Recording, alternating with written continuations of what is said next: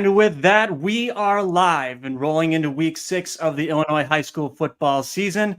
On behalf of all of us at Friday Night Drive, we want to welcome you into Friday Night Live. We're from 8 to 11. We're your one-stop shop for our scores, analysis, player coach interviews, and more. Hi, everybody. My name is Jake Bartelson, the KC Chronicle sports reporter. I'm joined by none other than Steve Soucie, who's covered high school football for over 20 years. He's at the Souce. Souce, you got your monitors, your magnets. The scores are flying. Let's talk some football. You ready to go?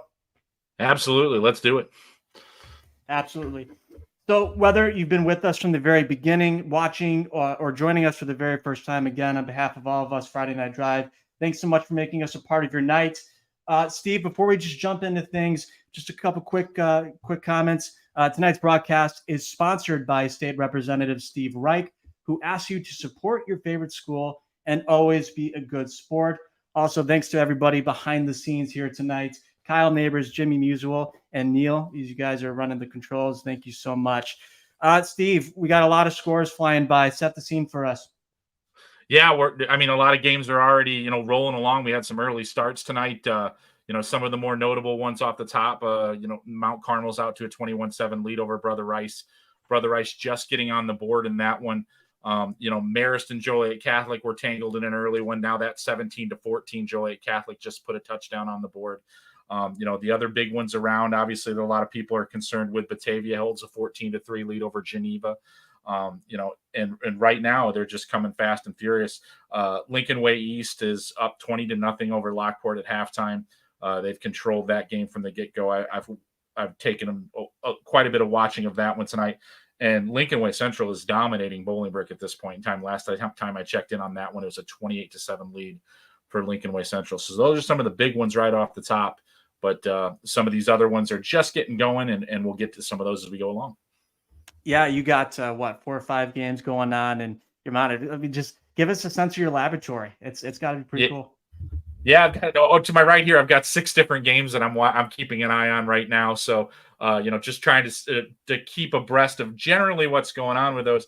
You look up and you've got guys flying all over the field here. So definitely an interesting look. I'm looking at the IC Catholic St. Francis game right now, which is tied at 7. It seems like both teams are making some big plays around the middle of the field, but tightening up when it gets inside the red zone. So that's been pretty interesting so far. And Providence out to a 14-0 lead over currently undefeated Montini. It looks like the Celtics are really dominating the line of scrimmage, getting bigs on multiple opportunities. Tevon Ransom, the running back for St. Francis, I know has had a really nice year for them. And that's a matchup, Steve, that always goes to fourth quarter. Who's got the last, drive kind of thing. So that's certainly one, at least in my King County area, to watch here. For those that are just tuning in, again, thanks so much for making us a part of your night. Welcome in. We got a score here. It looks like Byron up 31-6 at the half over Geneva-Kingston. Yeah, so that's Byron moving along like Byron does. I'm just watching the Sycamore-Kaneland game over the corner here. Not sure who the receiver was on that play, but the Sycamore quarterback threw like a 40-yard dart. The receiver caught it and then literally dragged the defender another 20 yards. It was really an impressive play. Just a reminder to everybody, too, you can participate in the conversation. If you're watching on YouTube, I believe if you comment below, we'll be able to see that as we go. So continue to add in your comments as Steve and I are going throughout the nights. We got another halftime score. Hampshire up at the half over Kerry Grove. Quite a surprising score right there, Steve. Yeah, Kerry Grove coming off that tough loss last week to Prairie Ridge. You would think, Hampshire's really struggled so far out of the gate. You would think that Kerry Grove would probably be able to bounce back rather easily in that game. But someone mentioned to me a little while ago, Kerry Grove lost to Hampshire last year too. So maybe it's just one of those things where it's just not a great matchup for Kerry Grove and they just kind of got to soldier through. But right now Hampshire holds that lead, and that could be a very interesting one to monitor apparently. And we're going to have some coaches and players join us as the night goes on, and they'll be joining us and breaking down some of these games. So stick around as we break those down. Steve, you mentioned this is another big one in my market for Kane. Batavia leading Geneva. The the 105th meeting. This is a rivalry that goes back to when Woodrow Wilson was president. Yeah, I caught your one of your stories about that earlier this week, and it inspired me to go find, I guess, the history of the Batavia-Geneva rivalry. So I read a little bit about that when I was able to catch up with that on the internet. So definitely one that both communities hold a lot of significance in the result of this game. But it has been, as you noted, something that Batavia has dominated for a good while in that rivalry. So I'm not surprised to see Batavia winning the game. I'm certainly not like writing Geneva off here, but Batavia definitely doing good things. Geneva's leading the all-time series 51-48 with 7 ties. But this is a matchup too that Geneva historically has struggled to score points. Just last year they were able to break a scoreless streak of 5 games and just with 7. So that is one that we're going to be continuously watching throughout the night as we scroll through Twitter feeds. What else is catching your eye at this stage, Sue? So obviously we're going to be, flying into halftime interviews and people are going to be calling in here. A pretty impressive start for Hersey, that 21-3 lead over Prospect. When I looked at this week's schedule, I thought it was interesting that we had so many games where, the 5-0 teams that were left in the state were playing fellow teams with really good records. And that was a 5-0, 4-1 matchup right there that it looks like Hersey's really taking care of. Another one that is pretty interesting to me at the smaller school level tonight, Hope Academy and Marion Central Catholic. Hope Academy just scored a touchdown recently to take a 14-7 lead in that game. That's a fun game if you're talking about like schools that you think might make some noise in the 1 and 2A fields later on. Marion Central Catholic, a 2A team, Hope Academy, a 1A team. Both look like they could be pretty capable.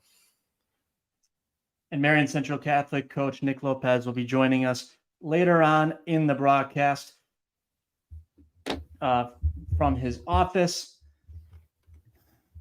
Sometimes these scores are flying so quick here, Steve. It's like, it's like picking up where you want to start here. Yeah, it's definitely dividing them up and figuring them out. And just noted, Sycamore has taken a 14-7 lead just before halftime against Kaneland. Those are on the screens that I'm watching right now. No other changes on any of the other ones right now. Halftime at the Brother Rice Mount Carmel game. Late third quarter, Joliet Catholic still trails Marist 17-14. Providence inside the 5 against Montini right now. Early second quarter, already holding a 14-0 lead. Yeah, I think actually there might be a score update on that one. Marist 21-15, I think is again, this is how it's, it's flying quick here. Yep. So, yeah, it will go that way. Couple other scores as we're looking. Lincolnway Central up on Bolingbrook 21-7. Lyons Township leading Oak Park River Forest 28-0. That is a program in Lyons Township that I saw a couple weeks ago against Glenbard West. Glenbard West struggling to stay healthy. They had 10 starters out for that game, able to come back at Duchamp Field, and now they're starting to make some noise. But Lyons over Oak Park, 28-0 there in the third quarter. Maine West over Maine East. Oh, go ahead. I watched a bit of that game because that was a 6 p.m. start. It really looked like Lyons was having their way in that contest. So, a good situation for them. They have to keep on point moving forward. It's such a tough conference for them, the depth in that league. So, winning games like this for them, very important in regards to their playoff chase. And for Lyons, Travis Stam, their wide receiver, when I saw him, had 15 catches. He's a huge part of that offense for them. Also at halftime, Joliet West 14-0 over Plainfield South. Joliet Central 28 over 34-28. I'm sorry, Plainfield over Joliet Central on that one. Yeah, that's the couple of games there that are interesting. That Joliet West score that you noticed, important for them if they want to maintain the lead that they currently have, or are trying to develop in the Southwest Prairie East Division. So resurgent season for Joliet West at 4-1. It's one of the better records they've had through 5 games in quite some time. Marist up over Joliet Catholic 17-7 here at halftime. And again, for those just joining, we're going to have reporters from various games going to be calling in and giving some halftime analysis. as we go throughout the night. So don't go anywhere. Again, we're going to be ripping off scores here as we go. Marion Central. Oh, sorry. I got Glenbard East over Elgin 35-0. Not a surprise there on that one. South Elgin, a resurgent team. They are down Glenbard South 7-0. Okay. That's one of those 5-0 teams that I thought had an interesting challenge this week. So South Elgin. A little bit of a surprising score as we see come across the screen. Oswego leading West Aurora. West Aurora having a phenomenal season for them. Very successful. I think 5-0 heading into that one. Oswego, though, as Josh Welge and I talk on our podcast, as he handles more of the Kendall County territories, a resilient team there. Yeah, St. Charles North 17-7 over St. Charles East. And not a huge surprise in my market here, as Ethan Plum, their all-star quarterback, is just doing great stuff for them. Looks like we got a clip ready here from Joe Stevenson at the game he is at.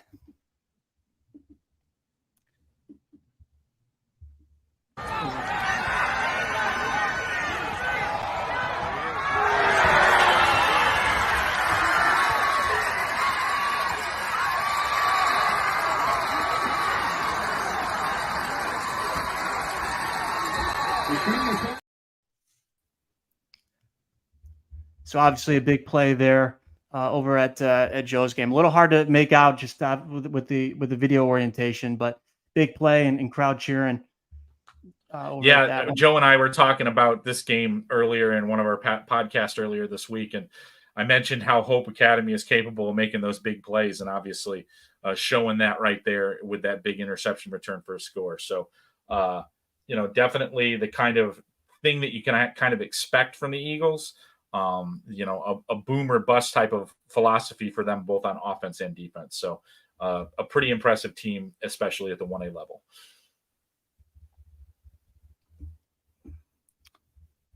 Perusing more scores here. Soucie, again, we've touched on that one, 21-7. Bolingbrook struggling.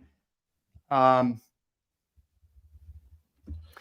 this stage, Soucie in the season, is there, and I'm going to throw a couple, maybe a curveball at you, but just a team in whatever conference that has really surprised you, win-loss record-wise, at this midway point through the year?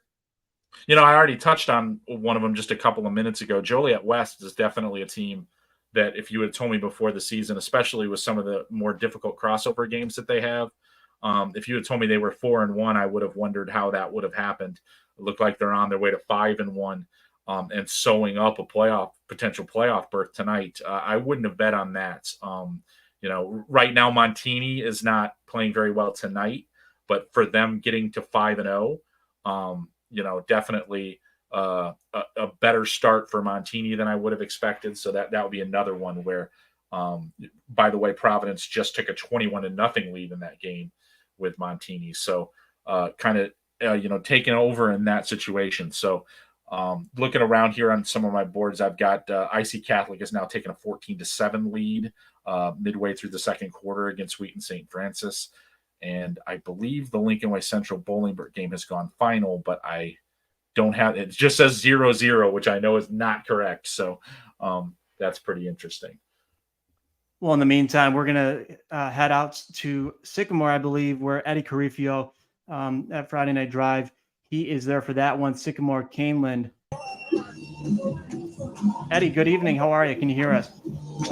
Sure, I can hear you. I hope you can hear me. We sure can. What you got for us?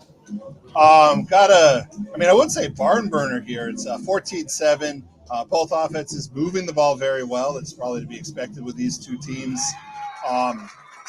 Both teams have actually turned the ball over in the red, not gone down the red zone and not scored. Kaneland ended up missing a field goal. Sycamore actually had a turnover. Burkoucher fumbled the ball. But outside of that, these offenses have been clicking. The Kaneland ran out of time on the last drive to kind of tie things up, but these are two very good offenses, including Kaneland. I mean, I know it's only 7 points, but they've looked really good. Like they've been able to do what they wanted to do against the Sycamore defense. I was watching this game out of the corner of my eye, and I saw a play, I believe it was in the second quarter, a deep pass play where it appeared that the receiver dragged the defender about 15 yards on that play. Obviously, that was pretty impressive. That is the one pass Sycamore has attempted. Oh, jeez. The home run ball there from Goucher not Friedrichs, Hallahan, Teague Hallahan, just reached over the defender, got the ball, and like you said, dragged him. I don't know. I said 10 in the tweet. I don't know exactly how far it was, but 10, 15 yards, just dragged the guy with him. That was, I believe, I want to say 3 plays later, Tyler Curtis punched that in for a touchdown that gave Sycamore the 14-7 lead of where we're at now. Eddie, how comfortable does Troy Carlson look? Obviously, he's having a standout season in his 4th year starting. Is he handling pass rush well? Actually, credit to the line. He hasn't faced a lot of pressure. Sycamore doesn't have a sack yet. Cooper Bodie came close to getting him. Troyer just slipped out of that. Ended up, I'm thinking he ended up running for about 7 on that play. It might have been an incomplete pass. I don't remember 100%.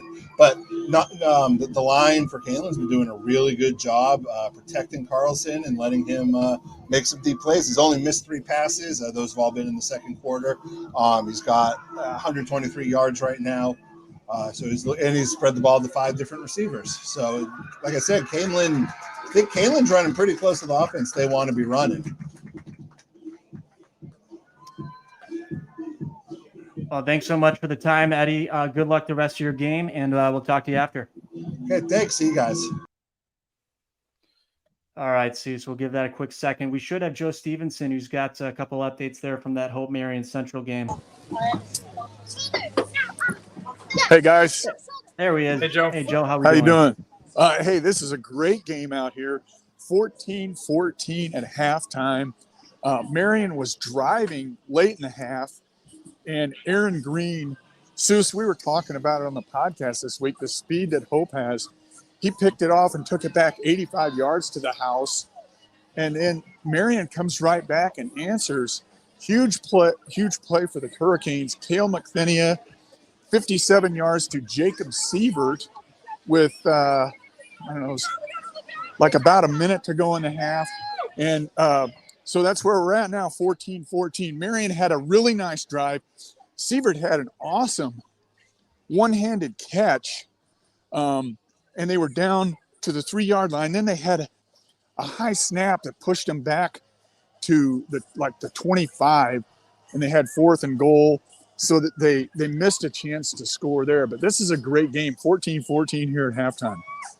How is Hope defending Christian Bettenker? I mean, what are they doing to him to kind of keep him, I guess, under wraps a little bit? I'm not sure. He has 2 catches for 21 yards. Whatever they're doing it well because he hasn't had a lot of targets. And, he's been used a lot as a blocker. Quinn Brady has like 76 yards. They've run the ball pretty well, but hasn't been a lot of McThinia to Bettenker. So I'm not exactly sure what they're doing because I'm watching so much and writing stuff down. But whatever they've done a really good job on him so far. I'm guessing that Marion wants to, obviously would want to try to get him the ball and get him some more touches here in the second half for sure. What are your impressions of Hope quarterback Eddie Jenkins from what you've seen so far? Really good. He's 4 for 11, all of them to Aaron Green. Aaron Green had a 65-yard touchdown on a kind of a short down and out. One of the players slipped and he just blew by everybody else. Man, he's really fast. He's got their 2 touchdowns right now. But yeah, they look pretty good. They got a lot of fast guys. Looked like a lot of interchangeable parts, and they've defended pretty well too. See, at the half here, let's see. Marion has, bear with me. Marion has 231 total yards. Hope has 180. So, it's been really even and a really fun game. Joe, for those of us who haven't seen Cale McNeely at quarterback, what's the best way to describe how he plays? Well, he can run it. He's a good dual threat. He's had some really key runs here in the first half as well. He's 6'3", I think about 210, 210. And he throws it very well. It was interesting. I saw a former coach that's here from our area, and he spoke highly of him. He said he's seen him a couple times, and he likes the way that he, when he throws the ball, he overthrows someone. He usually puts it in a position where only his guy is going to catch it.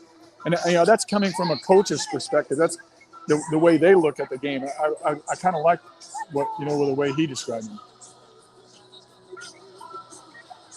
Well, any other quick thoughts before we let you go here? I just wondered, what have you heard about Richmond, Burton, and Morris? I'm kind of interested in that game. I haven't heard anything about that game, and I'm pretty frustrated about that fact, to be honest, Joe.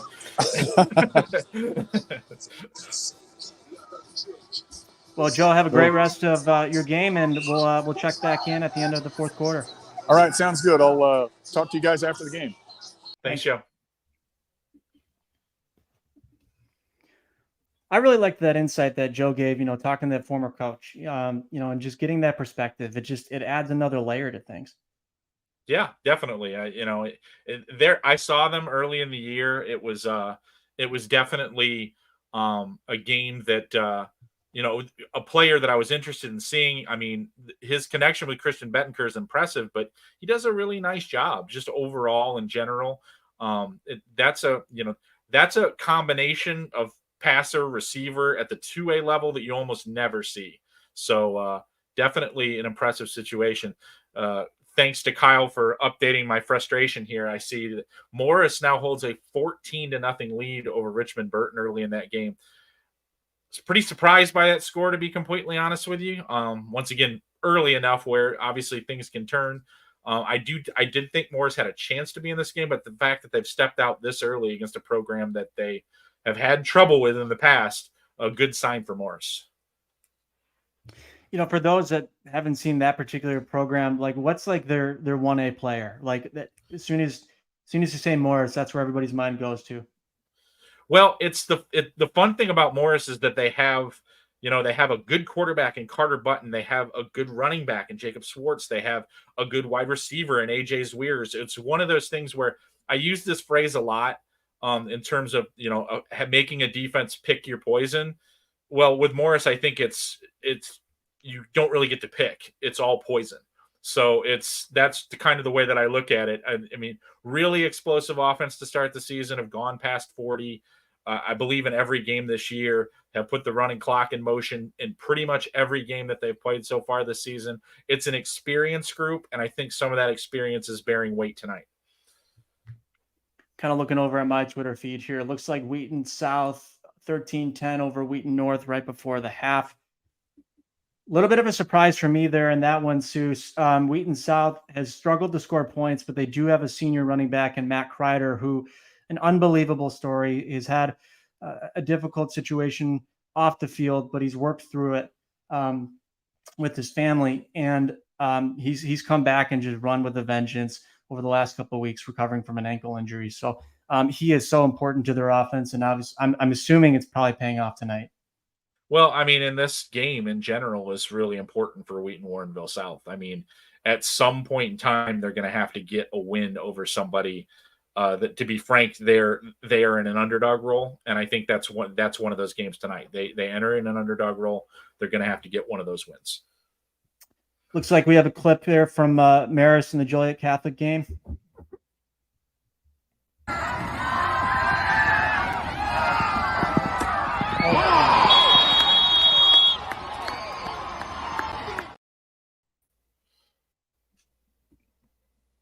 How about that for catch? Yeah, tough situation there, but obviously, when we're looking at that game right now, it appears, I'm not sure he caught that, Jake. I'm gonna click on that again. I thought he did, but kind of.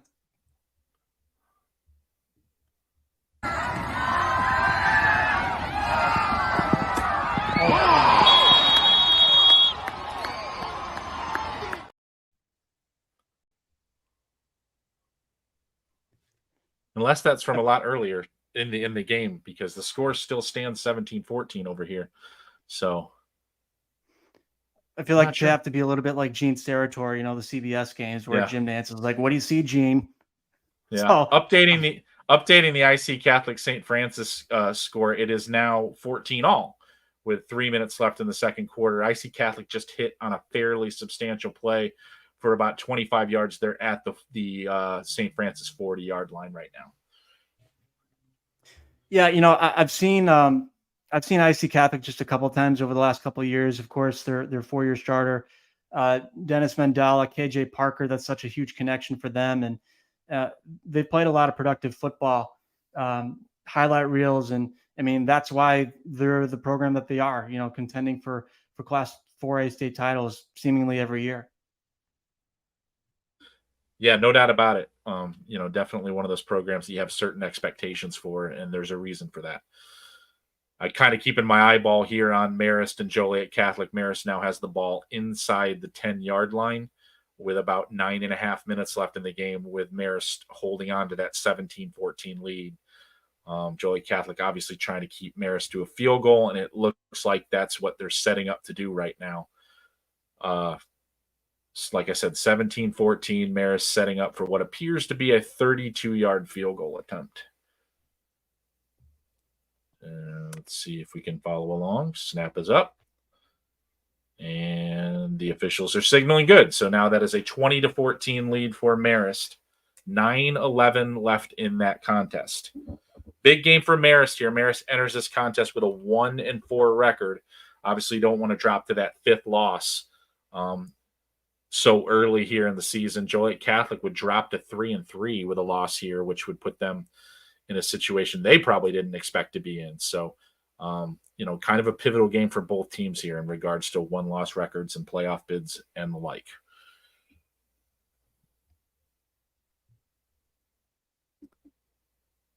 Jumping around a couple other scores here from Josh Welge, who is in Geneva-Batavia, leading that one 14-3 at the half. Obviously, like the one that I will be watching every 5 minutes. See what happens in that one. I went back and said I didn't know what the final was of that Lincolnway Central game with Bolingbrook. It was a 28-7 final for in favor of Lincolnway Central. Big win for the Knights, moves them to 5-1 in the season. Bolingbrook drops to 3-3, and what's interesting to me about that is Bolingbrook still has a couple of really daunting games left on their schedule. In fact, all 3 of their games could probably be considered daunting. They play Sandburg next week, Lincolnway East in week 5 or week 8, and then finish the season with Lockport. So all 3 teams that are potentially troublesome for Bolingbrook, and they have a 3-3 record right now. So they're going to have to win 2 of those 3 games to get themselves in an at-large playoff berth type of situation. It can be done, but it isn't going to be easy. So that's just what kind of stands out to me about that game. And now Lincolnway Central, a team that was 3-6 last year and have a new coach, they have really made a sweet transition into this season. I mean, this is another team that if you would have told me at the beginning of the year through 6 games, they'd be 5-1, I probably would have looked at you real funny. But they have got a nice buy-in from Dave Woodburn. They do a really nice job there. A longtime assistant at Lincolnway East, and he's not shy about saying, hey, I'm taking everything that I learned working in that program and trying to implement it to my own. And I think it's already showing the benefits and dividends of that. Well, I think there's cases to be made every year when there's new coaches, right? Where the buy-in and a race from last season, and it really, really makes a difference. Looks like we have Alex out at Huntley. They lead Crystal Lake South at the half. Hey guys, how's it going?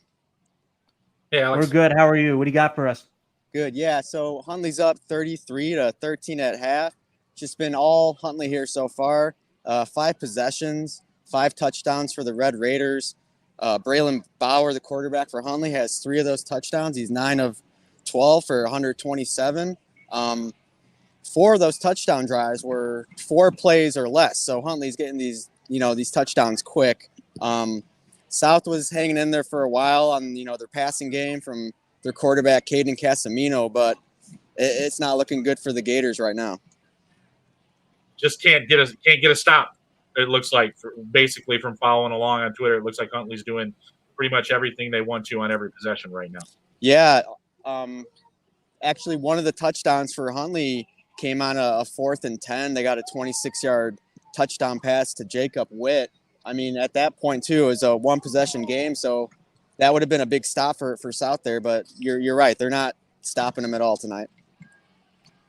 Alex, thanks for the time as always. We'll catch up with you after the game. All right, thanks, guys. All right, Suze, we're going to jump over to Josh Welge, who's got Batavia-Geneva in Geneva. Batavia leading that one 14-3. Josh, you got us? You there, Josh? All right, looks like Josh is still kind of getting a hold of things. I'm telling you, there's something about Geneva with the dead zone, interview. Yeah. But we'll get back to him as soon as possible. Josh out at Geneva, 14-3, Batavia leading that one. Yeah, I'm looking forward to getting Josh back on because I want to hear what's going on in that game. I'm pretty frustrated with the NHFS tonight because that feed is not up. I can't access it, so I can't see what's going on. And I was really looking forward to keeping some eyeballs on that one tonight. So I'm going to need Josh to break it all down for me. Well, for those that are unfamiliar, they have Talon Taylor, who's a 4-star wideout who's got offers from Georgia, Notre Dame, and the like. It looks like we have Josh here, audio-wise. If we could pull him up.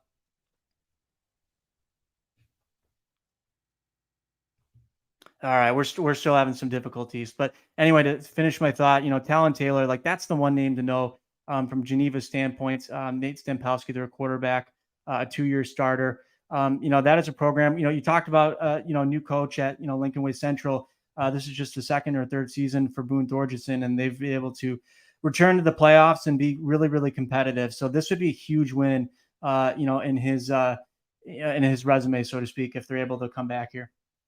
I saw Taylor in an off-season prospect camp, and it was one of those situations where, obviously kids weren't wearing uniforms and numbers. They just had a number on their hip to identify who they were. And Taylor just kept making play after play after play, so much so that I went to go get a list of who went with the numbers because I didn't know. And I found out that's who it was. It was Taylor. And I'm like, yeah, that guy's pretty good because there were some of the top players in the state that were at this prospect showcase, and he just kept making a standout play on top of standout play. So really special guy that they have there in Geneva. Yeah, people ask me to kind of describe him, as a player, and I just simply say he makes incompletions look impressive. Even if he can't get it, just the athletic prowess and the way he cuts, it's just different level. In terms of just high school receivers. And when you got 21 offers in Georgia and Nick Saban are knocking on your door, obviously, it speaks to it here. Update from the Marist Joliet Catholic game. Marist running back just ripped off about a 50-yard run to get the ball inside the Joliet Catholic 35-yard line.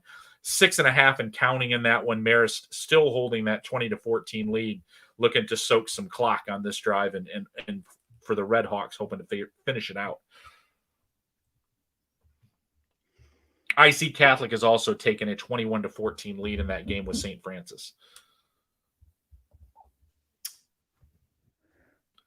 Looks like we got another score here. Waubonsie Valley, how about this, Suze? 35-14 over DeKalb right now. How much trouble are the Barbs in?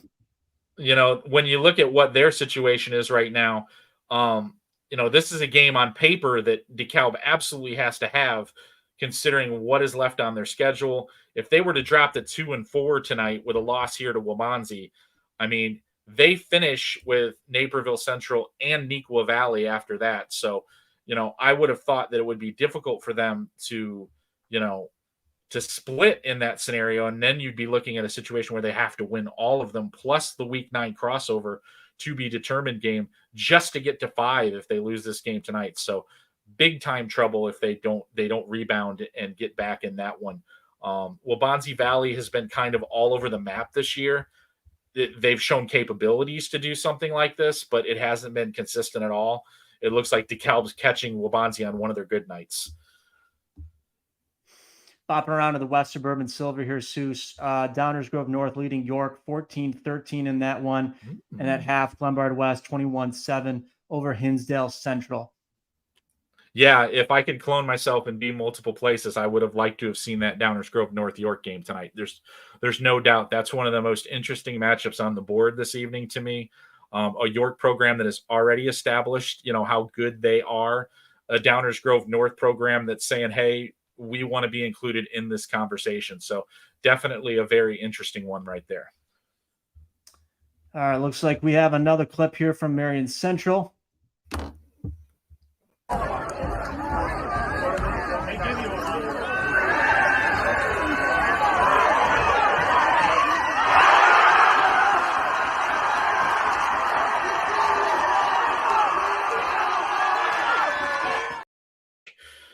I'm not sure, but that kind of looked like a one-handed grab inbounds. So pretty impressive right there. I'm not sure who the receiver was on that play, but boy, that's a fine catch and a bullet throw from Cale McPhenia. Yeah, you took the words right out of my mouth. I was just about to say, what do you got, Steve, in terms of the ruling? I think that's a catch too. I mean, just from the real far side, but super athletic catch there from the young man at Marion Central. Yeah, Morris now driving inside the Joliet Catholic 5 right now. So this could probably turn this game right now. Receiver Marion's Jacob Sievert. Yep, that's an interesting Marion Central Catholic receiving core, no doubt about it. Not only obviously the Clemson recruit and Christian Bettencourt, but Ryland Dolter's a good receiver. Jacob Sievert, another one. So they have lots of options. I was wrong. Joliet Catholic got the ball back inside the Marist 5 without them scoring. So now Joliet Catholic has to go the length of the field starting that drive at the Marist 4-yard line, down 20-14, 5:08 to play in that game.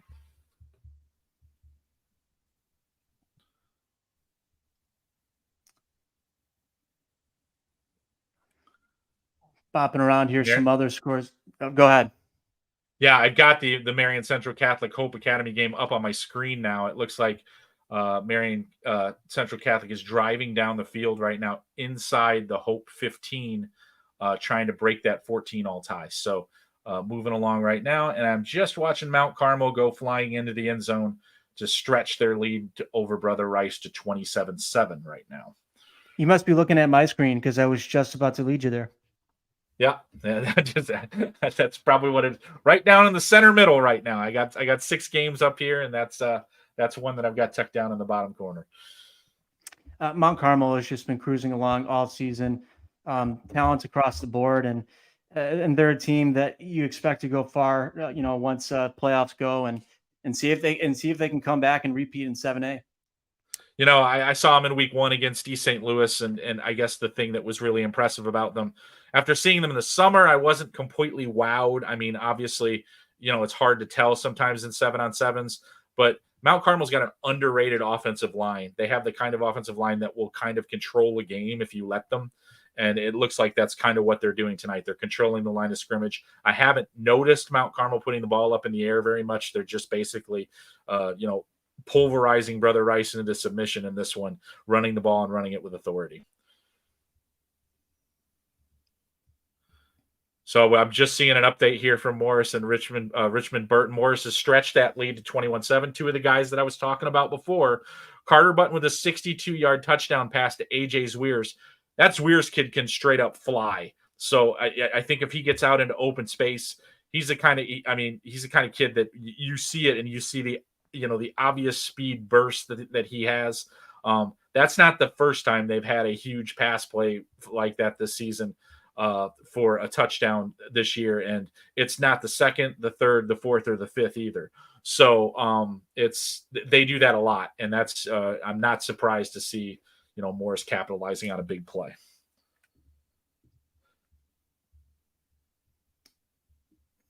I'm jumping around here, a couple conferences, trying to find one that we have not really touched on too much. If there's one off the top of your head. Kaneland and Sycamore right now are tied at 14. Kaneland just scoring in that one. That one's a little bit surprising to me right now. We've gone to half, at IC Catholic, St. Francis. That's 21-14 in favor of IC Catholic. And now we're setting up, and I must have missed it. I don't know what happened in the Hope-Marion Central game. It looks like they're resetting for the quarter here, I think. So I don't think either one scored. Nope, Marion must have scored. They're setting up for the kickoff. So hopefully I'll fill in on that in a minute. Nico at 21-0 over Mattia Valley at the half. Yeah. I don't see too many of the Naperville teams, but Neuqua Valley is one that is perennial competitive, playoff type team.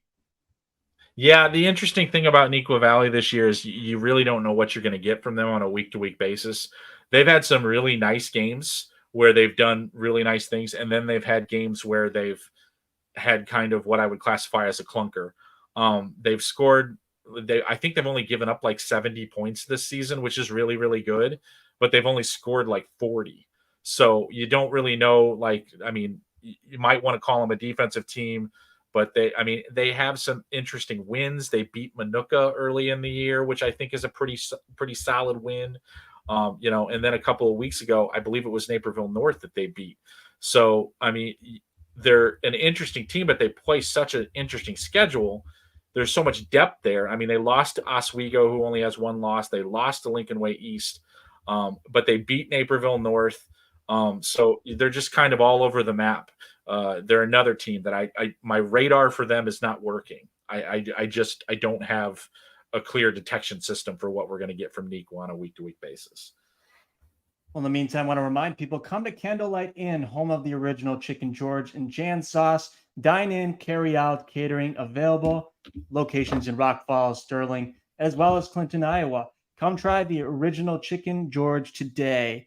Soucie, you mentioned Minooka a little bit earlier. I think it got a final, and we'll wait to see if it's final. Looks like a pretty big one, 70-35 over Yorkville. Yeah, that I'm not sure if that's right. It looks wrong to me. Yeah, I saw it earlier, and it was a 24-7 game. That was a while ago, but I don't think that score is right. Another one interesting that I do think is right from the Southwest Suburban. Oswego up 28-6 on West Aurora. West Aurora entering this game at 5-0.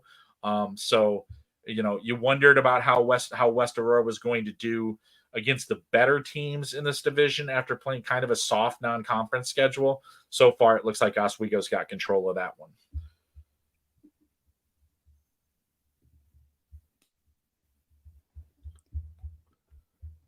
Let's check in DuPage Valley. Okay. We touched on that already, 35-14. Waubonsee Valley over DeKalb. And looks like Neuqua's that only other one. Yeah, that Naperville, the other game in that conference tonight is not showing up for some reason. So the last I saw, it was 14-7 Naperville Central over Naperville North. I don't know, that was some time ago. So let's talk some Illinois Central 8 football. Coal City 20-0 over Reed Custer. Wilmington 42-0 over Herscher. Piatone 27-0 over Matano. So any one of those. When you look at Coal City, this is a team that after getting beat pretty badly by Morris to start the season in week 1 has played excellent football since then. Really nice job of kind of getting the train back on the tracks there for the Kohlers. It looks like they're on their way to their 5th straight victory. So good for them. Wilmington just doing what they do. Obviously, that's not an extremely strong Herscher team that they're playing tonight. But, after they lost in week 1, a little bit of a surprise to people. I wasn't that surprised by it, but they lost to a good Seneca team in week 1. That Seneca team is 6-0 now. But since then, they've been the wrecking ball that they are.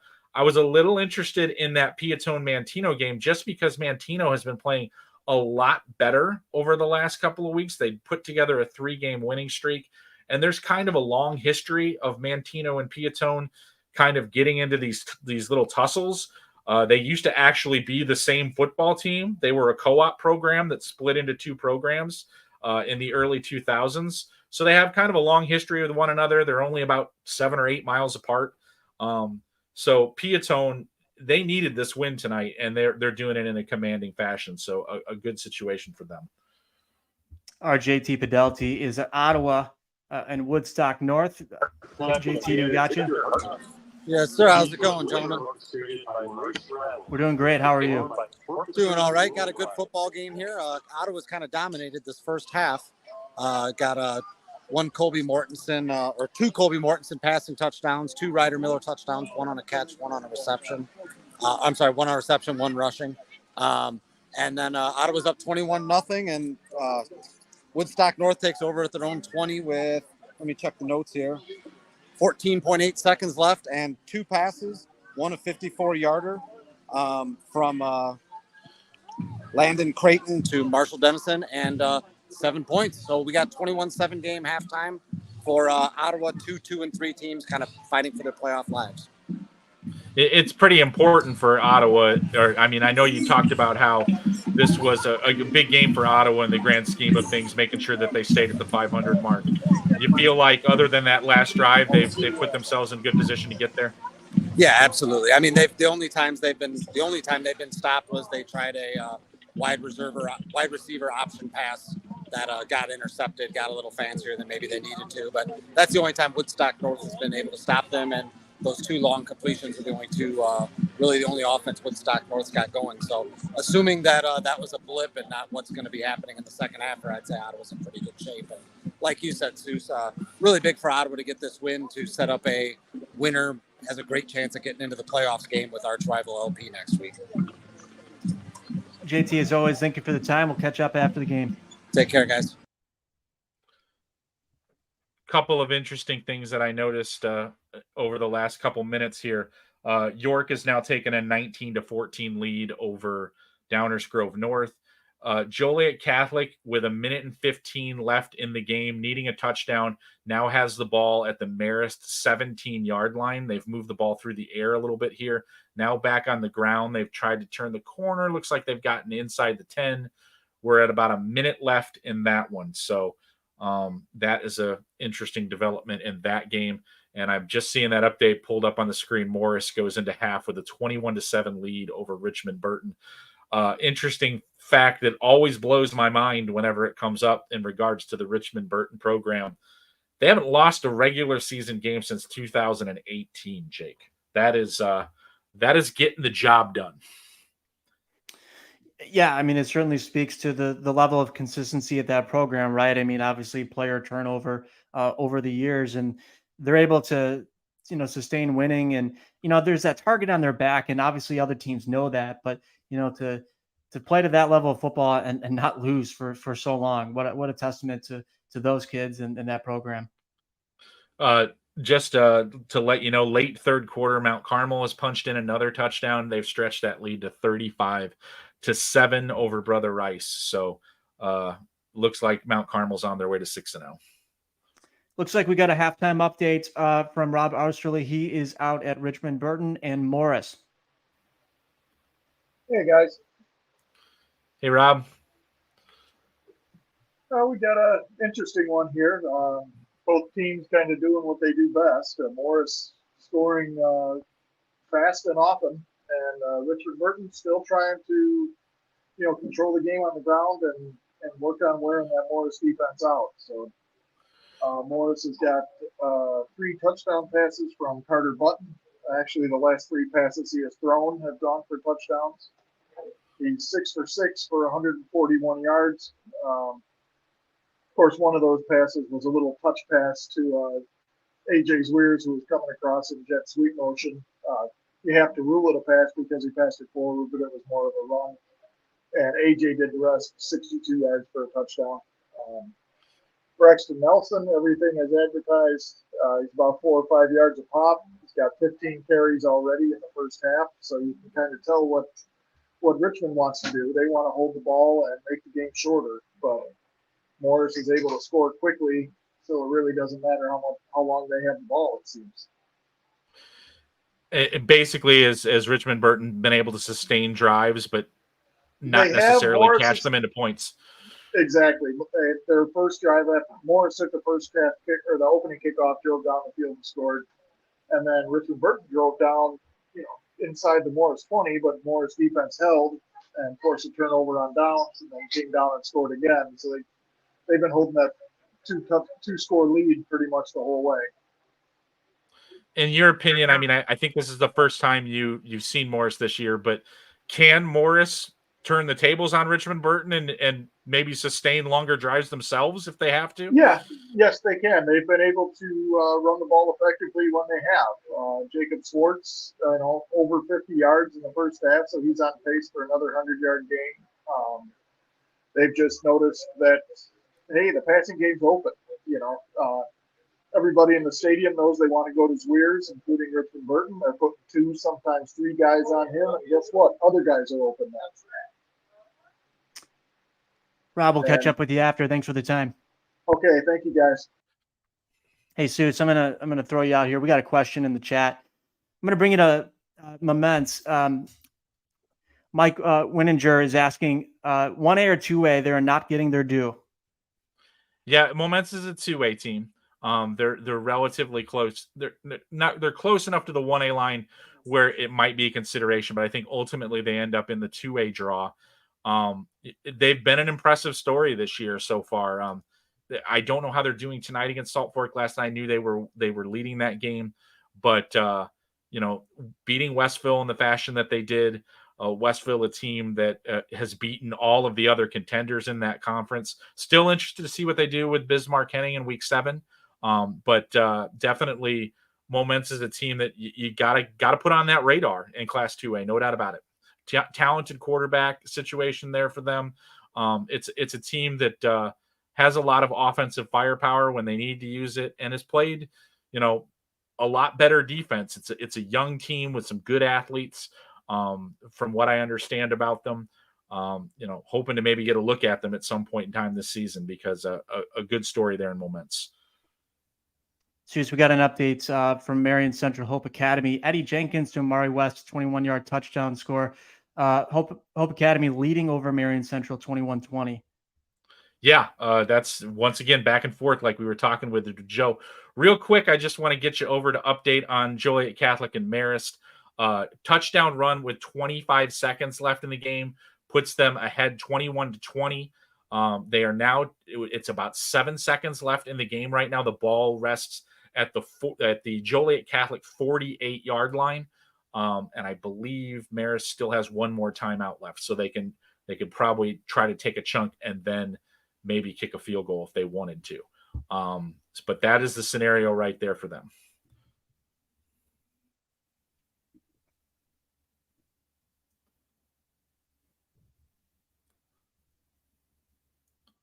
Just if you want to ad-lib just for a couple seconds here as we go. Yeah, we're looking around here right now. We got Kaneland 14 and Sycamore 14. 3 minutes 57 seconds left here in the third quarter.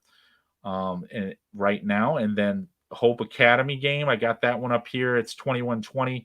Looks like it is Marion Central football at the Hope 45-yard line as they move down, and that game has gone final at Marist. It is a 21-20 win for Joliet Catholic. So great come from behind win for the Hilltoppers after last week they had one taken away from them in the waning minutes of the game and a loss to St. Francis. So 21-20, Joliet Catholic a winner. That improves the Hilltoppers to 4-2 on the season, drops Marist to a somewhat surprising 1-5 record as we move forward. So definitely one right there.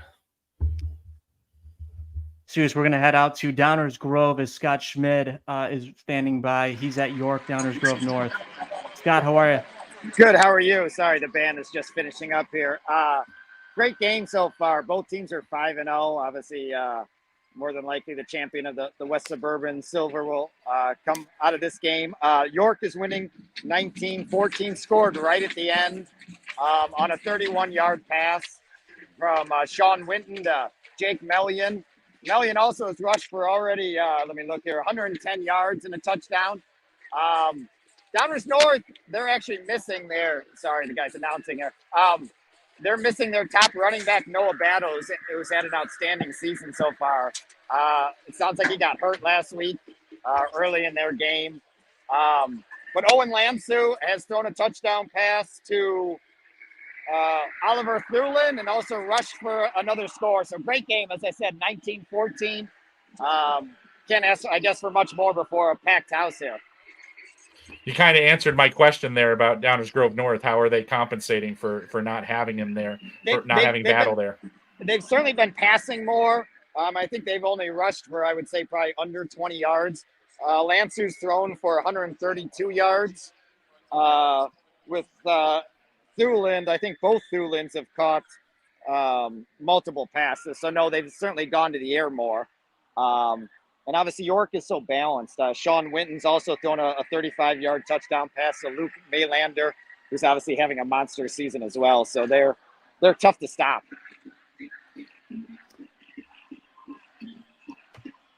Sorry, Scott, there was a little bit of a delay there. You mentioned Jake Mellion. This is a guy that is racking up a lot of yards throughout the season. What's been making him so effective? Obviously, offensive line has a lot to do with it. No, you just said it. I was going to say their line is outstanding. Obviously, both rush, running blocking and pass blocking.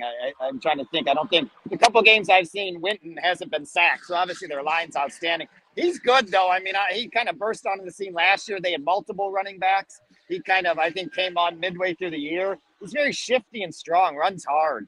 And he's also, as I said, he's caught 2 passes for 46 yards. As I said, the last one was he caught it in the flat and juked about 3 or 4 guys. So, as I said, I think they haven't scored less than 35 points all season in a game. So obviously they're tough.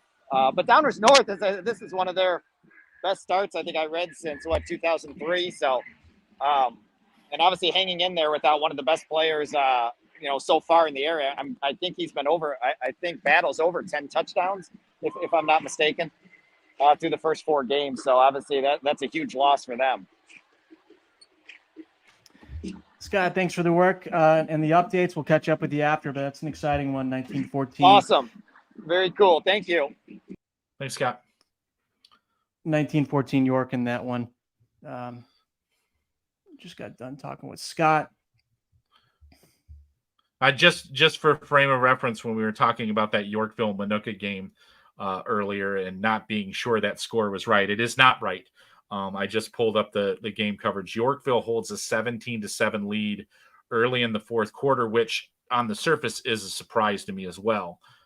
Yorkville came in with a 2-4 record in this game. I think I just did it again. Yorkville's 3-3 right now. But Minooka is definitely, they're 4-1 and kind of was looking like the favorite in their conference right now. But I don't know if we can ever declare a favorite in this conference. It always seems like it's very chaotic. And it looks like Yorkville's kind of gotten back on track so far in this one. 11-17 to go, 17-7 Yorkville in that one.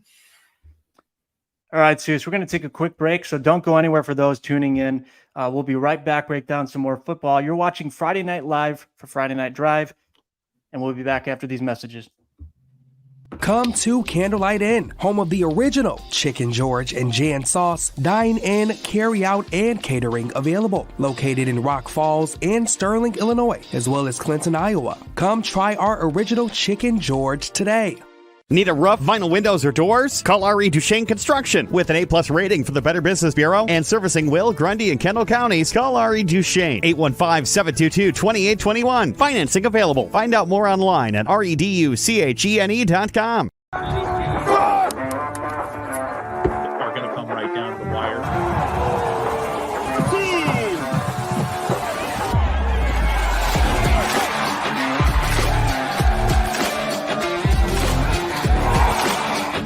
Yeah, he really likes this field. Team of the Week MVP.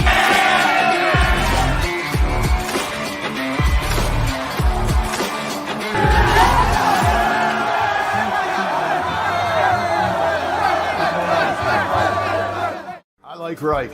I like Reich. Since 2016, it's been my privilege to represent the people of the 63rd District. I want to continue representing you as an independent voice in Springfield. I like Reich. We like Reich.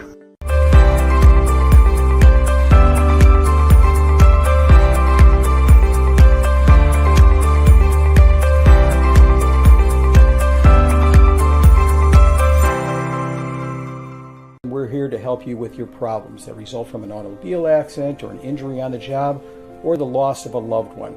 There's no reason you should go through this alone and guess that you're doing things right. We deal with tragedies that affect families and individuals every day. Come here and protect your interest. We've been doing this collectively for over 100 years. Let's put that experience to work for you.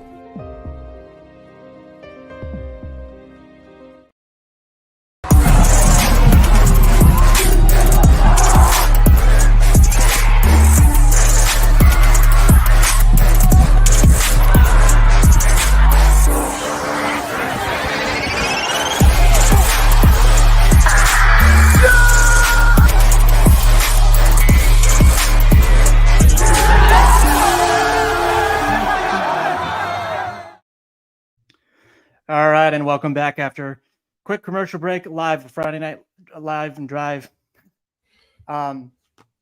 Steve, looks like we got Loyola 14, St. Rita 14-2, St. Rita at half.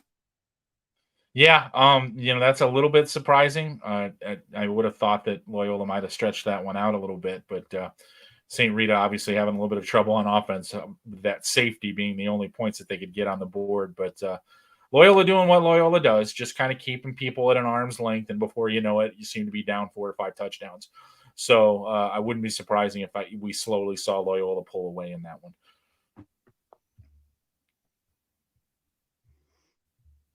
I just got an update that I dug out because I was curious about it. Don't have any video feed on this, but I've got Nazareth leading Fenwick 13-2 early in that game. Another safety type of situation in that one.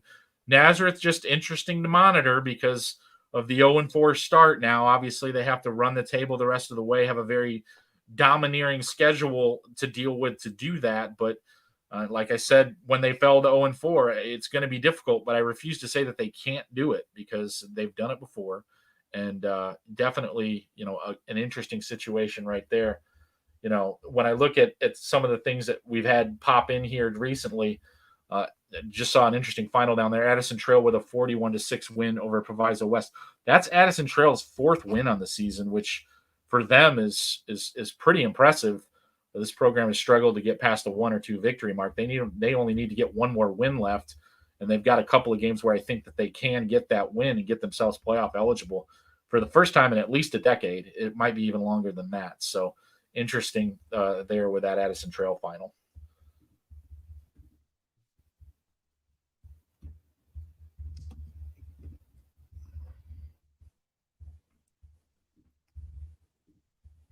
We continue to pop around here, Steve. I'm just trying to find some scores that might be interesting for you. Well, at halftime, we've got Andrew with a 24-21 lead over Bradley, which is interesting. I don't know what's going on in this Hope Academy Marion Central Catholic game, but whatever it was really strange. We had a guy sprinting like a whole bunch of yards in one direction, and then all of a sudden the ball was going the other way. I missed the entirety of that play. I'm really interested to know what exactly happened there. My goodness, that was a wild one. Mount Carmel, for the record, 6 minutes left in that one. They're up 42-7 in that game. Just about ready to start the second half between St. Francis and IC Catholic. IC Catholic up 21-14 on that one. And I'm watching that third quarter. Kaneland and Sycamore still tied at 14. Kaneland just tried a deep downfield shot. We're in the early fourth quarter in that one. This is a good statement here for Kaneland, however it comes out, because I thought Sycamore was a pretty substantial favorite in this game. So to have them knotted up at 14 right now, a good sign for the Kaneland Knights. In a similar area, my curiosity was killing me. Wheaton Warrenville South now has a 10-point lead. It looks like over Wheaton North, 20-10 in that one. So yeah, that would be a surprising one. Yeah, definitely, no doubt about it. I mean, a little bit more about those teams having seen them a little bit, but Wheaton Warrenville South potentially would have dropped to 2-4. Obviously, the game's not over, but when you look at a schedule that still has Batavia looming, you don't want to be in a situation where you have to run the table just to get yourself to playoff eligibility. So a big situation there for them if they can finish that out. That would drop St. Charles North to 3-3. I mean, their schedule was definitely front loaded, So they could recover from this, I think. But, it's still a little bit surprising to see that potentially they could be at 3-3 at this point. Well, and particularly for Wheaton South, last week, giving up a 21-0 lead to St. Charles North and dropping that one in overtime. So to come back and if the score holds 20-10 over Wheaton North, certainly would be probably the surprise of the night in the conference. I mean, unless like St. Charles East just came out of nowhere and beat St. Charles North 24-14 in that one. Looks like we got a final here, Souce, 41-0 over Lockport. Yeah, I listened to the first half of that game between Lincolnway East and Lockport tonight. And it felt like Lincolnway East could be winning by more than they were because Lockport was giving them some extra opportunities, turnovers, and maybe not playing all that well. Obviously, Lincolnway East, stretched that thing out. It's what they do. The machine rolls on. But, for Lockport, it now becomes a situation. They started so promising at 3-0. They're mired in a 3-game losing streak now. So, that was definitely, a crazy situation for Lockport to be in. We know that they have a very difficult schedule, so they can't afford to, to get themselves into too bad of a situation. But yeah, that's a tough break for them, dropping to 3-3. They still finish with, Andrew Bolingbrook and Homewood Flossmoor. So, that was definitely something that I know Lockport was trying to avoid, but always difficult to try to knock out Lincolnway East, and they roll on to 6-0. Suze, as I try to get the highlight pulled up here, how about this final? Joliet Catholic 21-20 over Marist. There was a Hail Mary at the end, but he was tackled just short. Marist completing that Hail Mary, by the way. So I'm just trying to get this play. I'm just trying to get this play pulled up for you. Yeah, I'm looking at it right now. Not playing ball. Yeah. He caught the ball at about the 7-yard line and was tackled by the multiple Joliet Catholic players there at the goal line. I saw the massive celebration that was going on, but I didn't realize that Marist had completed the pass and got tackled at the 7-yard line. So it was definitely an interesting situation right there. I forget your dogs' names. My dogs, Winnie and Tucker. I knew it was with the W. Winnie apparently had something to say there. Yeah, Winnie has opinions about the Joliet Catholic final. Let's see. A couple other scores here. Popping over the Fox Valley Conference. Kerry Grove leading large over Hampshire, 41-21. Jacobs big over Burlington Central, 28-7, fourth quarter. Crystal Lake Central, 35-0 over McHenry. And looks like Prairie Ridge big over Dundee Crown.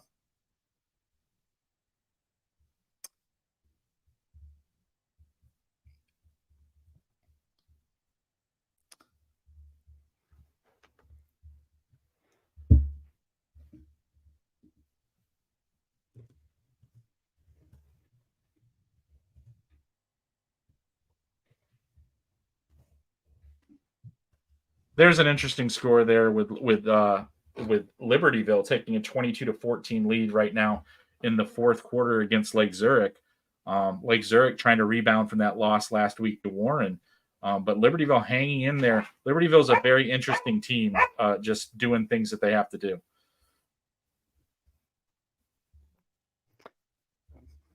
Looks like we have a highlight package here for our first hour. Big plays from around the area. And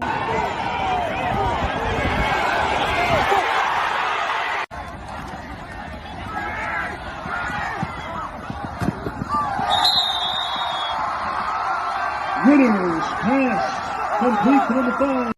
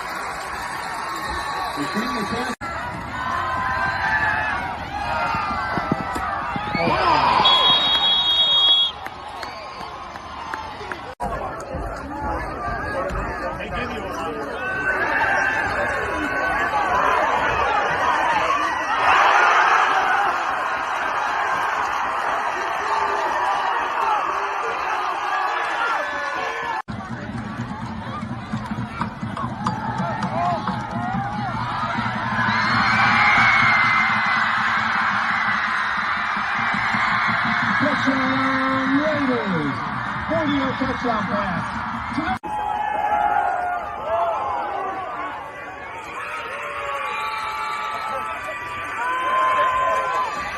Eagles pass.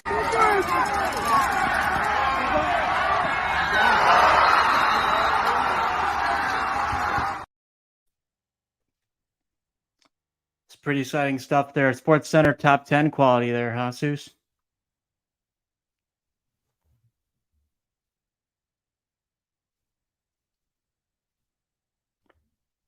I think you might be muted here.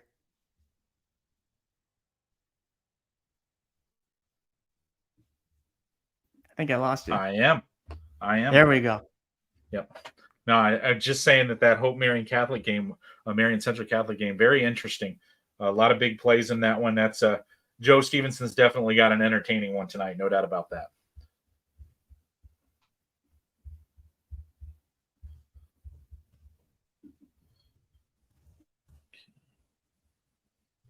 All right. So I'll take a look over here, see what's going on. We've got that Kaneland-Sycamore game is still tied. 7 minutes left. It looks like Kaneland might be actually setting up. Nope. Kaneland just scored a touchdown. So they are now leading Sycamore 20-14 point pending here. So that's an upset potentially brewing right there. IC Catholic still up on St. Francis 21-14. 7 minutes left in the third quarter. Mount Carmel winding down here with Brother Rice. That's 42-7. Point is up for Kaneland. Looks like it's good. So that's 21-14 in the Kaneland-Sycamore game. Sycamore 5-0 entering the contest. So definitely one right there that's interesting heading down to the wire. A lot of other games, mid-third quarter right now. Yorkville still holding that 17-7 lead over Minooka. A bit surprising. Minooka driving right now at the Yorkville 20. There's 7 minutes left in that game. Touchdown thrown into the corner of the end zone. If he held on, he did, I think.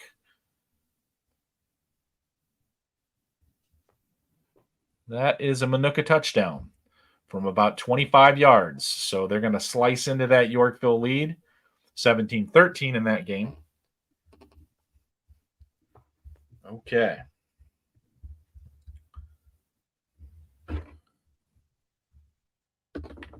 Right, so then right now, just kind of looking around at some other stuff that we've seen so far. I haven't seen an update on Nazareth and Fenwick in a while. I might go looking for that one. So got to figure that one out. Wow, we have a little bit of a lull. Looks like Geneva clawing a little bit closer to Batavia, 14-10 here in that fourth quarter.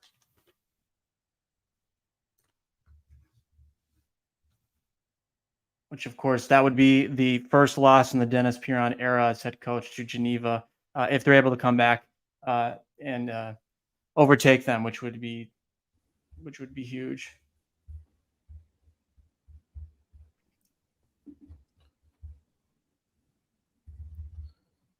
Just kind of looking around right now to see what I can find. Looks like the Peoria offense was in high octane mode, winning their game 76-13 over Peoria Richwoods. A little bit of a surprise out of the Big Northern Conference, Oregon with a 28-7 win over Stillman Valley.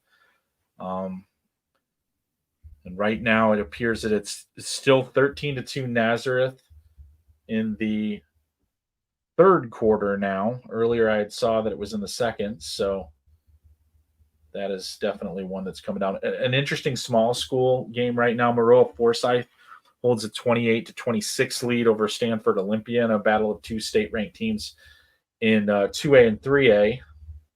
So that's interesting. Sandwich up 14-0 over Harvard at the half. Byron goes over 50 again tonight with a 52-12 win over Genoa Kingston. So just some of the things that I'm noticing right now as those finals start to slowly creep in for some of the games that started on time tonight.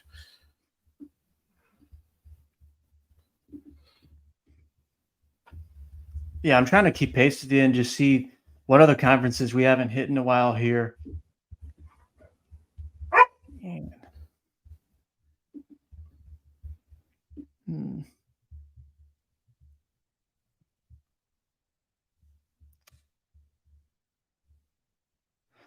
I just saw 99-0 final. That's not right. Yeah, I don't think that's right. We'll St. Ignatius 21-7. 21-7 over Niles Notre Dame at halftime. That's important for St. Ignatius. They are off to a 2-3 start, would like to get back to the 500 mark, especially considering the difficult games that they have remaining on their schedule in that loaded Catholic league. So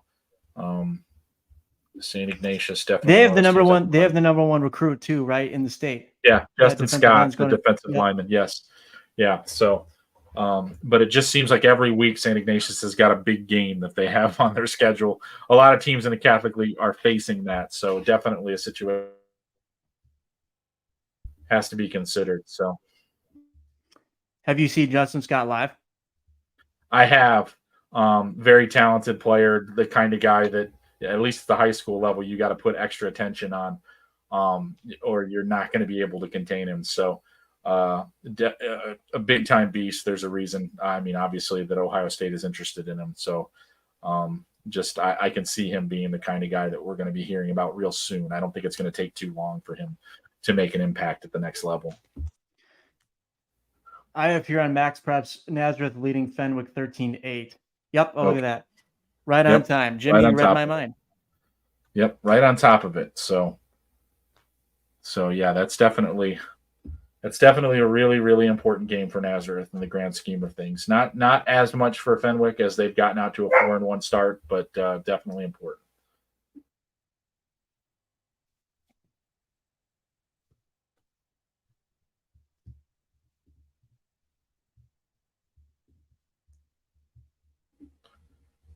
Okay, so I think let's give a quick peek over here at the board. That Kaneland-Sycamore game is at 21-14 now. So with 4:25 left to play. Serious, we got a highlight ready. In Batavia or Geneva, sorry. Batavia taking the lead on a Ryan Bowe touchdown. They're now leading 21-0 with 9:58 left in the quarter.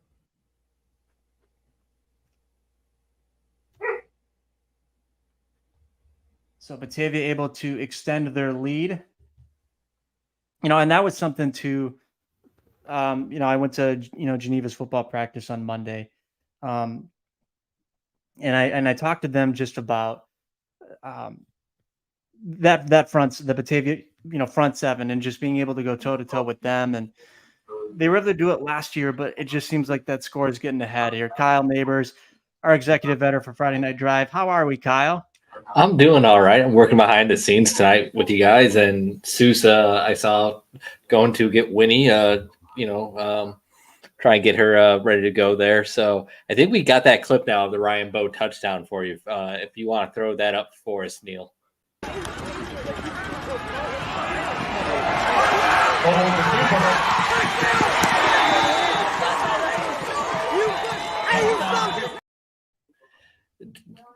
Jake, I know you get to see that pretty often. I don't, though. But Ryan Bowe, every time I get to see a clip of Ryan Bowe, I'm impressed every time. He's a really, really tough runner. Yeah.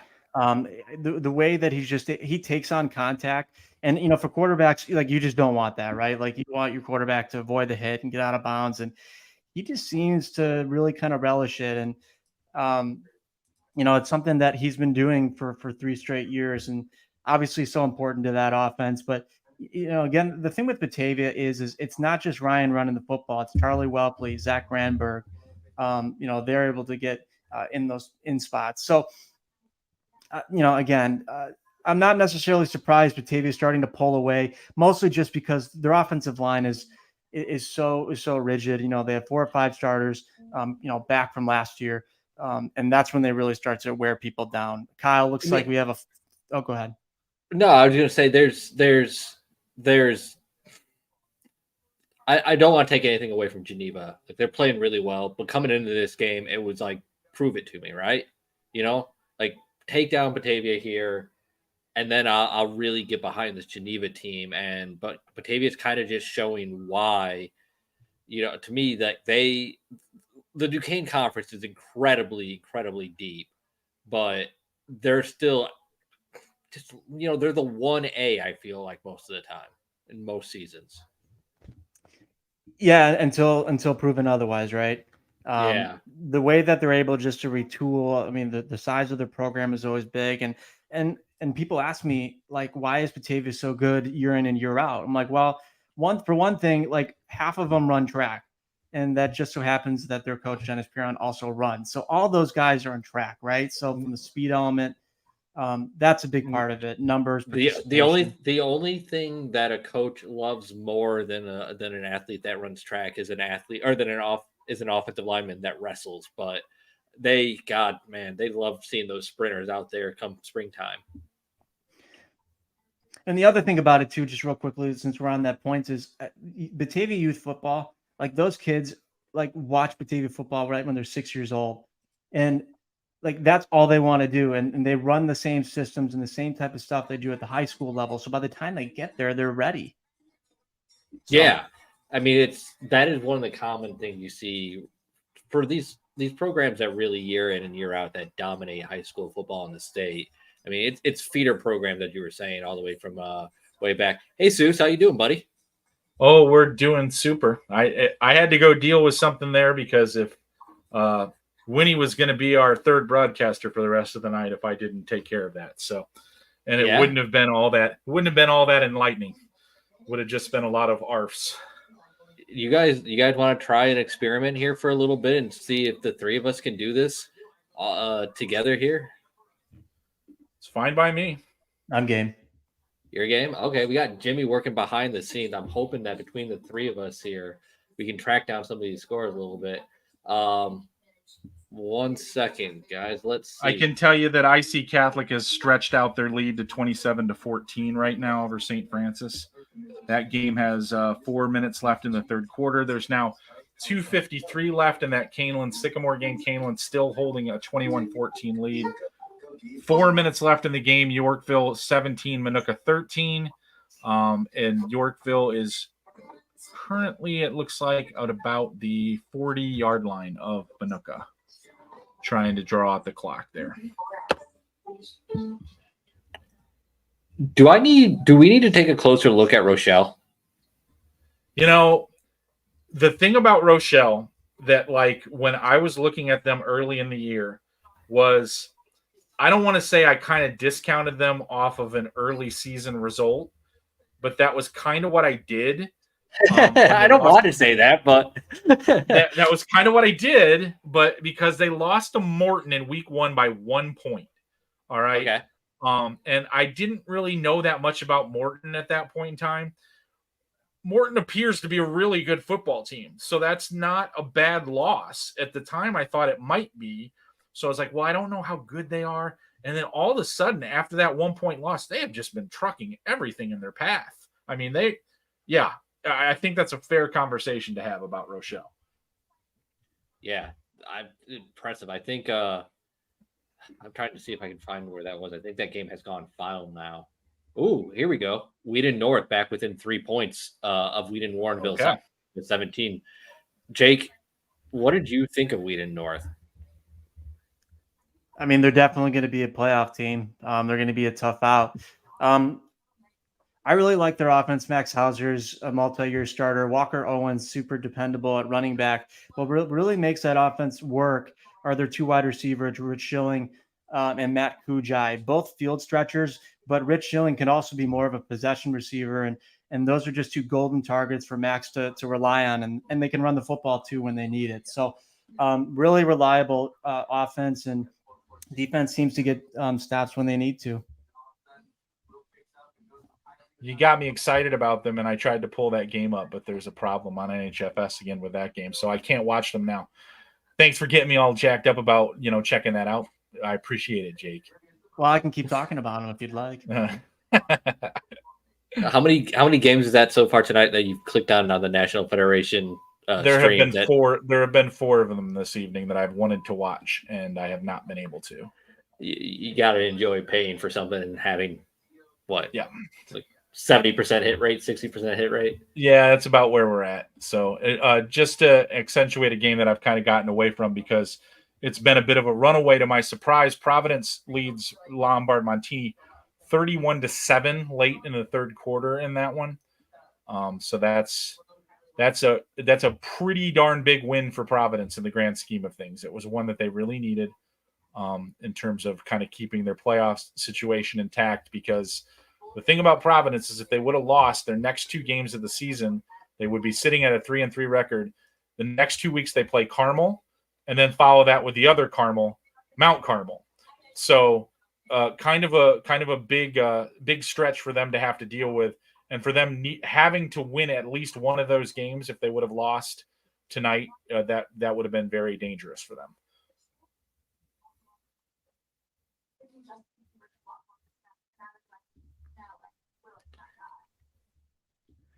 Basketball game has broken out at Huntley, by the way, guys. Huntley's up 46-34 over Crystal Lake South with 1:37 left in the third quarter. Wow. Okay, guys, I'm going to update you on that Yorkville-Minooka game. It looks like Minooka now has the ball inside the 10-yard line with 2 minutes and 32 seconds left. They are trailing that game 17-13. So Minooka putting themselves in position. St. Francis has just scored in the IC Catholic game. That game is now 27-21, late third quarter in that one. It's early still yet, but maybe that conversion that IC Catholic missed here in the third quarter might come into play a little bit later on. Sycamore is now inside the Kaneland, looks to be 30-yard line, about the 23, with 1:27 left in the game, down 21-14 to Kaneland. Wow, they just attempted a pass that looked like it was completed on first view in the corner, the back corner of the end zone, but he actually did not get it in bounds, and the official waved it off as a incomplete pass. So through the back of the end zone there, and now it looks like Sycamore is facing a 3rd and 10 at the 14-yard line. They did not complete the pass. Wait a minute, he did complete the pass. It didn't look like it. He's at the 6-yard line, so I think that's going to be enough for 1st and goal. And they're spotting it at the 6, 1:23 left in that game. Like I said, Kaneland currently holding a 21-14 lead. Serious, it's possible your feed might be a little behind because unless the Max Preps is wrong, I got 21-20 on that one. Okay. So, I mean, we'll see. You'll find out quickly. Yep. I'm going to find out right now. They're running a 1st and goal play from the 6. And he's in the end zone. So, yes, I am a little behind. Touchdown. Is that win number 5 for Joliet West tonight? That is win number 5. I think I was talking with Joliet West athletic director about this about a week ago. I don't know if Joliet West has won 5 games as an independent program since they merged out of the Joliet Township situation. Because the one time that they made the playoffs, they actually made it as a 4-win team over the last 5 years. So when did that split take place? The early 2000s. I'm not sure of the exact year, but okay, so they have won 5 games. That's what I actually went to look it up. I went to see when the last time they won more than 5 games in a season was actually, and it was 2016. They went 6-4. Okay. They had 5 wins in 2014 and 2017 as well, but they have not had more than 6 wins since 1969. Yeah, So I was going to say, I know it's been a while because I asked Millsaps when they got votes in the state poll if that had ever happened at Joliet West, and he's like, only as township, never as Joliet West. So yeah. Okay. And it looks like Sycamore missed the extra point.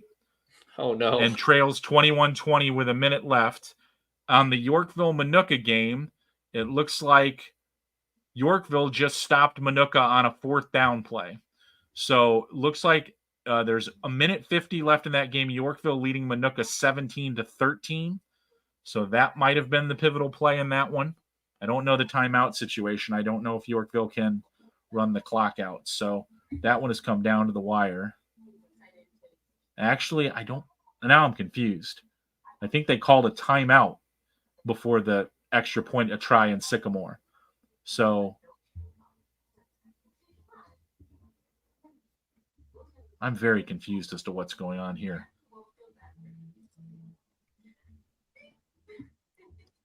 Soucie, in the meantime, not to throw you off, but Morris leading pretty big, Richmond-Burton 28-7. Boy, that surprises me. I thought Morris had a chance to win that game, but to kind of run away from Richmond-Burton, I didn't see that coming.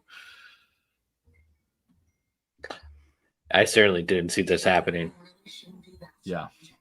So then we've got a timeout there. Yeah, it was a timeout on the conversion, and it looks like Sycamore might be going for 2 here. So let's hang on with this for a minute. Okay, so it wasn't a miss. It wasn't a miss. They called a timeout, and now they are in 2-point formation, and they're throwing the ball, corner of the end zone. It is caught. 22-21 Sycamore, 59 seconds to play in the game. So a gutsy call there from Sycamore. Pretty well-run route. He was open. I'm interested I'm not second-guessing it. It's high school football. It's not like extra points are automatic in high school football. But, like the old idea of, like, they are at home. So you would think the first thought would be to go for the tie and just play the overtime. But, definitely interested to find out why they went for 2 there. Yeah. I got to say, I really like the Sycamore feed of broadcasting games. They actually show replays on their feed. It's pretty fantastic. Props to the video crew broadcasting the Sycamore game.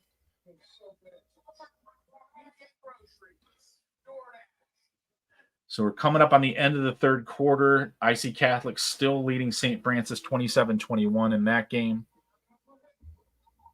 Have we seen a score update from Joe Stevenson? Because they don't have a score on this. All I have is a feed on the Hope Academy Marion Central Catholic game.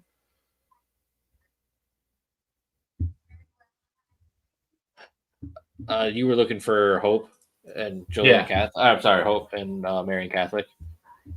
Let's see here. Not recently. The last one was 28-26. Okay. Hope was leading on that one. Yeah.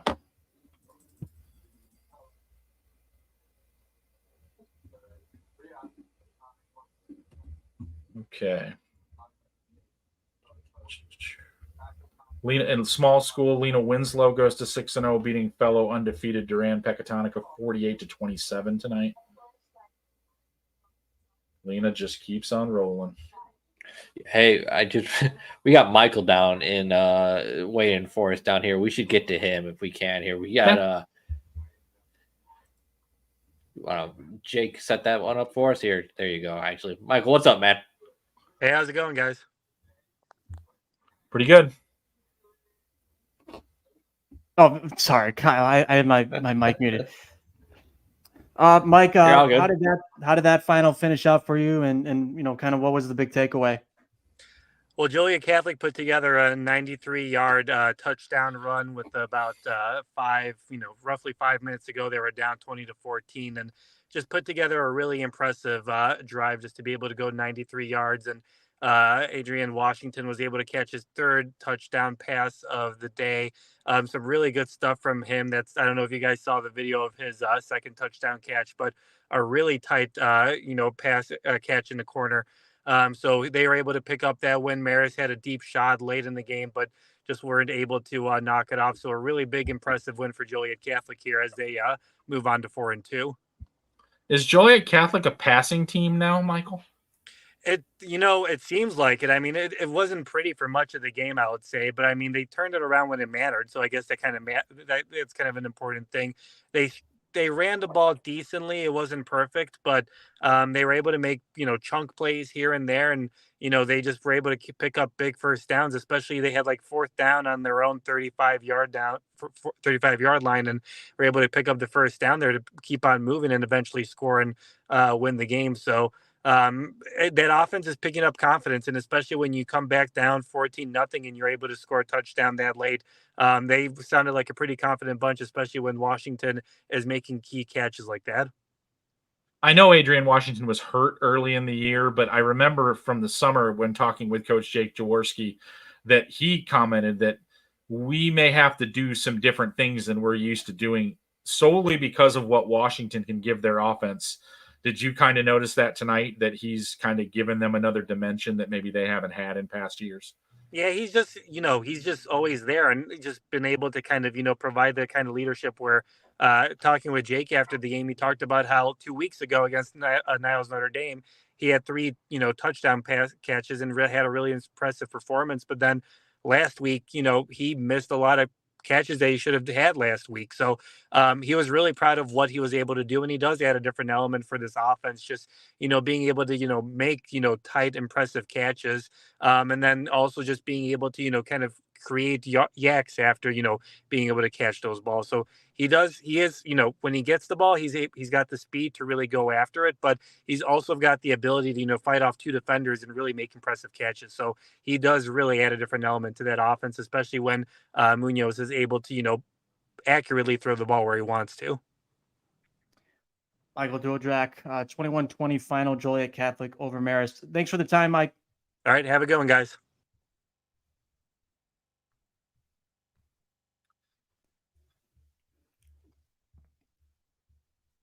Just noticing that interesting score sitting down there on the board right now. Sterling with a 7-3 lead over Geneseo in the 4th quarter.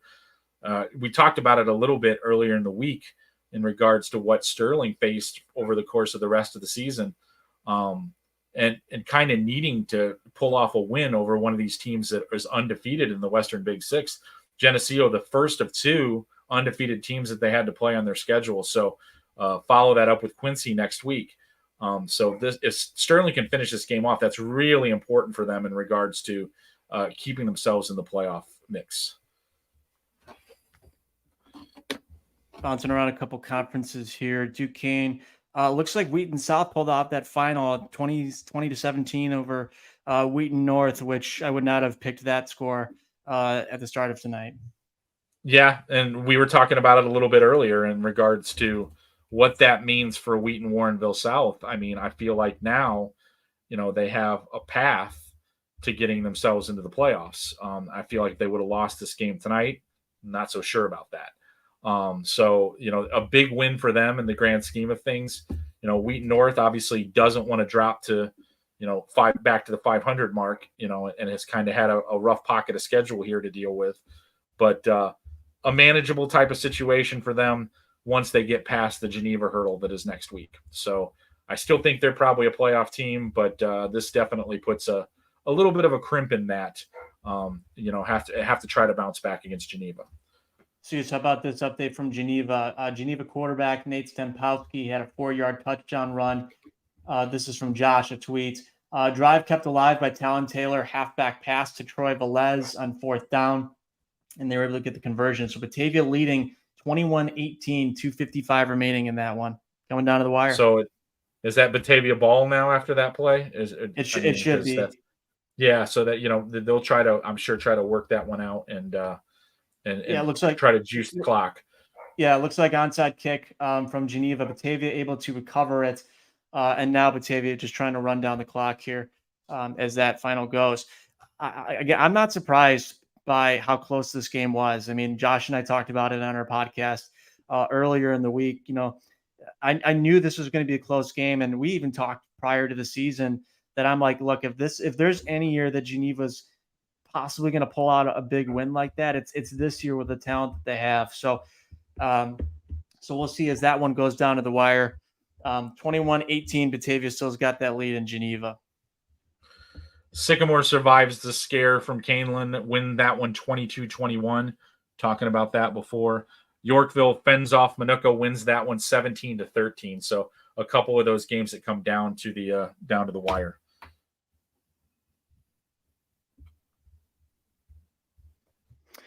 All right, Suze, looks like we're going to be joined here by Lake Park head coach Chris Kirkpatrick. Lake Park with a big win over Glenbard North. Chris, how are you? Thanks for joining us this evening. Doing well. Can you guys hear me?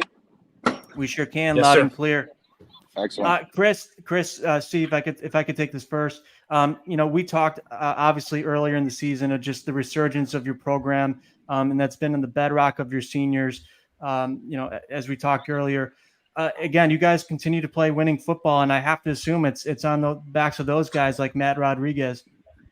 Yeah, we started the night hot. It was a junior who got the first big play for us on the opening drive of the game. Val Roynes, our outside linebacker, had a pick six, which was really exciting. So our defense really bowed up all night. Credit to them. Senior Anthony Marchese had a huge night. Our defensive line continued to have a huge night. We all know Glenbard North is one of the best running the ball programs around. So anytime you feel like you shut down the run game a little bit, you feel like that's a success. And then on offense, they made it really tough for us to run the ball. Everybody knows we want to. And we found a way for Declan it's nice when you have Declan because a guy like that will just make things happen for you here and there. But the O-line bowed up in the second half. And we kind of put it away with a big 50-something yard touchdown run from Declan Fortuna. So a couple big receptions from Matt Rodriguez. Huge night for Nico Menos, a sophomore receiver, and our sophomore quarterback, George Zamoranis, made some great decisions. And when he threw some fade balls to Nico, those two had a little bit of a coming out party in that way. So super excited night. And we bring home the Stratford Cup for the first time since 2018. So that's always a huge thing when you have a trophy game. Picking up win number 4 tonight, Coach. I mean, what do you have to do to get that? I'm sure you want more, but to get that 5th one, what are the big keys in making sure that you can, I guess, keep churning through this gauntlet that is the Duquesne Conference schedule? Is it a tough conference? Just a little bit, I think. Just a little. What do you think? No, absolutely. I mean, this is why you play high school football, though. I think, in the Duquesne, we all know what's ahead of you.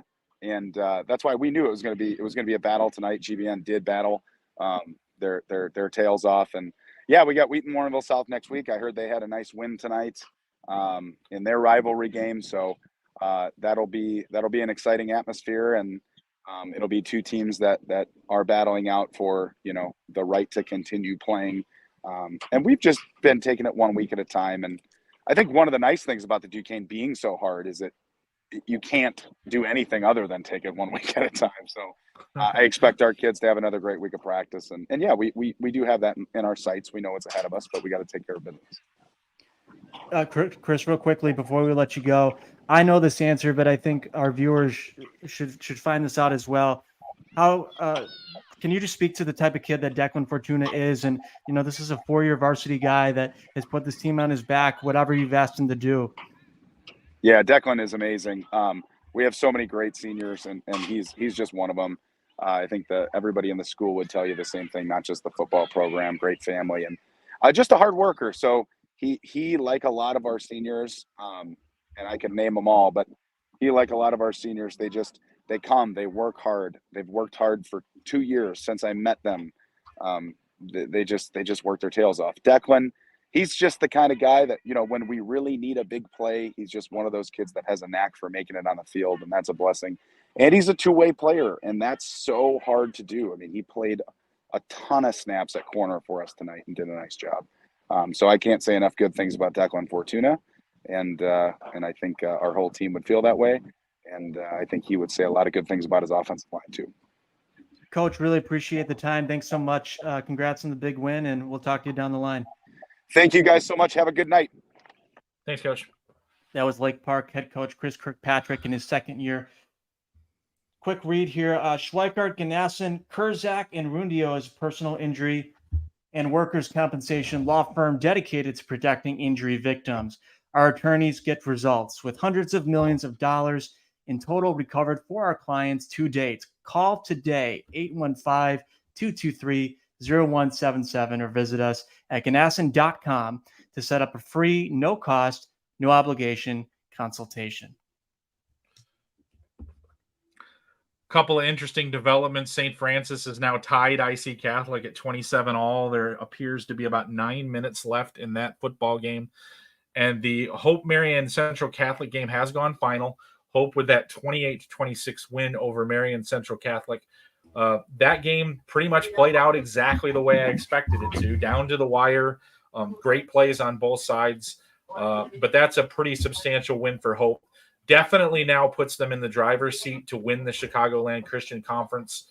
They've already defeated Wheaton Academy, I think, which leaves, Aurora Christian is, I guess, the only other major obstacle to them winning the conference. So Lena Winslow, Souce, is, you go into any season with Lena Winslow as your favorite to win 1A, but Hope is certainly building a resume that makes me think that in that second tier, they're at the top of that list. Yeah, I can see that. I just know from experience that what Lena doesn't mesh exceptionally well with Hope, with what Hope brings to the table. They have had problems in the past in the postseason with those sort of smash mouth, run it down your throat type of teams, especially when we get deeper into weather that maybe kind of takes some of Hope's assets off the table. So definitely an interesting situation. Yeah, I guess what I was asking there, or kind of alluding to, Lena heavy favorite in 1A. Do you think with what you're seeing out of the development of Hope, that second tier, maybe where you usually see Forest in, are they? I think that's fair. Yeah. Yeah, I think that's fair. Like I was talking before about them putting them in the driver's seat. They actually lost to Aurora Christian earlier in the year. I forgot that, but they have beaten Wheaton. They've now beaten Marion Central Catholic. So this would be a potential maybe tiebreaker situation later on. But having that win over Marion Central Catholic, who, to be honest with you, I kind of thought was the favorite to win this conference, puts them still in control of that. So a really nice win for Hope tonight. Kind of shows what they're capable of doing. And I would be interested just to see how they would do with some of those better teams in the NUIC. I never pick against Lena Winslow, but I will say that basically, Hope Academy has some things that make them a very interesting potential team to play there. Hope the 28-26 final there. Joe Stevenson, who we talked to at halftime, should be standing by here to break down an exciting end of the game. Joe, do you got us? Yeah, it was a great game.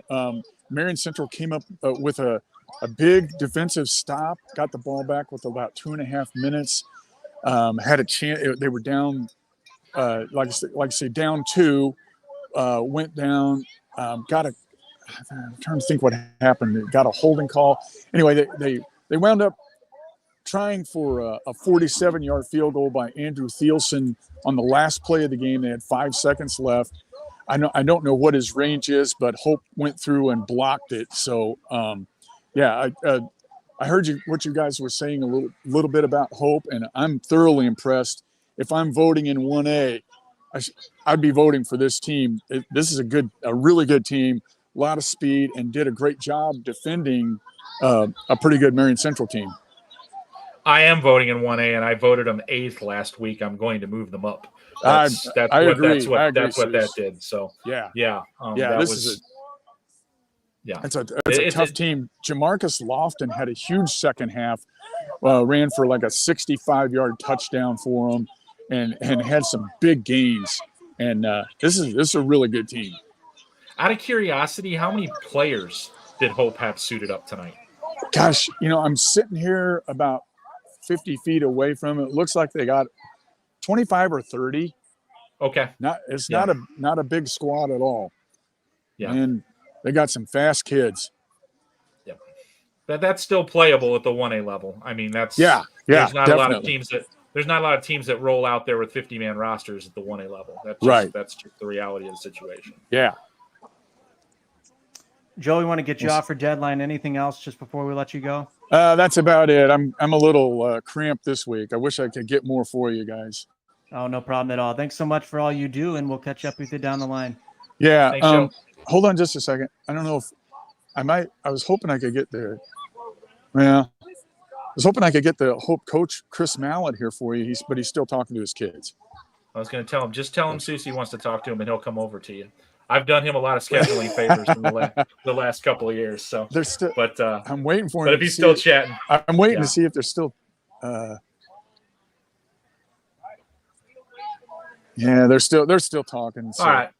Thanks, Joe. Sorry about that. Yeah. Okay. See you guys. All righty. Bye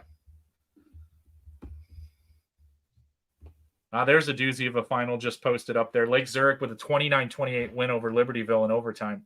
We were talking about that one a little bit earlier. So Lake Zurich indeed able to bounce back from that loss to Warren last week. Libertyville has just been on the cusp a couple of times this season of picking off a big win, and they just haven't quite been able to pull it off. It's been a while since I've looked at a Lake Zurich roster. Is Ashton Gondek still there? Or did he graduate? The quarterback? I think he did. Yeah, I think he's gone now. Okay. Yeah. It's been a while since I've looked at that. So yeah. So that's like the one like Lake Zurich name that floats in my head. We kind of lost track of this one, but that Hersey Prospect game has gone final. Hersey with a 28-3 win over Prospect, and we were talking about them before. Hersey is definitely doing some nice things at 6-0 right now. Really, really good football team. One of those teams that I wish crossed over a little bit different in the non-conference schedule than they do. I would have liked to have seen how they matched up with maybe a Barrington or maybe a Palatine early in the year. So, but that hasn't happened. So, but still, there's another doozy. Glenbard South 14-13 over South Elgin. That is an extremely rare upstate 8 conference loss for South Elgin. I'm not sure how long that's been, but it has been, I want to say, at least 2.5-3 years since they have lost a conference game. So yeah, that is a notable one right there. Played with fire a little bit with Glenbard East early in the season, nosed them out 17-14, but weren't able to get past Glenbard South tonight. So yeah, that's a notable win for Glenbard South. 14-13 over South Elgin. Yeah, at the risk of speaking out of turn, I just know how, again, it's kind of what you spoke to. That's a huge win for Downers Grove South, and hasn't had the most fruitful football seasons the last, season or two. Yeah, but I mean, it's always tough to beat South Elgin in that conference. So the Providence game has now gone final, a 38-7 win for Providence over a formerly undefeated Montini team. So Providence really kind of had to put it on the line tonight to get themselves, in much better position to potentially make the playoffs. But a nice win for them tonight. IC Catholic has now reclaimed the lead against St. Francis. They lead that game 34-27. There's 4 minutes and 20 seconds left in that one. Just going over here, we were talking about this earlier. Sorry, I keep harping it on so much. Batavia does win that one against Geneva, 21-18.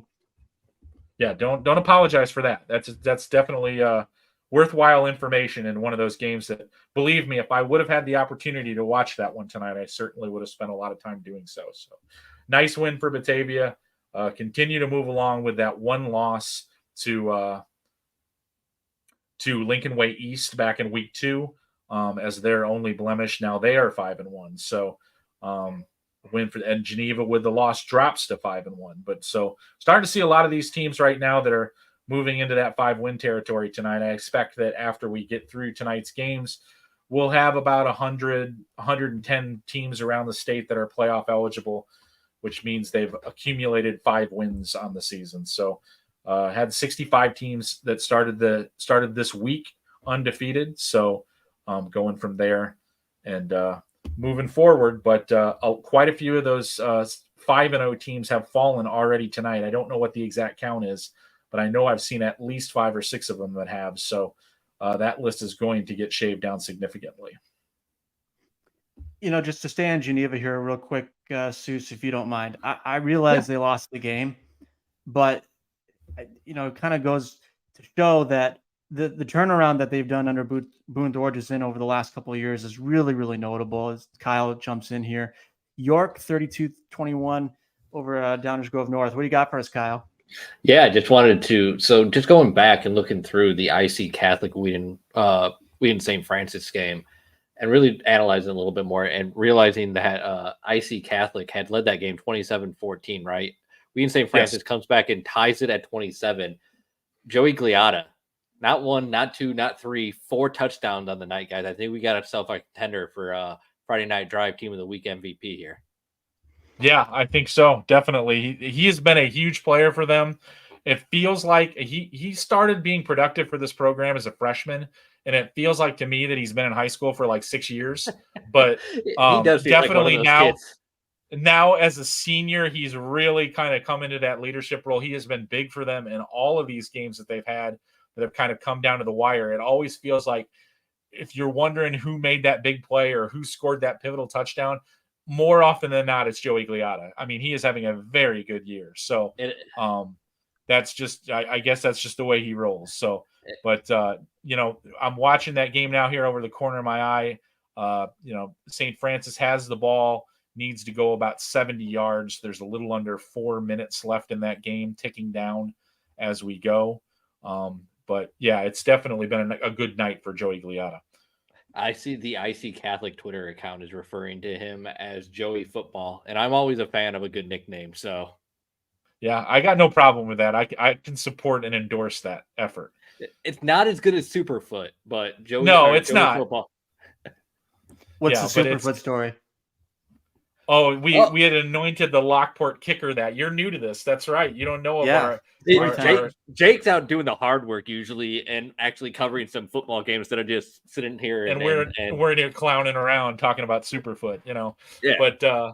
But yeah, no, he's a very talented kicker for the Lockport football team that early in the season had booted a couple of 50-yard plus field goals, and in week 2 I had anointed him Superfoot, but unfortunately for Superfoot tonight, he didn't have many opportunities to impact the game as they lost to Lincolnway East 41-0. But we had a couple of weeks there early in the year where it seemed like kickers were impacting every single game. So definitely a situation that we were just having a little fun there. So St. Francis has now moved that ball to near midfield, 2:47 left in that game. Soucie, looks like we're going to be pulling in Rob Osterley here. Final in that one as we await for him. Hey, Rob, you got us? Yep. Yeah, we got final Morris 35, Richmond-Burton 7. Morris just really dominated and throttled Richmond-Burton in the second half. Richmond came out, received the second half kickoff, drove down to about the Morris 21, used up 9 minutes, but was unable to score. Got a turnover on downs, and then Morris about 4 running plays, and they were in the end zone. So the Jacob Swartz had over 100 yards in the second half alone for Morris. Carter Button finished 9 out of 10 through the air for 169 yards and 4 touchdowns. Yeah, it looks like we have a little bit of a connection issue there. We'll keep moving right along. Obviously, just a sizable win there for Morris, Soucie.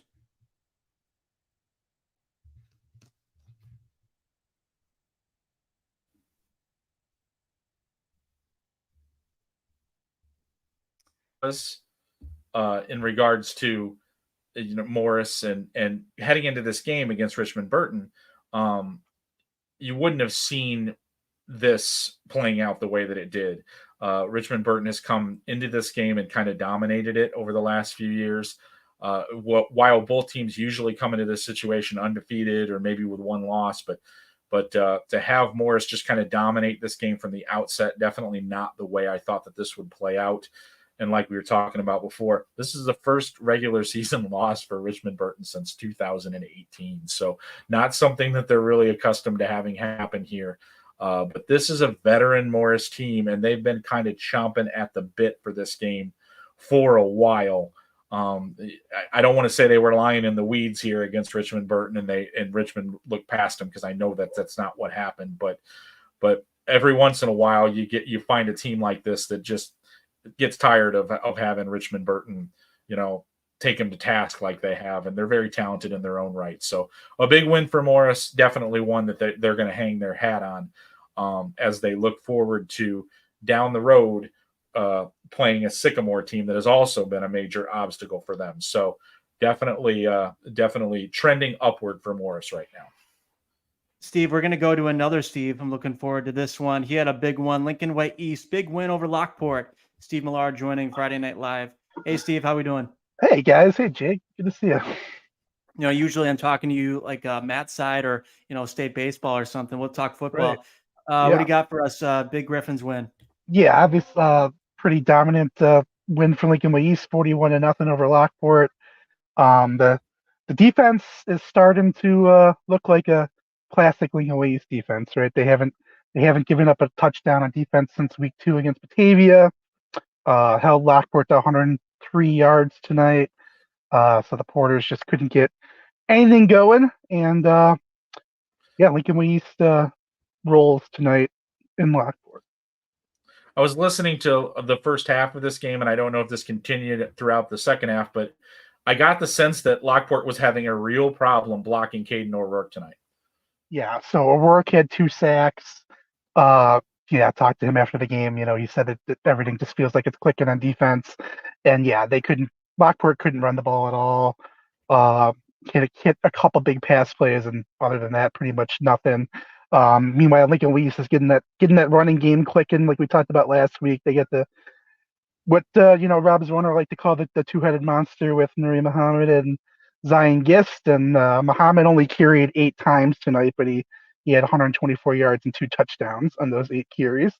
And Gist had 17 carries for 96 yards and a touchdown.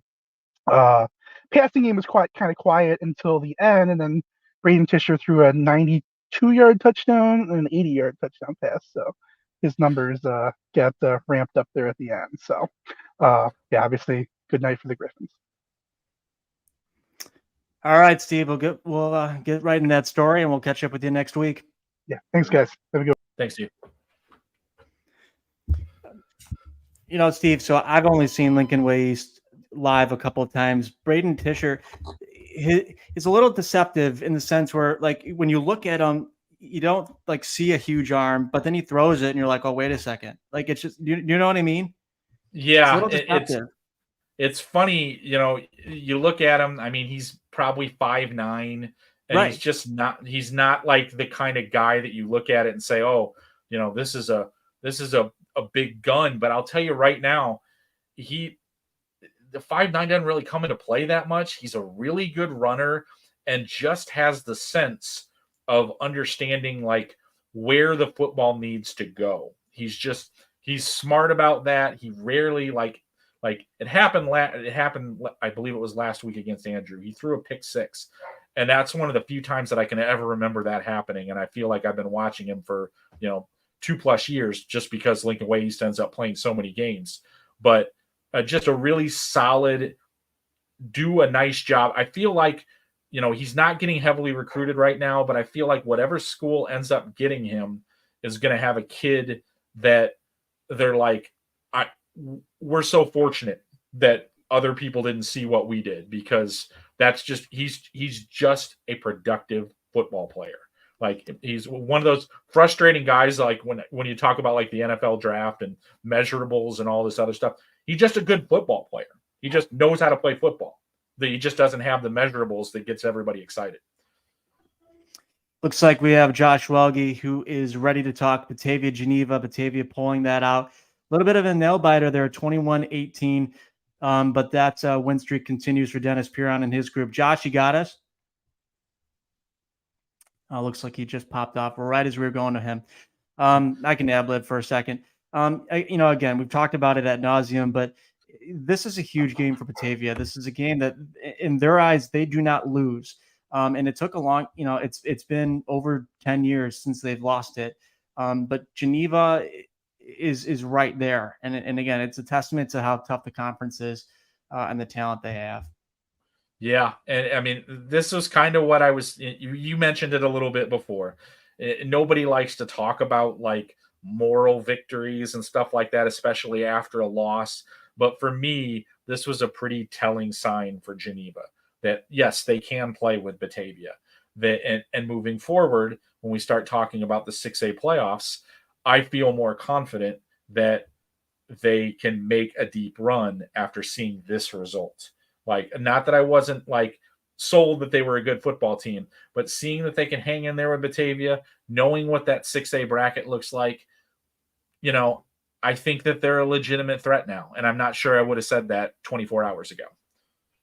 All right, we'll come back. We'll talk more big scores and finals as they come along. You're watching Friday Night Drives, Friday Night Live. We will be right back after these messages. Come to Candlelight Inn, home of the original Chicken George and Jan Sauce. Dine in, carry out, and catering available. Located in Rock Falls and Sterling, Illinois, as well as Clinton, Iowa. Come try our original Chicken George today. Need a roof, vinyl windows, or doors? Call R.E. Duchesne Construction. With an A-plus rating for the Better Business Bureau and servicing Will, Grundy, and Kendall counties, call R.E. Duchesne. 815-722-2821. Financing available. Find out more online at reduchene.com. Are going to come right down to the wire.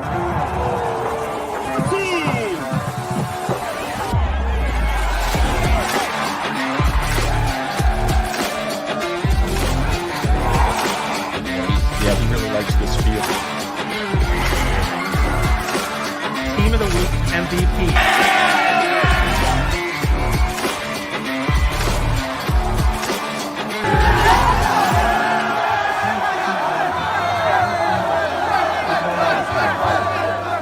I like Reich. I like Reich. Since 2016, it's been my privilege to represent the people of the 63rd District. I want to continue representing you as an independent voice in Springfield. I like Reich. We like Reich.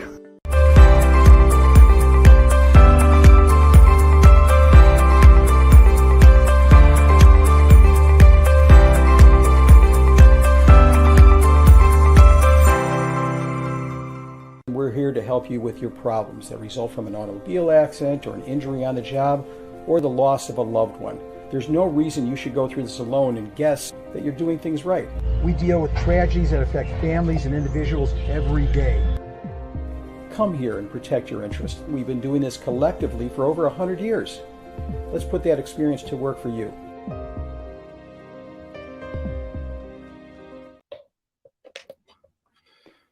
All right, we're back. Jake Bartelson, Steve Soucie, Friday Night Live. Souce, in that break, a couple big developments here.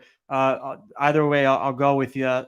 St. Francis down at the wire, 2-point conversion. Or do we want to get to Alex Kentucky's monster night for a young man, Caden Casmino? I don't know if we have to come up with a new nickname for St. Francis. Cardiac Kids, I don't know, because it looks like they're about to pull off another wild finish, scoring a touchdown with 19.1 seconds to play that put them down 1. They elected to go for 2. Quarterback was flushed out of the pocket, looked like he was in trouble, but found his receiver in the back of the end zone. So they scored there, went up 35-34. They're setting up for the kickoff right now. There's, like I said, 19.1 seconds left in the game, and they kicked it through the back of the end zone. So IC Catholic will have to go 80 yards to get themselves a potential, return score there. But with the way this one's going, I'm not going to count it out until the seconds are all ticked off. I'm looking at Alex Kentucky's Twitter feed, and he's got quite the eye-popping stat here. Huntley leading Crystal Lake South 54-43, 33 seconds left. Gators have the ball. How about this, Seuss? Gators quarterback Caden Casimino, 546 yards. Yikes. I'm sitting here trying to think of any time that I've been in person for someone throwing for 546 yards, and I don't believe I've ever seen that before.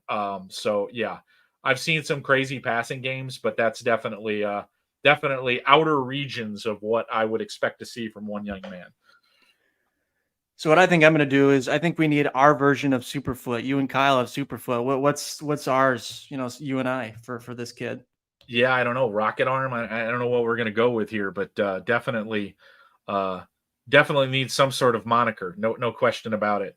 All right, Just to so update, IC Catholic just took about 25 yards off that total running the football. There's 11.7 left in the game now.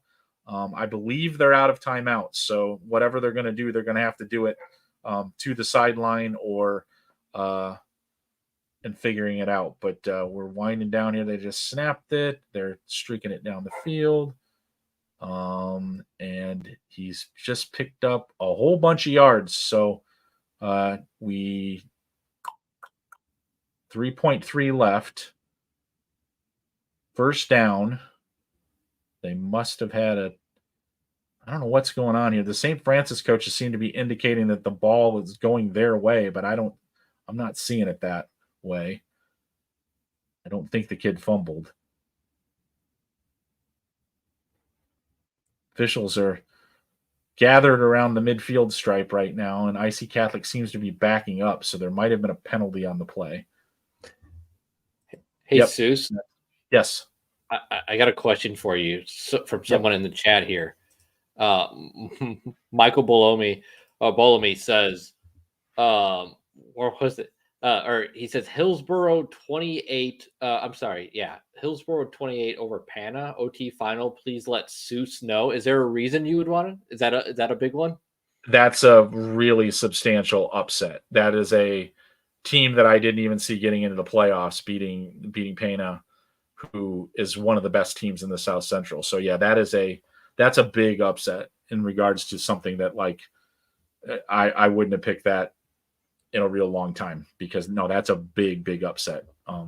Might actually put Hillsborough in a pace to maybe get themselves into the playoffs, because that's a game I never would have thought that they would have won. So yeah, big upset. So the penalty seems to have backed up IC Catholic significantly. The ball is now resting on the 30-yard line, their own 30-yard line. So they have 3.3 seconds left to cover 70 yards. So something probably out of the box is coming up here as this game closes up. That is empty the playbook. What do you got? Yeah, exactly. All right, looks like we have a final here from Alex in that one. Huntley 54-43 final. Again, just a crazy game there for that young man. Looks like we will have Eddie Carifio by if he is ready. Okay, looks like we're going to pivot here. Sorry, things are kind of moving here on the fly. I think we're going to be joined here by Plainfield Central head coach Robert Keene, if he's going to be jumping on here. Coach, you got us? How we doing, guys? We're doing okay. Thanks so much for carving time out for us. Absolutely. No, I appreciate you guys having me. This is somewhere between awesome, crazy, and really cool that you guys are able to do this stuff. So appreciate what you guys are doing. I know it's got to be a lot of hard work. It's got a really cool opportunity, though, for high school football, you guys doing this stuff. Thanks, Coach. How'd Romeoville go for you tonight? We were lucky to come away with a win. That's a team that they're better than their record shows, I think. Travato does a great job. So does Herb, Schmitty, all those guys over there. They do a great job with their kids. We were able to come away with the win, 17-6. Our kids have faced adversity all year, to be honest, between one thing or the other. And kids saw it again tonight, and they were able to keep grinding and finding a way to win. So we tell them every day, you got to find a way. So they did tonight, and proud of them. It was our first ever night homecoming in the history of our school. It's 74 years of homecoming. This is the first time ever. So it's a historic night for our school. It's an awesome night for our community and for our kids. The SPC East is, I guess right now Joliet West is your favorite, but it feels like the rest of you are getting into a little bit of a street fight when you're playing one another. Is that kind of how you see the conference shaping up right now? Yeah, I think at the end of the day is if there's anything we've learned over the last however many years it's been now that we've been, you got to come and ready to play every night. Looking at the Plainfield East Joliet Central score tonight, from what I could see, is that those guys are putting up a battle every night. There's no free games in this conference, and the coaches that just do a great job with their kids, and they go to work every day. And it's going to be a battle for us. We know the position that we're in. We put ourselves a little bit behind the eight ball, but the kids still have an opportunity to control enough of their own destiny that get an opportunity to to see what we can do in the next 3 weeks. So a lot of tough opponents left, 3 quality opponents left between Joliet Central, Plainfield South, Joliet West. But we're hoping that we're going to be in a position where we're happy on selection Saturday. Coach, you talked about just the resiliency of your kids. Obviously, I don't get to see you on a regular basis. So what's the elevator pitch? What's the best way to encapsulate the way your team plays and competes?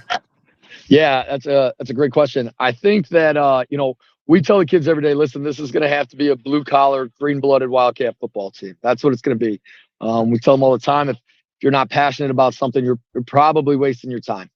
So that's what we saw tonight. And that's what we see from our kids in practice. It's a passionate group of kids. It's a group of kids that's going to fight. They're going to keep doing everything they can to put themselves in a position to pick each other up. And the way that they picked each other up throughout the course of the season, when things have gone wrong, I'm proud of them. Obviously, our record would like to be in a different spot, but you are what you are each week. So this week, we're very proud of them the way we have been before, but we were able to come away with something to show for it.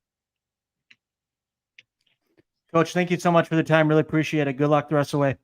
Absolutely. Thank you guys for everything you're doing and for having us on. We appreciate it. Take care, guys. Thanks, Coach. That was Plainfield Central head coach Robert Keene jumping in. While we were on that, St. Francis did close out that 35-34 win over at IC Catholic. So interesting game right there. Absolutely. Looks like we have Josh Welge standby at Geneva. Again, going back to that one, 21-18, the final for Batavia. Josh, you got us? Yeah, I do. How you doing, guys? Not too We're bad, doing Josh. Great. Obviously, a game that went down the wire. Yeah, Jake, as you indicated, final score, Batavia with a 21-18 win over Geneva. Batavia's 13th straight win in the rivalry series, but obviously bore no resemblance to many of the games in previous years. Geneva really pushed them to the wire. They got a couple of touchdown runs in the second half from quarterback Nate Stempowski, both times to draw within one score. But really, Batavia, whenever they needed a play to make, then Ryan Bowe, their senior quarterback, was there with the play. He ran for 2 touchdowns. He threw for 1. When Geneva drew within a score at the beginning of the fourth quarter, then Batavia got the ball back, and Batavia had 2 big third down conversions. One was a run by Charlie Welpley. The other was a pass by Ryan Bowe to Luke Alwyn. And right after that pass to Luke Alwyn, Ryan Bowe took in a 27-yard touchdown that opened the score back up to 21-10. Geneva pulled within 3 points again. But again, Ryan Bowe on a 3rd and short gets a sneak. So, tough win for Batavia. But again, I think the experience of Batavia, in particular their senior quarterback, really came through when they needed him. We're looking forward to reading the story. Thanks, Josh. Thanks, guys. Josh Welge with that final there in Geneva. Soucie, we got a little bit of a lull here, as we're waiting for more people to chime in. Anything else catching your eye that I'm just brought up in a while? I'm kind of catching up with some stuff right now as we're going through this, but a lot of games right now that have come, down to the wire, finishing up that St. Francis IC Catholic game is really interesting to me, just the way that it all played out. St. Francis right now, when I looked at it before the week, I was like, hey, they could drop to 3-3. It'd be another sloppy situation in the Catholic League with what's remaining. So a good win for them to stay at 4-2. IC Catholic drops to 5-1. Yet another example of those undefeated teams coming into tonight, taking that first loss. So it looks like, that the dreaded word parity might be striking us again. So a lot of wild finishes tonight so far.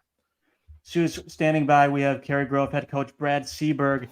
His Trojans coming back down from halftime, able to prevail over Hampshire 41-21. Coach, you got us? Yeah, I'm here. Can you hear me okay?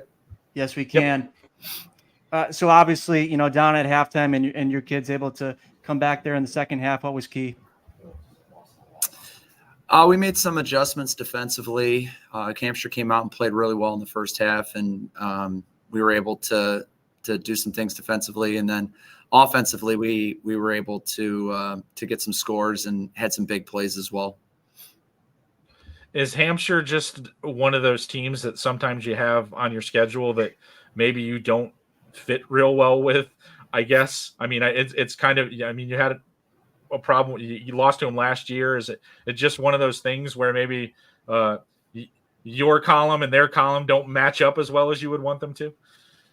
I don't know. I mean, Hampshire came out and played really well. They're 1-4, and they want to win just like we do. And everyone wants to get that fifth win, and you get the fifth loss, and you're pretty much done in terms of the playoffs. So everybody's really fighting hard, and they played pretty hard, and our kids did too. And so we were just happy to come out with a win. Nice to get yourself in the situation now where you, like you said, you've got the fifth win now, and now you can move forward and hopefully accomplish some more in the regular season. But kind of having that, I guess, benchmark out of the way has got to be, I guess, soothing in some way. Well, when we sit down and make our goals for the beginning of the season, we want to get our fifth win and make the playoffs, and we did that. We want to win the conference, and now we need some help for that to happen, and then we want to make a run in the playoffs, and so we're pretty close to where we want to be right now. Coach, just real quick for you too. I read last week a couple penalties and some fumbles. Obviously, things that you want to clean up. Did you see just cleaner brand of football from you guys tonight? I don't think I would say that. We had 5 touchdowns called back tonight for in the game, and so so we definitely need to clean up the penalties, and but our kids are going to get better, but we had 1 turnover and 5 touchdowns called back, and so that's how it is. Awesome, Coach. Thank you so much for the time. Yeah, thanks for having me. Have a good night. Thanks, Coach.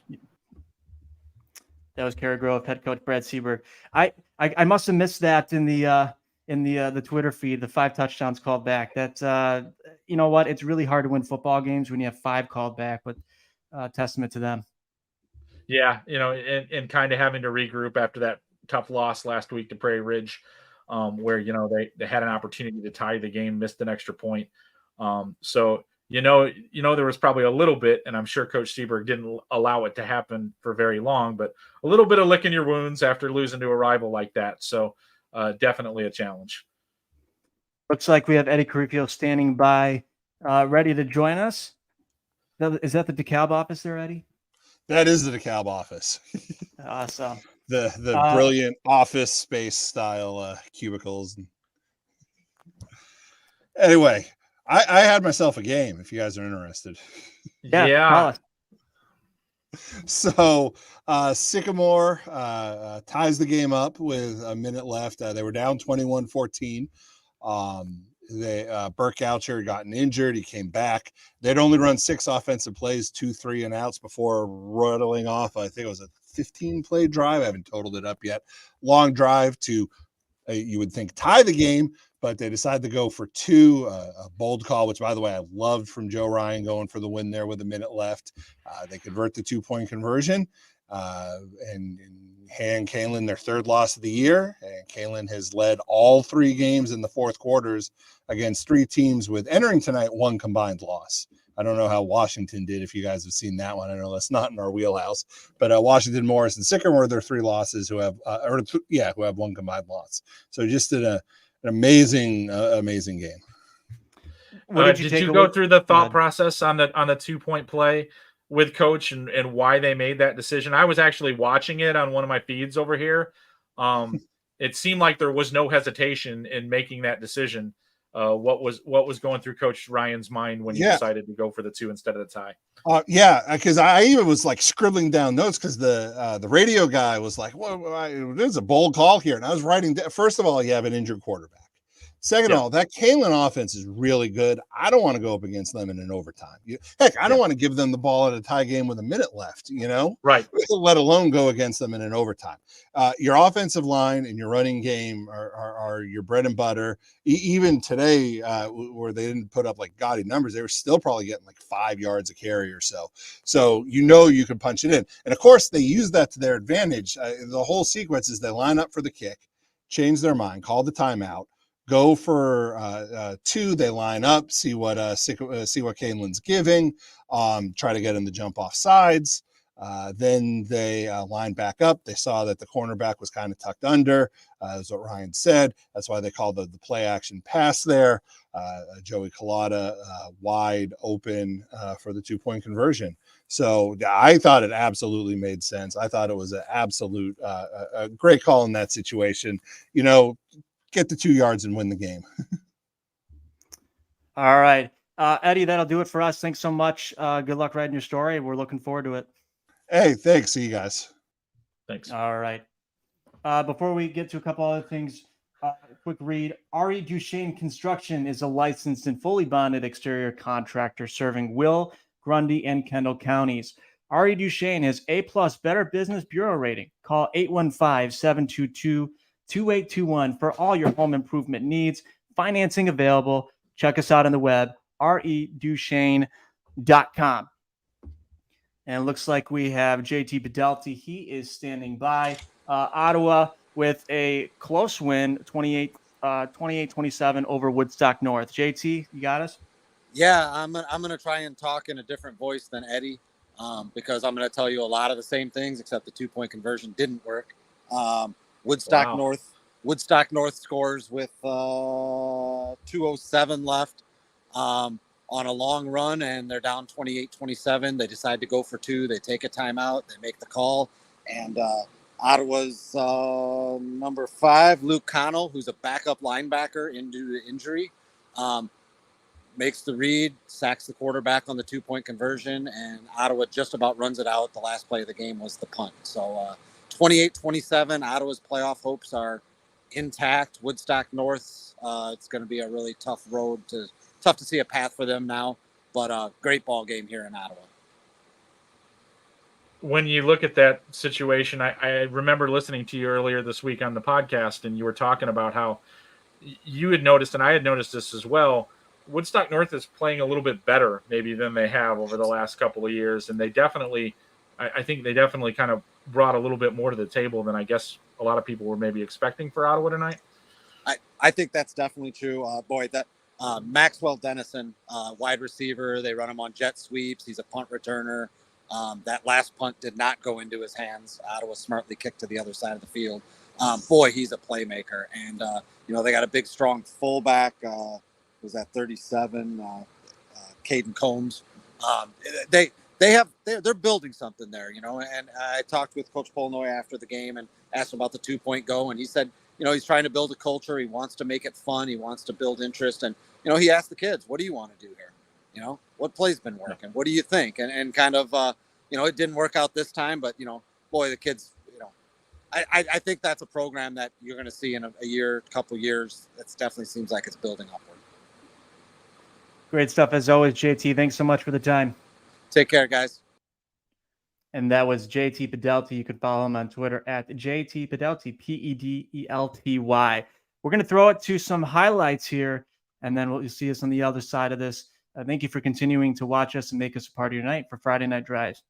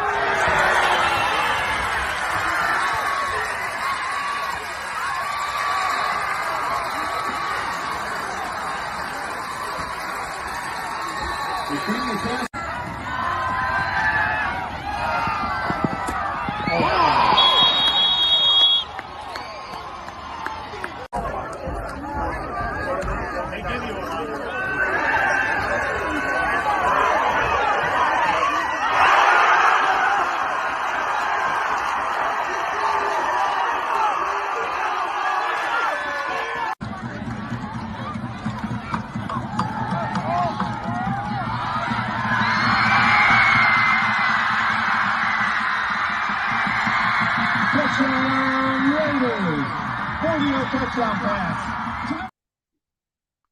A lot of standout plays there across the state for Illinois high school football. Just a quick shout out to the people running behind the scenes here, Jimmy Musuel and Neil Kyle. You guys are doing a great job. Thanks so much for that.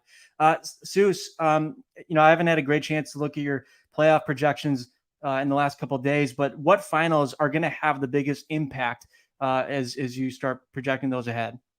Well, it's funny to think about this, but like when I look at a few of them tonight, I'm still a little bit surprised that Marist now is a 5-loss team. I thought they would probably beat Joliet Catholic to kind of keep their playoff hopes intact. Now as a 5-loss team, they're going to need help. They're going to need to be an at-large 4-win team for them to have any chance, and that's if they run the table for the rest of the year. So that's one. The other one that kind of comes into impact now, I see a path for Wheaton Warrenville South. I didn't see that path before tonight. So getting that win tonight puts them in a position where that if they play well, they can get to the 5-win plateau. I didn't think that was in the cards for them at the beginning of the night. I didn't think they would beat Wheaton North. They did. So that now puts them in the conversation. It will likely put them in the projection next week. They were not in the projection prior to this evening. Well, that's what makes football so fun, right? You're down 21-0 last week. You lose a heartbreaker in overtime, and no big deal. Come back and get a big win, an unlikely win against your rivals. I mean, that's what makes it so fun. Oh yeah, it does. And I mean, in terms of like what I do with the playoff projection, you're going to see a lot of teams move substantially seeds because Morris, for example, is going to see a substantial jump up after that win over Richmond-Burton. Richmond-Burton, who's almost always on one of those top couple of lines, that loss is going to drop them back a little bit. So they'll be in the middle, 4 to 6 seed now for, in that 4A draw. So this is just the kind of things where there were so many games this week that were between, a 5-0 and a 4-1 team where you felt like either one of those two teams could easily win the game. And what we're seeing tonight is a lot of those 4-1s are winning those games. So you're going to see a lot less potential undefeated teams after this week. You're going to see a lot of teams that maybe in my projection were down around like an 8 or a 9 seed. Well, that win tonight that I didn't initially have them projected for is going to jump them up quite a bit. So I think there's going to be quite a bit of jumble, especially in the higher seeds and a lot of these classifications, because some of these slight, and I don't mean to call them huge underdogs that but somebody has to be, the favorite and somebody has to be the underdog in most of these games. And there were a lot of games this week where like, if you made me put a percentage on it, I'm like, oh, that's 52-48. That's how close it looked on paper. And some of those games went to the team that I wasn't necessarily expecting win. So that's going to lead to a lot of churn in the playoff projection this week. And as a reminder for viewers, you can find all of Steve's playoff projections on FridayNightDrive.com. You haven't subscribed, so do so already. Of course, we're going to have game stories and features and analysis across the state. And now is the time to be subscribing to our content. Steve, as we kind of wrap up here in the next half hour, 40 minutes, and more finals start to trickle in, are there any broad takeaways beyond what you just talked about, your playoff projections and some of those 5-0, 4-1 teams? But maybe a team or two where I'm trying, my thoughts are trying to catch up to my mouth here, but just big takeaways that, when you look at the overall, just the grand scheme of everything, and this is what I've seen developing over the last couple of weeks. We've just got so many teams right now with 3 weeks to go that are sitting with 2, 3, and maybe even in some cases 4 losses when we still have 3 weeks to go, that ultimately I think our playoff field is going to look a lot different than we're used to. There are teams that are popping up that are, that we're not used to seeing in fields that are going to be in the field this year. We have some right now that are already at 5 wins that maybe have 5-year or 10-year absence in the playoffs. So definitely going to be a more eclectic looking playoff field than we're used to. And we're starting to see some teams that you're expecting to be in the playoffs that are already in serious danger or, for all intents and purposes, almost out. Like Marist with their 5th loss tonight. I don't know how Nazareth fared, but they're still walking on that tightrope. They have 4 losses. If they lost tonight, they're in the same boat as Marist. If they won, they're still walking that tightrope. They'll be at 2-4 if they won that game. So definitely a situation where you just have a lot of teams that you're not used to worrying about whether or not they're going to get in the playoffs. And we're already having these conversations in week 6. I mean, we still got 3 weeks to go. Hey, Seuss, York with the 32-21 win over Downers Grove North tonight. Now at 6-0, do you think York runs the table now? I do. I thought this was the one that if there was going to be an obstacle for them, it was going to be this game. And for Downers Grove North, we talked about it a little bit earlier with Geneva and Batavia. Kind of a good loss for Downers Grove North, to be honest with you. I'm sure they wanted to win that football game and thought that they could, but they hung in there. That was a close game. I mean, York took the lead just before halftime, and it looked like it was pretty much a jostle all the way through. Downers Grove North is a team that not a lot of people are talking about, but I think that they're a team that we need to start paying a little bit more attention to in terms of being a potential, quarterfinal, semifinal type of team. Seuss, do you think Michael Bolamy has this question in here? I'll throw this one up on the chat for us here. Can Sterling get in after beating Geneseo? Yeah, they needed to have one of those wins after that Princeton loss last week. You look at it on paper and you're like, hey, they're going to have to beat one of those teams to keep themselves going here. And with the Geneseo win this week, they have, I believe it's Quincy next week. And then they have a Rock Island program that's struggling. So yeah, I think there's definitely a path for now Sterling to get in. When you looked at it before tonight, for me now it comes down to can they beat Moline in week 8? Not week 8, week 9. They can get in. I mean, the fact that they won that game tonight is an indicator that they can do this, because I mean, let's look back at it. I mean, Geneseo, who they beat tonight, Moline lost to Geneseo. So, I don't like to use strict transitive property, but it clearly looks like Sterling can beat Moline. I'm sure it'll be a competitive game. It always is between those two. But now that becomes the game that I think will be the decider. And of course, that's in week 9. So they'll probably be on pins and needles, provided that they don't upset Quincy, because Quincy, I think, is the best team in that conference right now. Anybody able to find that Nazareth final, by the way? I have not seen a final on that one, no. Maybe we can enlist Jimmy on that one. I've been poking around. Yeah, it is eluding me. It's been one that I've had a hard time catching up with all night long. I'm still very thrown by that 21-5 Loyola score. Definitely a weird final there. But the Catholic League in general played out kind of like the way that I expected it to, just based on the matchups that we had tonight. But still waiting to find that Fenwick Nazareth score. So definitely, Jimmy's saying it's 26-16 is the score that he's seeing right now in favor of Naz, but I can't get that confirmed anywhere either. So this is just out of pure curiosity. I mean, other than the usual suspects, the Mount Carmels, the Loyolas, is there a Catholic League team that has caught you by surprise through 6 weeks, or one that maybe you didn't anticipate at the start of the year but has played consistently well? It's funny that you mentioned that. A couple of the teams that had been surprising me so far to this point didn't have great nights tonight. I was surprised by Montini's 5-0 start. And they kind of got handled tonight by Providence. So they were a team that lost. A team that's been very interesting to me. They don't play until tomorrow night. St. Lawrence off to a 4-1 start was definitely something that I was not anticipating. They played Bennett on Saturday night. But that's a team that, in the grand scheme of things, I didn't really expect them to be at 4-1 at this point. If they get that game, and we've talked before a lot about this team. I haven't seen a final for them tonight.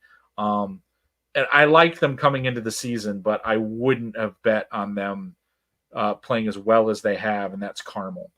They had St. Viator tonight. I did not see a final for that. If they won it, that gets them to 5-1 on the year with their only loss to Mount Carmel, which a game which they were in until, the fourth quarter when Mount Carmel finally pulled away. So definitely Carmel would be a team that has, I had expectations for them, but they've exceeded them.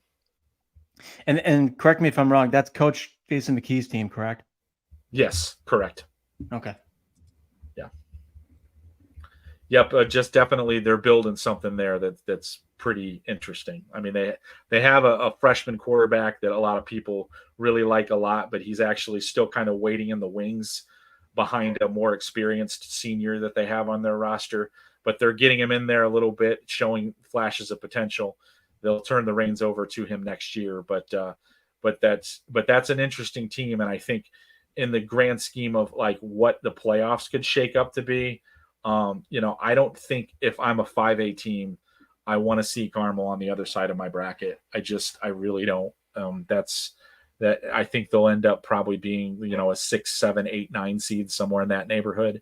And I don't think anybody would really want that. And thanks, Alex. That's a 25-6 final over St. Viator. That moves Carmel to a 5-1 record on the year. So definitely puts them in good position to secure a fairly high seed with 3 more weeks to go. So, question there about Bradley out to 5-1. Yeah. 42-31 win over Andrew tonight. Yeah, Bradley Bourbonnais playing well. That's a high octane offense. I'll say right now, the numbers that Ethan Cole's been putting up on a week-to-week basis, putting some of his dad's records to shame. I feel old. You saying Ethan Cole? But his dad, Mike Cole, is the coach of the Boilermakers. And I've noticed over the last couple of weeks that the numbers that Ethan has been putting up have been setting school records at Bradley. Most of those records were held by his dad, who quarterbacked the Boilermakers in the early 90s. So definitely one of those things that it looks like Bradley can be dangerous. If they can keep winning, that's a big thing for them. Get themselves on their home field where they tend to play a little bit better in that 7A draw. And maybe they can make some noise. So definitely an interesting start for Bradley and an opportunity over the rest of their schedule to maybe pick up a couple more wins. But as we've talked about all week, the Southwest Suburban, there are no weeks off. And they had to work tonight to get past that Andrew team. So even after tonight, there's still not a single team in that 10-team conference that is below 500. So every week is a challenge. But Bradley at 5-1 right now, essentially already in playoffs. Great start for them.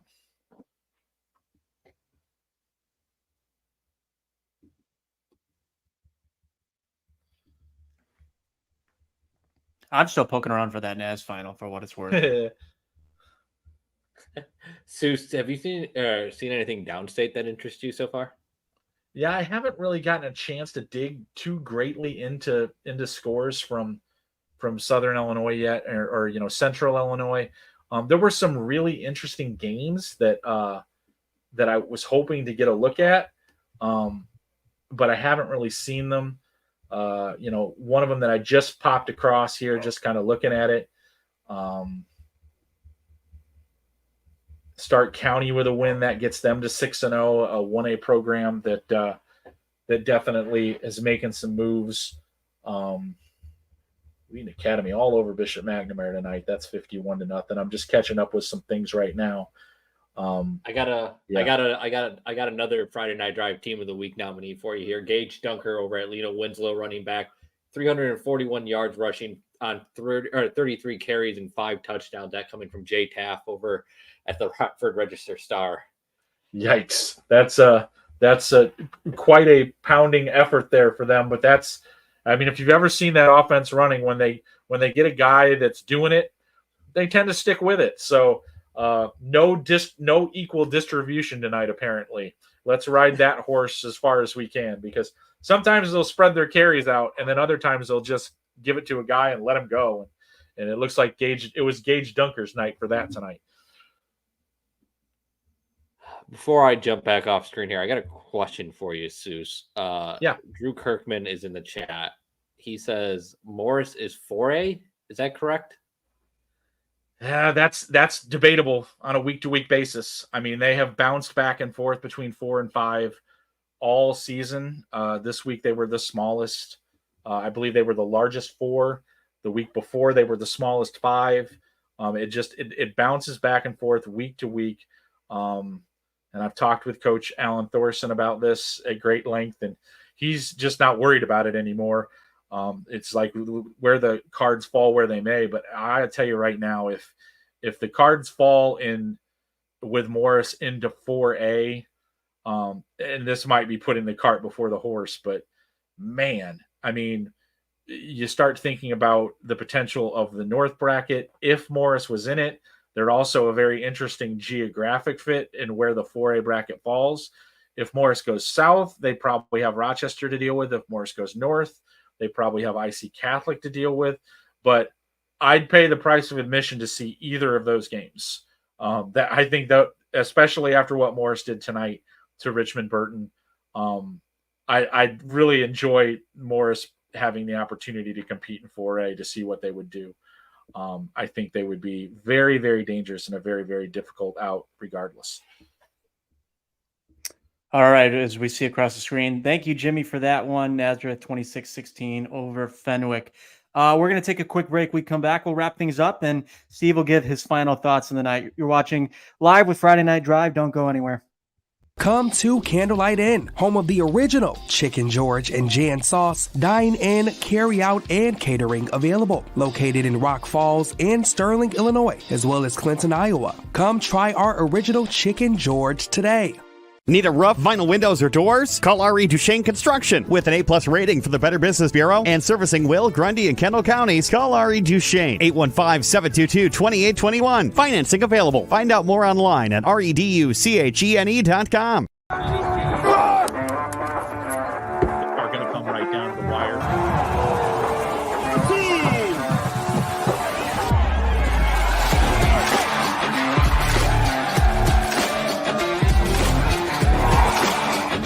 Yeah, he really likes this field. Team of the Week MVP.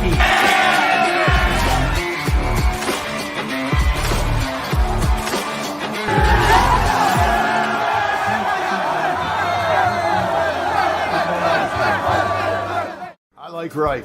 I like Reich. Since 2016, it's been my privilege to represent the people of the 63rd District. I want to continue representing you as an independent voice in Springfield. I like Reich. We like Reich.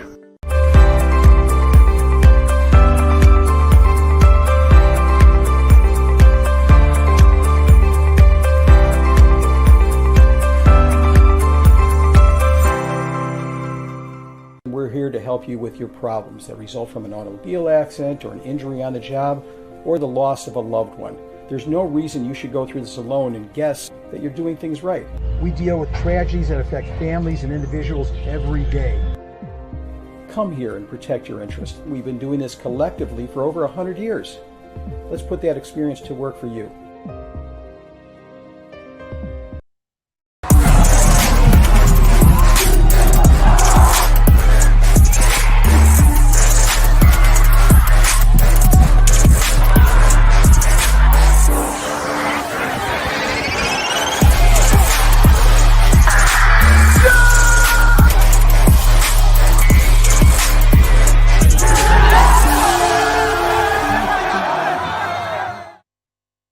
And as we wrap up here, 10 more minutes to go here. Seuss, final thoughts as we wrap up on a busy week 6. You know, I had high hopes for week 6 in terms of exciting games and great matchups and things like that. And I talked with Kyle a little bit earlier this week about the podcast and how I have a little scoreboard that I keep to the side of me that usually has like 30 or 35 games that I'm trying to keep a little extra focus on. There were so many good games this week. There were 62 games on that board, and there are so many games on that board that came down to the wire and all these other things that just these factors that came down to the game. It felt like we had 5 different conversations tonight about coaches making decisions on making, do I kick it or do I go for 2?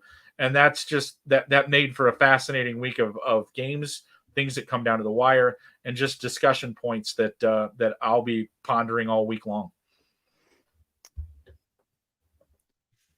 We got a couple other finals here coming in. Looks like we might have Marion Catholic head coach Nick Lopez joining us after 40-36 win over DePaul. Looks like we do. Coach, you got us? Yeah, I got you guys. How's it going? We're doing okay. Coach. Thanks so much for making us a part of your night. Obviously a busy night, just looking at the scoreboard here. What were overall thoughts just on a win? It was nice to finally go ahead and finish a game. These guys fought for 4 quarters this week, and it was nice to be on the other end of on the win column. You've had quite a few of these adventurous games, and like you said, nice to finish it off with a win. But your team not giving you a lot of time to just take in the fact that you're playing a good game of football, are you? Giving a little bit of heart racing, aren't you? Yeah, that's what we said. These guys are fighting their butts off. I mean, we got 35 guys who go out here every day and practice so hard and play really hard. And, it takes all of them, and it's just a testament to their will and the way they get after it. Back to the 500 mark. I mean, what has to happen for you in these last 3 to get yourself into the playoffs? I think if we just continue to play our game and be able to finish and play 4 quarters, we'll be right there. I mean, we've had some tight games that come down to the wire, but we weren't able to finish. And hopefully this is just the beginning of what's to come. Coach, I think that'll do it for us. Thanks so much for jumping on late here. Congrats on the win, and good luck the rest of the way. Yeah, sorry about that, but thanks, guys. I really appreciate it. No worries at all. No worries Thanks, at all. That was Marion Catholic head coach Nick Lopez. They had a 40-36 win over DePaul. Seuss, kind of final thoughts. Best win, worst loss? I think a couple of them that stood out to me, and we've talked about them several times tonight. The win for Wheaton St. Francis over a previously undefeated IC Catholic team, second straight week that they've just kind of pulled one out of the fire in the last minute. That's a great win. The Sterling's win over Geneseo, a big win for them in that situation. And then going back to it once again to the Duquesne, Wheaton Warrenville South, that's a big win for them over Wheaton North. So an interesting night all around, and a lot of things to dissect. And I'm sure we'll have a lot of great game stories up tonight on Friday Night Drive, talking about the individual games. And as the week goes along, I'll have more breakdown on it. But week 6 delivered on everything I hoped it would be. Yeah, Steve, absolutely. Make sure you're glued to Friday Night Drive here the rest of the night into Saturday, as we have all of our game stories up for you to read as we go. Steve, just a couple other quick words here before we sign off. Again, a big thank you to all the people behind the scenes, Kyle Neighbors, Jimmy Musial, Neil at the controls. Couldn't do it without you guys. Thanks so much throughout the evening. Just a quick word from a couple other people. Schweikart, Ganassin, Kurzak, and Rundio is a personal injury and workers' compensation law firm dedicated to protecting injury victims. Our attorneys get results with hundreds of millions of dollars in total recovered for our clients to date. Call today, 815-223-0177. Visit us at ganassin.com to set up a free, no-cost, no-obligation consultation. That'll do it for us here tonight. Again, I'm Jake Bartelson. That's Steve Soucie. Again, thanks so much for making us a part of your nights for the last couple of hours. Send it to our highlight reel, and we'll see you next week.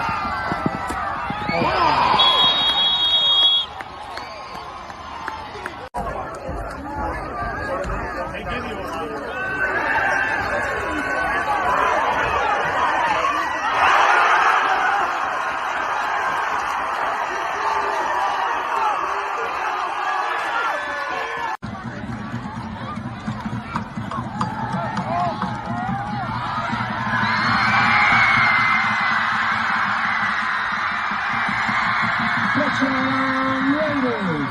40-yard touchdown pass.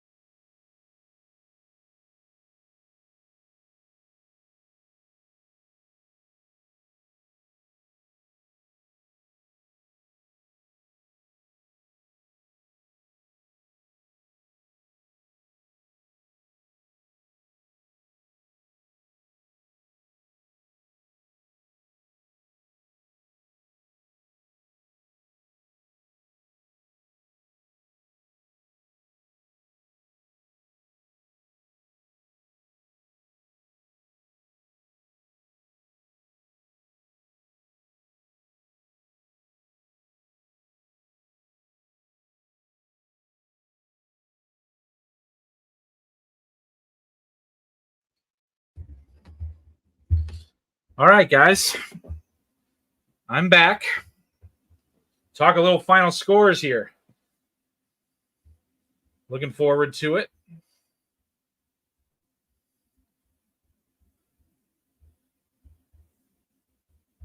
So now we're going to start to check some stuff out. I'll start looking for some finals help here in a little bit. But I was able to get some scores done tonight. I apologize. We might get a little bit of dog barking in this broadcast this evening. I got a couple of needy golden retrievers that live in this house that have been kind of turds this evening. So I had to open up the door here to my office to let them wander in and out because they were not too happy about being trapped outside in the hallway. They live a tortured life, believe me. All right, so I'm going to do the same thing that I was doing last week. I'm going to start with conferences and catch up on some scores. I was able to get some of the finals put in tonight, so it won't be as much of a chase as it usually is.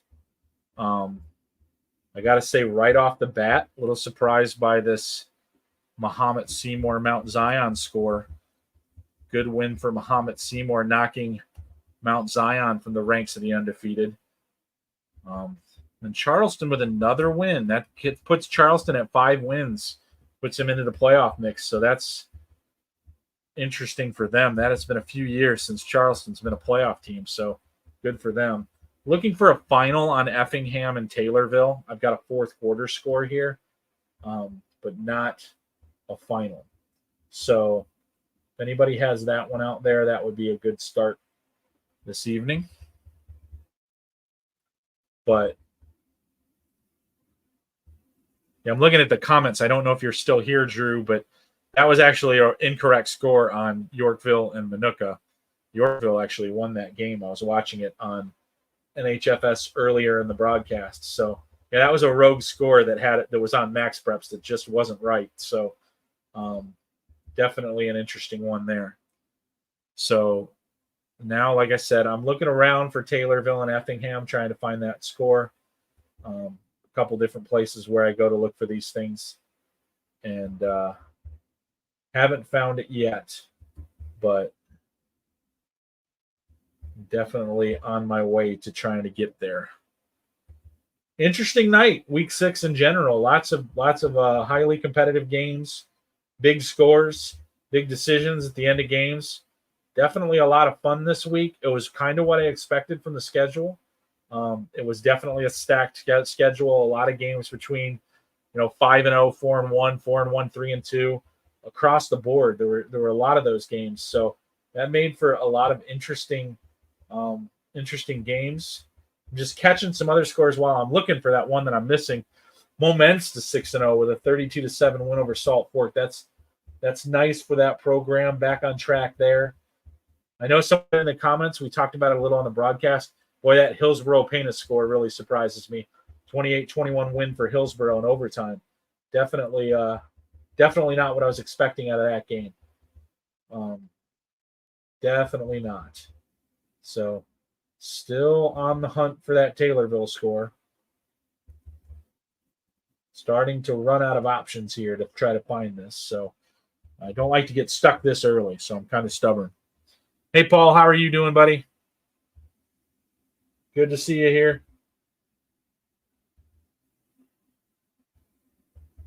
Did you go to the Mantino-Piatone game tonight, Paul? Or were you at Hershey?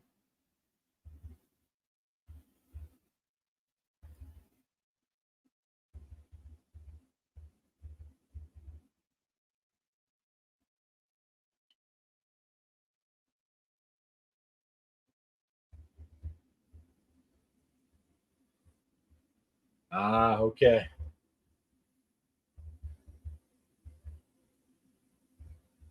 Okay, I am striking out on finding Taylorville-Effingham score from tonight.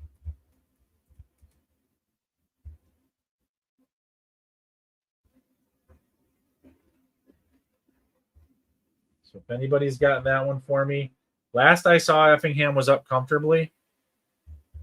but I'm still looking for that one. So Effingham and Taylorville.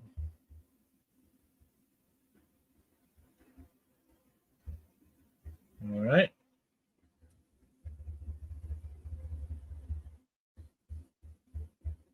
So now moving to the Big Northern Conference. I'm going to wait on trying to find that score from North Boone over Rock Falls. Be expected. Oregon beat Stillman Valley tonight. That was a little bit of a surprise.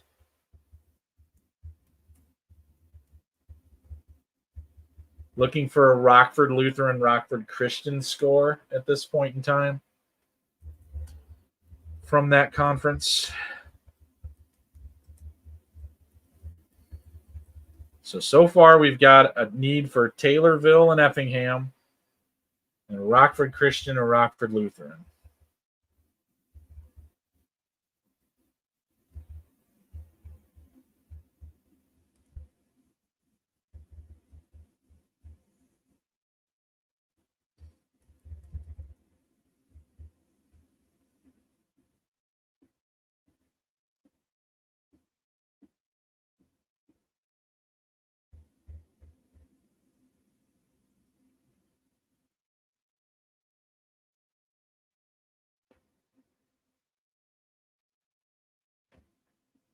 So did Taylorville win that game or lose that game, Drew?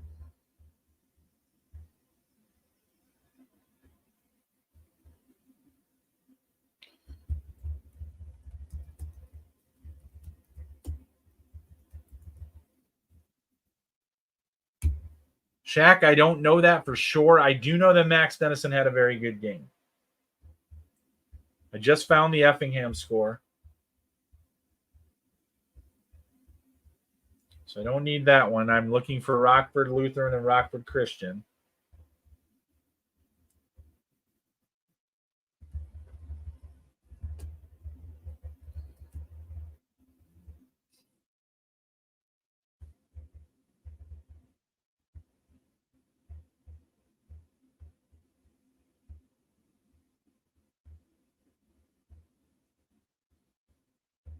Okay. All right, so it looks like I'm going to be missing a few here from the Big 12. I'll get to them in a second. Normal Community with another big win. They're 6-0 now. Danville's had a tough schedule to start the year, 2-4. Normal West wins big for Peoria Manual.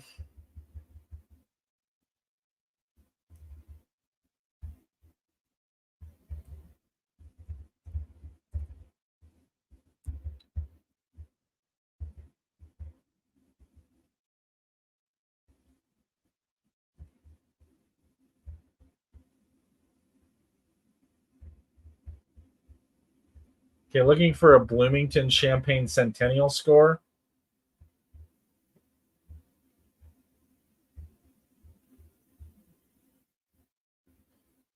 Normal University defeats Urbana. 637.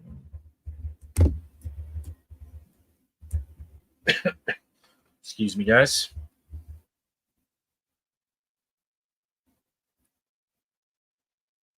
Okay. Normal University with the big win. Let me put that one where it belongs before I forget. Yep, Morris and Sycamore both off to 6-0, so that should be a pretty interesting game in the future.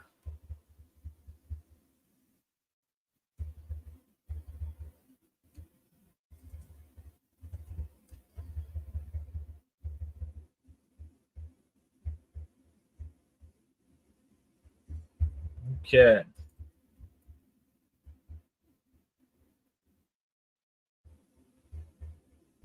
Peoria all over Peoria Richwoods tonight.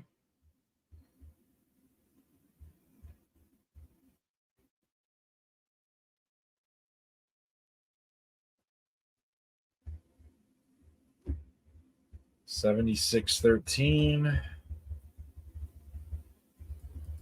1076. Still looking for Rockford Lutheran and Rockford Christian.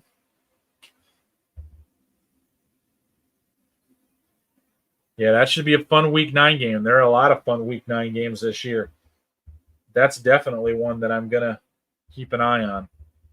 Also looking for Peoria Notre Dame and Champaign Central.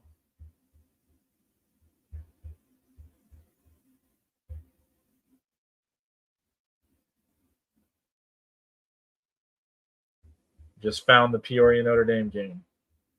So in the Big 12, I'm looking for Bloomington and Champaign Centennial. And from the Big Northern, I'm looking for Rockford Lutheran and Rockford Christian.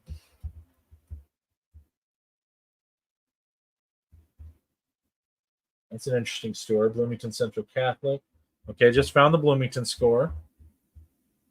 That was 34-20 in favor of Bloomington. Bloomington now 4-2. Appears to have a path to a playoff berth. So the one score I'm missing so far from tonight is from the Big Northern Conference, Rockford Lutheran and Rockford Christian. As I move into the Black Diamond Conference for scores.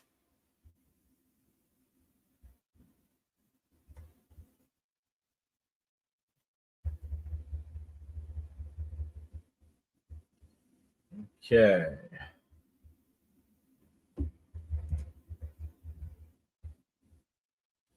Trenton Westland with a 21-6 win over El Dorado. That was the only non-conference game there. Fairfield beat Flora 28-14. Yeah, Wilmington Coal City. That is next week, isn't it, Paul? That should be a lot of fun. Both of those teams are 4-1 or 5-1 now. It's always a good game. Okay. So it looks like I'm missing a few in the Black Diamond. Looking for Johnston City and Hamilton County and Cesar-Valier and Edwards County. Don't have those two.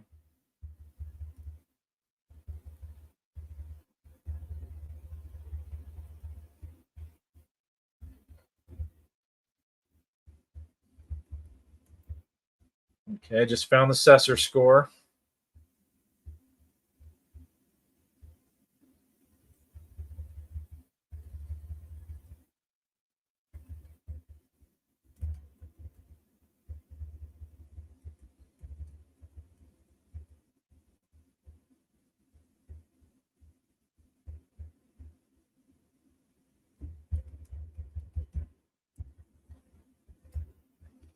Okay, and I just found the Johnston City score. So I've got all the scores out of the Black Diamond.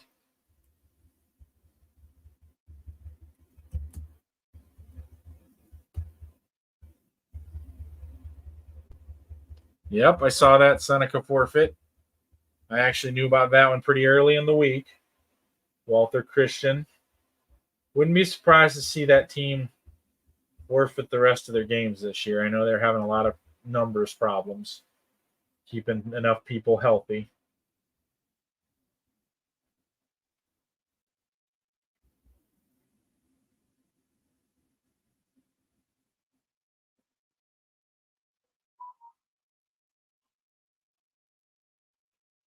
Okay. So then Red Bud beats Dupo 63-12.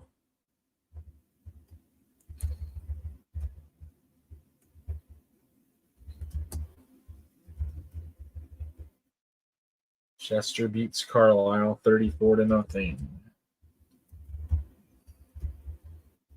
Okay, those scores are done. Now we're moving on to the Cahokia, Mississippi. Still the only score that I'm missing right now is from the Big Northern so far. Rockford Lutheran, Rockford Christian.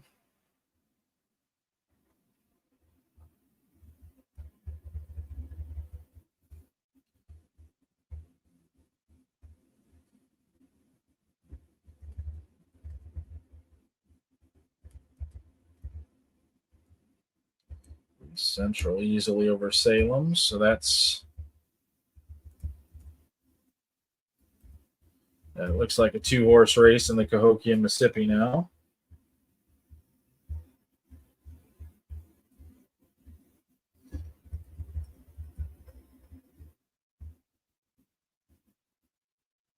And they got all those scores in. So then, once again, the last one that I'm looking for so far is Rockford Lutheran, Rockford Christian. Now I'm working my way through into the Catholic League. I got most of these scores already put in, so that won't take me that long to get through these guys. Okay, got a few more finals that are trickling in on one of my scoreboards here. So St. Ignatius winning 28-14 over Notre Dame tonight. Pulls St. Ignatius back to 500. Carmel with a 25-14 win over Viator. Carmel's now 5-1. That's not the right score, Drew. That was a Max Preps mistake. Yorkville won that game. That's an erroneous score on Max Preps tonight. And I think the IHSA might be using that same feed. So I watched the end of it. That's definitely a Yorkville victory in that one. St. Patrick over Marmion. So that pulls St. Patrick back off to 2-4. Marmion also 2-4. Those games are Saturday. Providence beat Montini 38-7. So through the Catholic League now. There's a couple of Saturday games this week in that league. Now on to the Central Illinois Conference.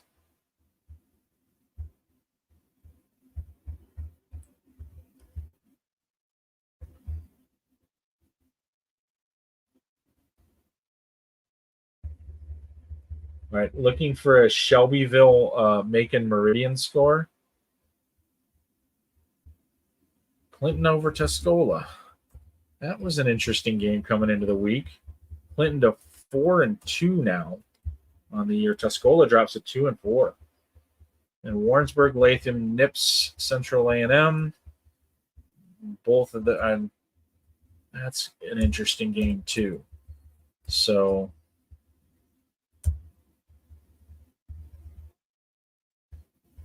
looking for Shelbyville and Macon Meridian.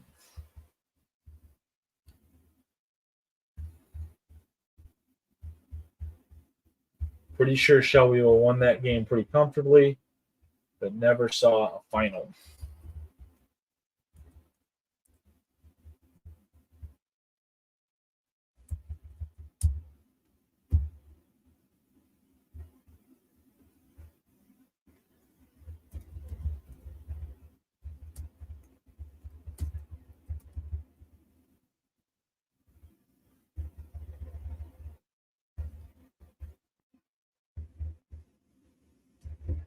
So now I'm looking for two scores.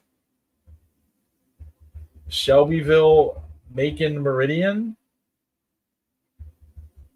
and Rockford Lutheran and Rockford Christian are the two scores that I see currently.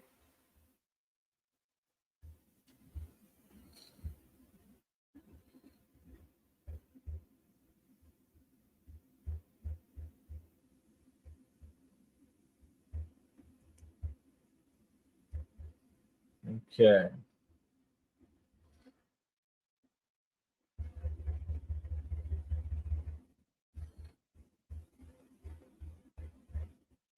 Now I'm moving into the Central State 8.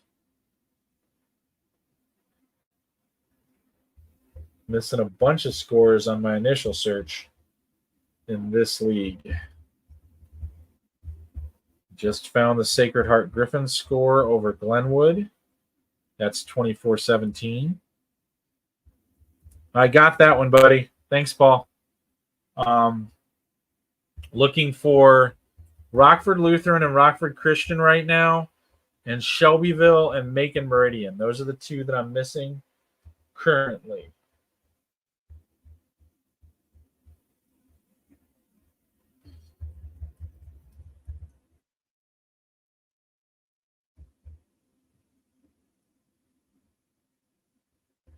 Lincoln with a 41-28 win over Jacksonville. That's very interesting to me. I saw a stat earlier this week from Ryan Mahan. I think I knew it in the deep resources of my mind. But Lincoln with that 41-28 win tonight, that's their 5th win, and probably almost certainly make sure that they'll get into the playoffs. First time they've been in the field since 1984. So that's an impressive little string that's come to an end. Or at least very much appears to have come to an end.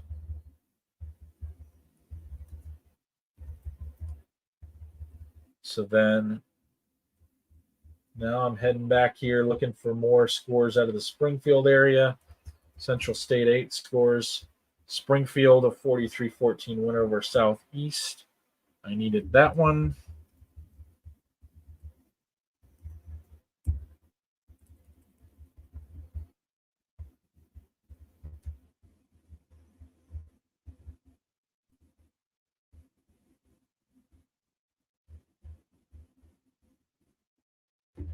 Rochester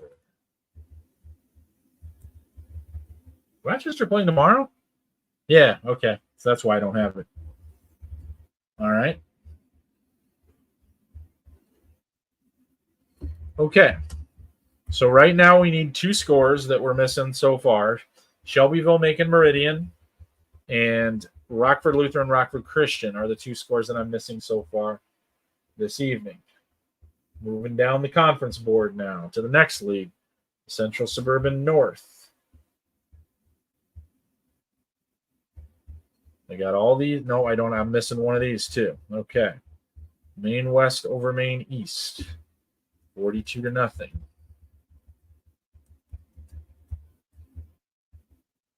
Niles West over Vernon Hills. 46-20.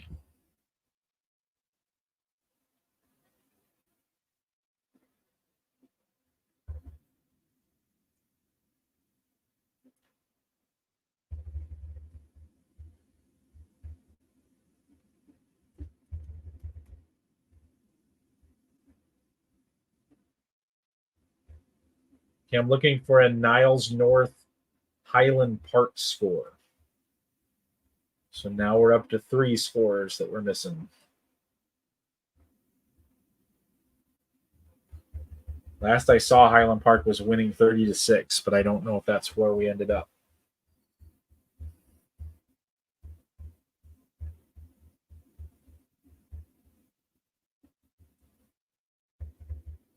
Okay. All right, there's an interesting result out of the Central Suburban South. Evanston with a 26-22 win over New Trier. That's going to change something because that's New Trier's 5th loss, and I thought that New Trier might be able to win the rest of their games. So there's been a space created. Glenbrook South 27-14 over Deerfield. That's what I thought would happen there. Maine South wins 54-15 over Glenbrook North. So right now I'm sitting on 3 scores that I'm missing now. Rockford Christian, Rockford Lutheran, Shelbyville, Macon Meridian, and Niles North and Highland Park are the scores that I'm missing so far. Now we're going to go here. Appears that I'm also missing an Aurora Christian Christ the King score.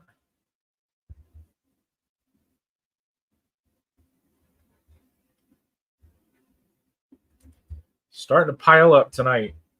We're not getting as many scores in as easily as we have in recent weeks. Yep, Aurora Christian Christ the King added to the list.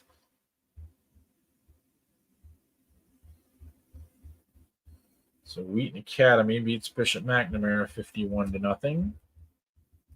And let's go here. know that Chicago Christian beat Elgin St. Edward, but I don't know by what the score was.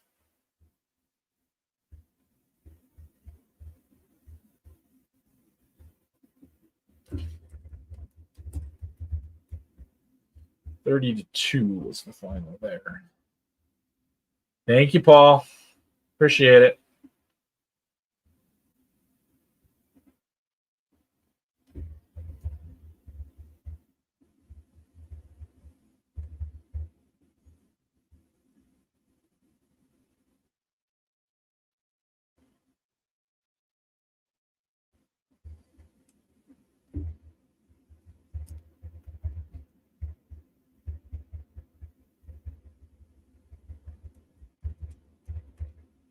Okay. So now we're looking at 3 scores that we're missing. Aurora Christian, Christ the King. Highland Park plays tomorrow. Okay.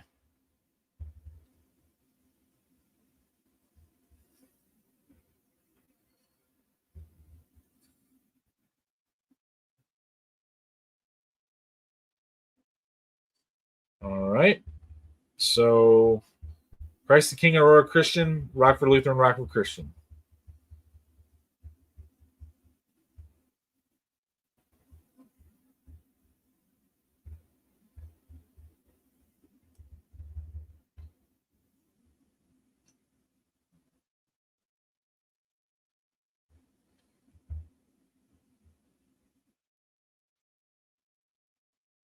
On to the Chicagoland Prairie.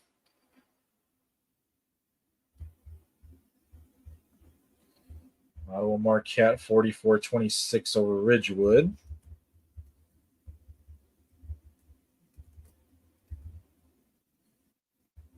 That was a forfeit, the Walter Lutheran Seneca game.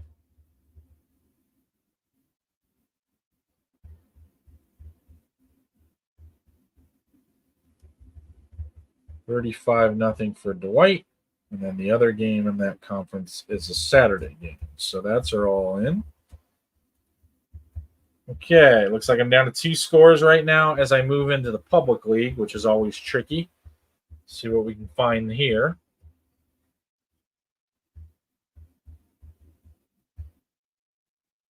Two scores I'm missing: Aurora Christian, Christ the King, Rockford Lutheran, Rockford Christian. Now I'm going to get into this public league scores. I'm sure I'll find a few more that I'm missing here. Clark over Perspectives, 30-24. I hadn't seen that score. Thank you, Drew. 23-0 Lincolnway West. Gets Lincolnway West to 5-1 on the year.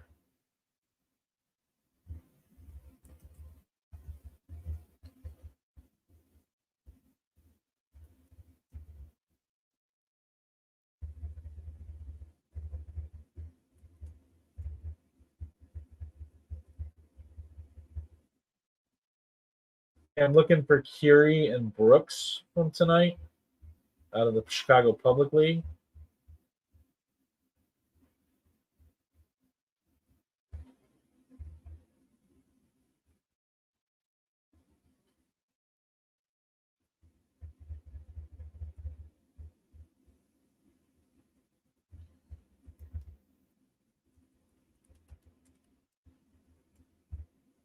Just found that one. Brooks over Curie, 20-12. All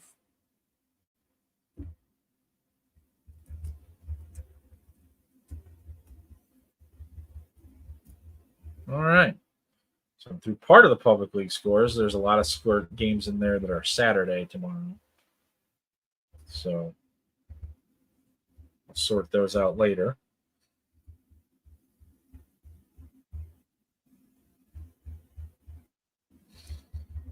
Start with the White Northwest now out of the public league. And Von Steuben won that game 31-26.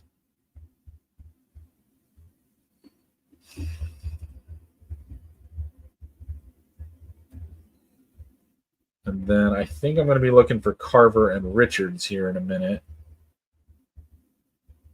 But let me check one other place before I add that to the pile.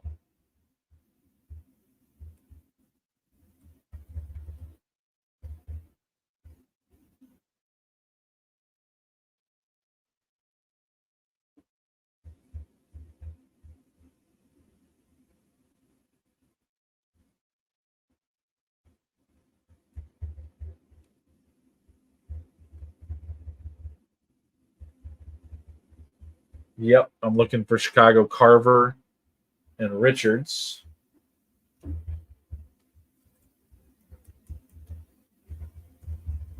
Yep, all of my sources are coming up dry on that one, so I'm looking for Carver and Richards. Phoenix 0-40. North Lawndale wins 40-0. Phoenix and Spear.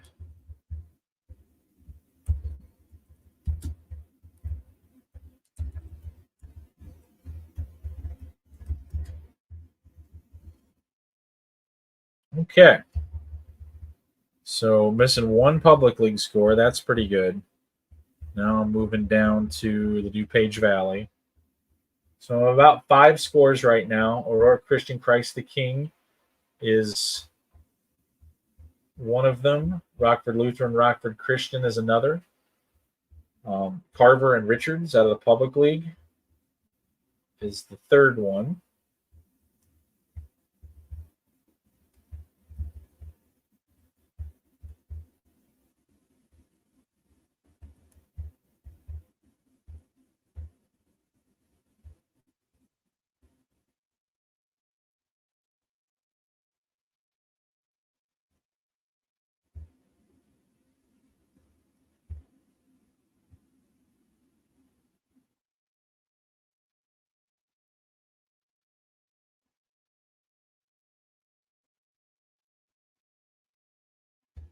Okay. Moving along here. Just trying to get one of my scoreboards to come back up. Richards over Shepherd. I hadn't seen that one. Thank you. Okay, so I have all the DuPage Valley scores here. The Bonzi beats DeKalb 42-27.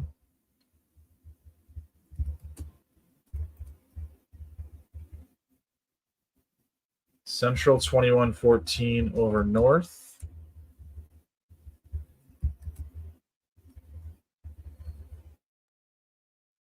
Prairie Ridge 50-8 over Dundee Crown.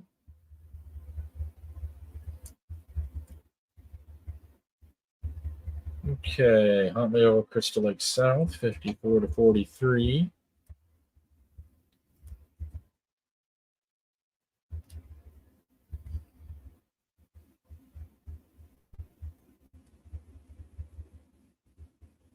Okay, looking for a Crystal Lake Central McHenry score.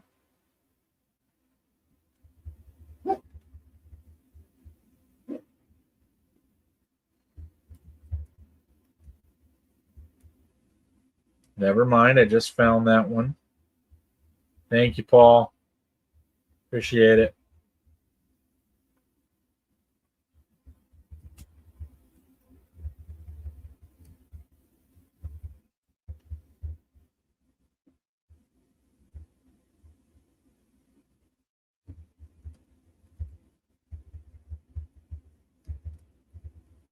Okay, so missing Friday scores so far as we're through alphabetically by conference through the Fox Valley. The two scores. I'll try that again.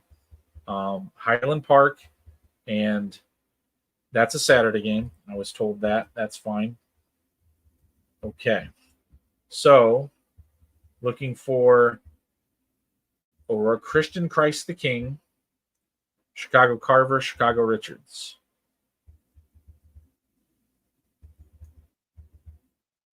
And then now we'll move on to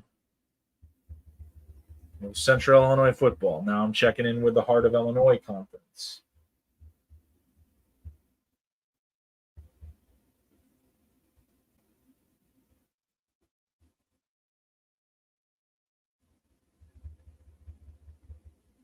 Okay. Looks like I'm missing a few here. Eureka 63-6 over Tremont. Right now I'm looking for Deer Creek Mackinac and Tri Valley. Never mind, I just found it.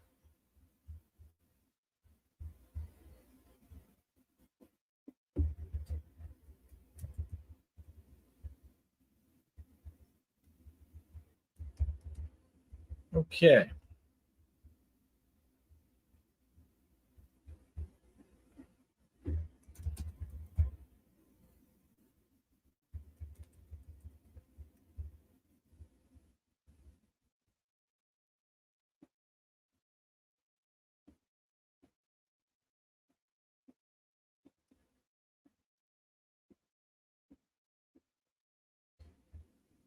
Okay, looking for El Paso, Gridley, and Ridgeview.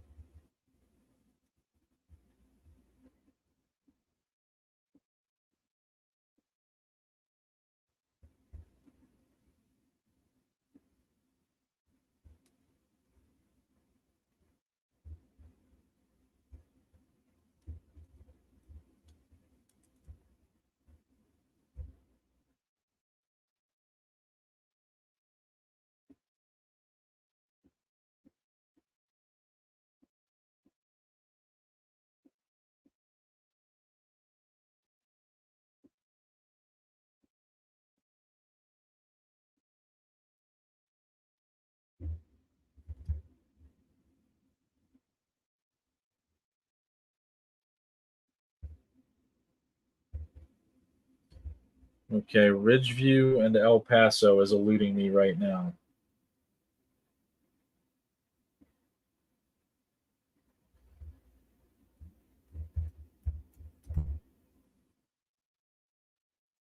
Just found that one. So all the Heart of Illinois large ones are in now.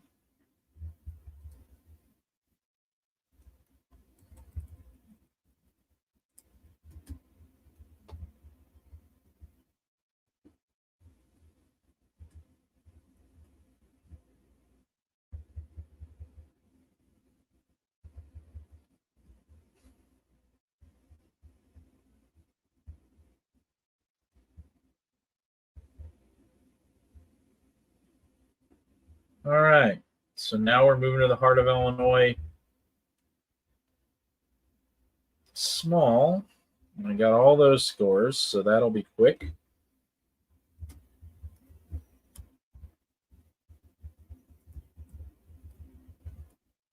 Gibson City Mel back in the playoffs with their 5th win.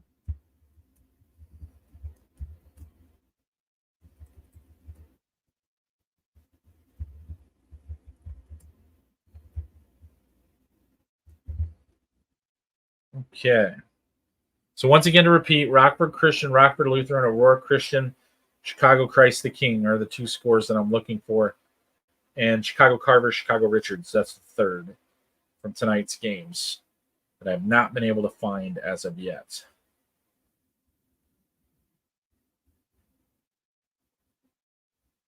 Just moving on down through the conferences alphabetically is the easiest way for me to do this. We're basically in the middle right now in the H conferences.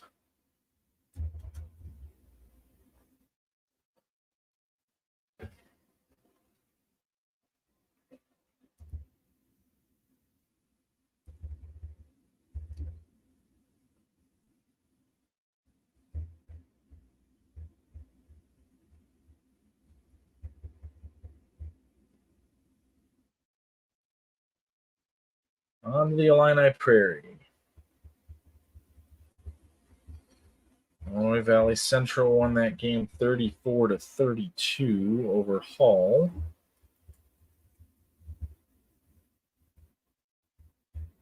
Looking for a Prairie Central Paxton score. Haven't seen that anywhere tonight.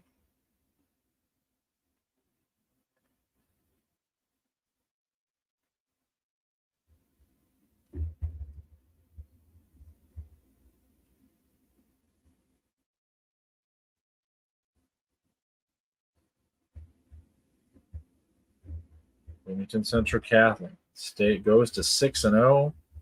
It's a nice win for them. Keep climbing the ladder. Looks like they are now the unquestioned front runner in that conference. Solono over Pontiac. Looking for Prairie Central Paxton out of that league. Monticello 63-12 over Rantoul.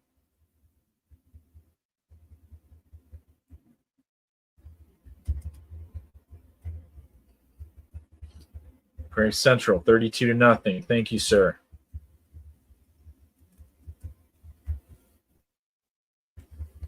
Okay, to recap, so far the scores that I'm missing: Rockford Christian, Rockford Lutheran, Aurora Christian, Christ the King, Chicago Carver, and Chicago Richards.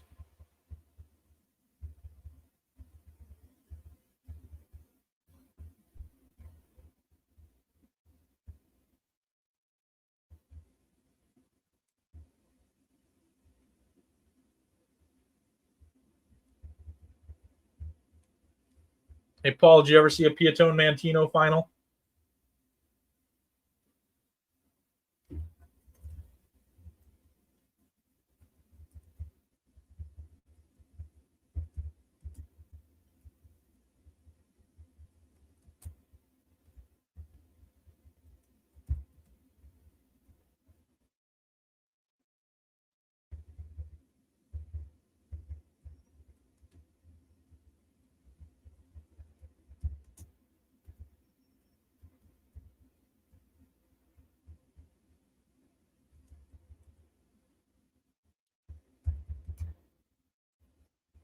Just found the Piatone-Mantino final.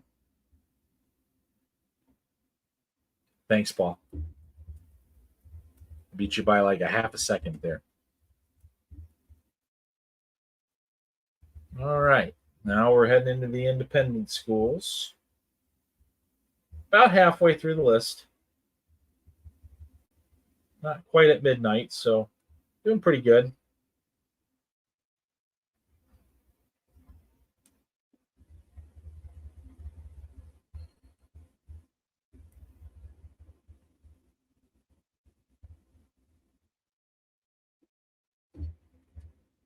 Belleville-Altoff over Collinsville tonight. Nice win for them.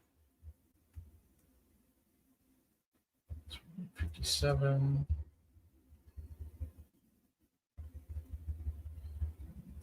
57-28. 57. 28-35. 15-40. So Atlantic Eastland, I got to go down there and update that one. Okay, scores I'm looking for, guys. Once again, Rockford Lutheran, Rockford Christian, Christ the King, Aurora Christian, Chicago Carver, and Chicago Richards.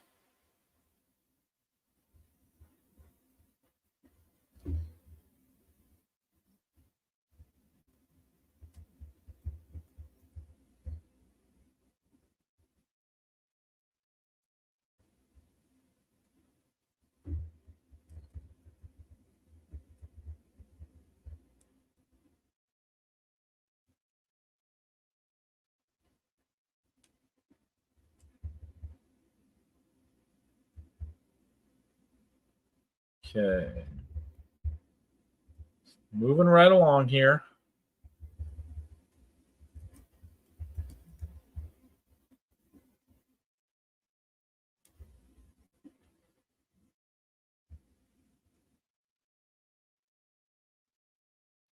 Yeah, you did. My bad, Paul. I don't need that one anymore.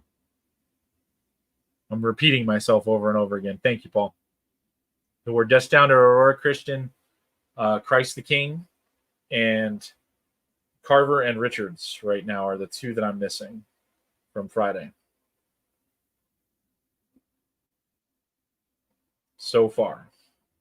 Still got quite a few to go.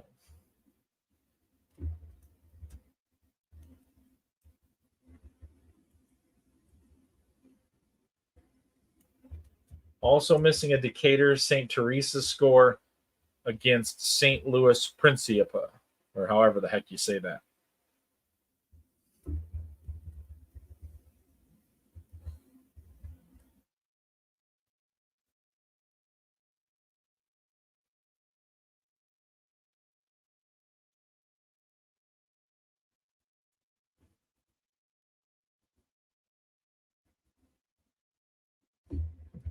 0. Okay. So now, getting close to getting out of into the next conferences. Now we're into the Kishwaukee.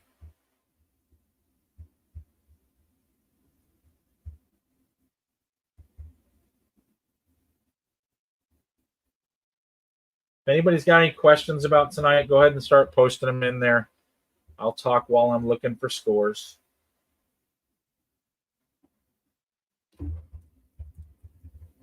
Rochelle 47-0 over Marengo. Morris 35-7 over Richmond-Burton.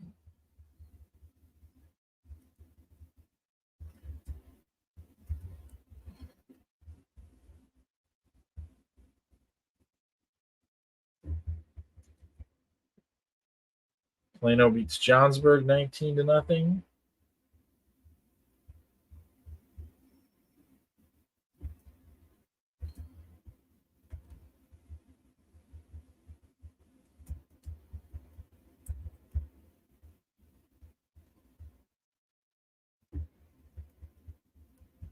Sandwich beats Harvard 27-0.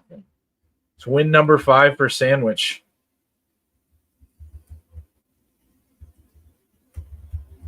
Yeah, that was a crazy end at that Sycamore game. I was actually watching that on a live stream. 2-point conversion for Sycamore with, I believe, 55 seconds left. That was a crazy finish.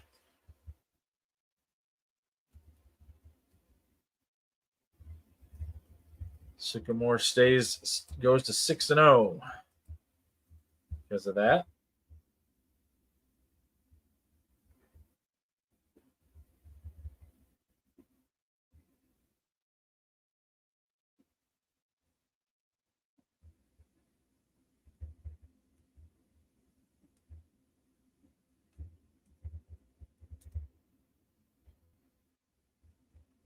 Looks like there were quite a few games that were wild in that conference.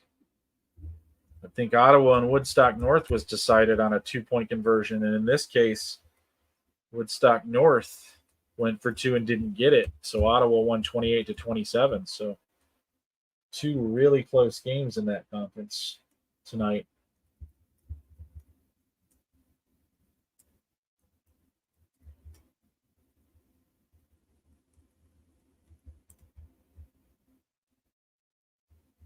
Boy, that's another one.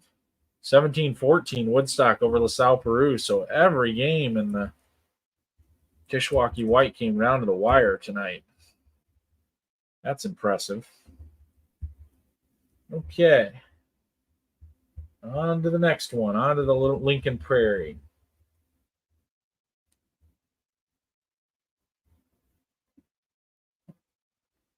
So just a reminder, looking for the following scores. Aurora Christian, Christ the King, Chicago Carver, Chicago Richards. Everybody else I've gotten.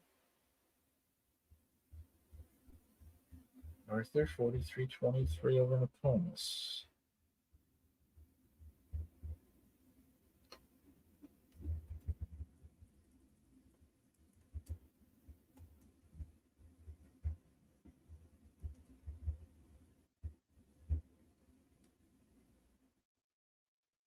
Sullivan beats Sangamon Valley 27-0.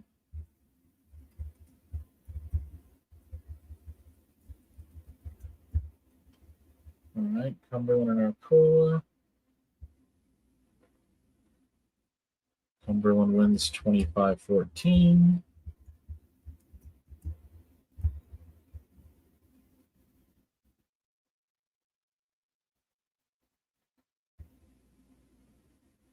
$35-12. Billy Grove over Cerro Gordo. Okay, also looking for an Argenta Oriana Tri-County score.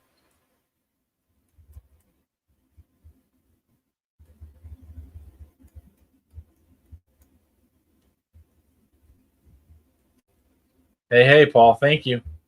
Aurora Christian 56-6.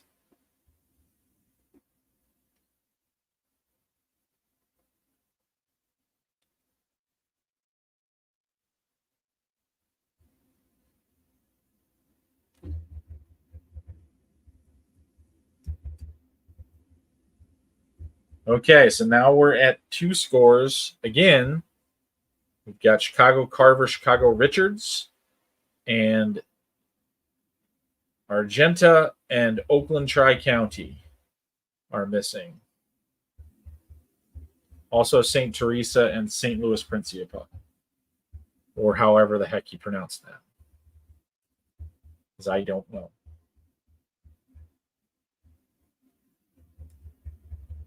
Okay.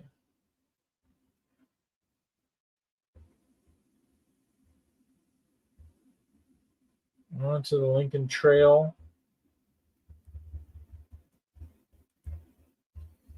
Knoxville beats Illini West 42-12. 12-42.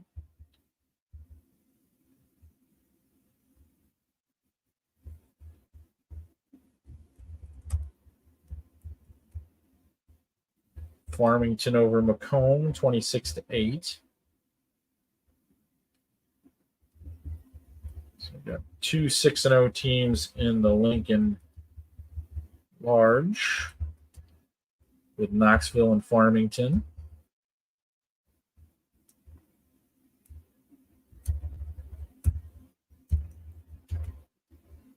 Mercer over Elmwood 20-12.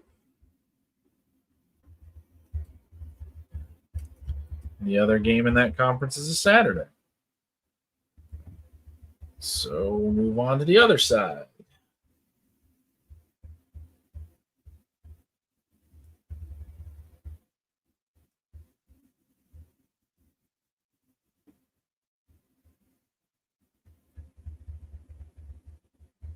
Stark County 24-14. Battle of undefeateds tonight. Stark wins that one. And Kewanee Wethersfield 42-0 over Havana.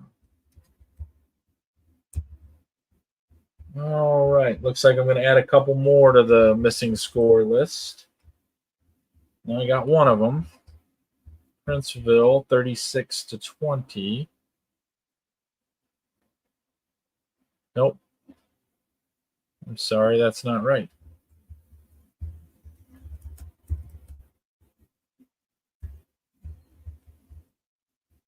Yeah, Woodstock is pretty far up there.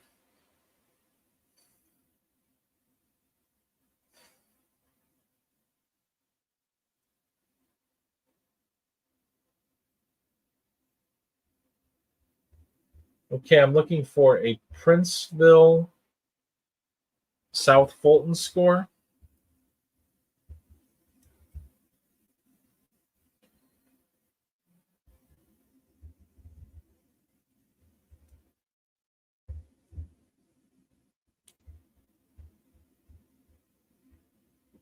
Okay.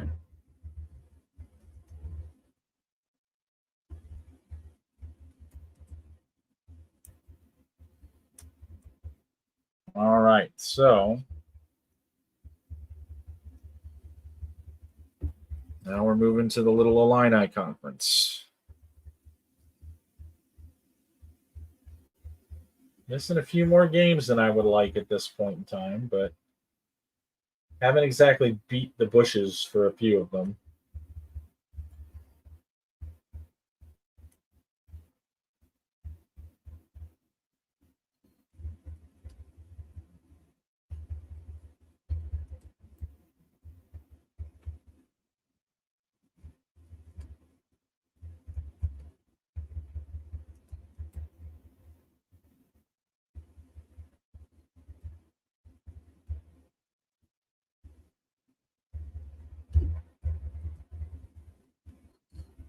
It's a good question, Drew. I think some people that are updating the game that are not part of the school are like, oh, game's over. I don't need to do anything else. So they leave it on the last score of the game and then don't turn it final. I think that's what happens. Kind of stinks, but I think that's what happens sometimes. Okay, on to the Mid-Illini Conference.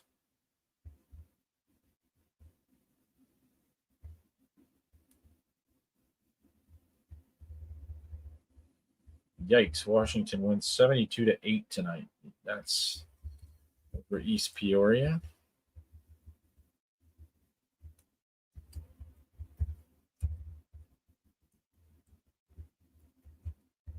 Okay.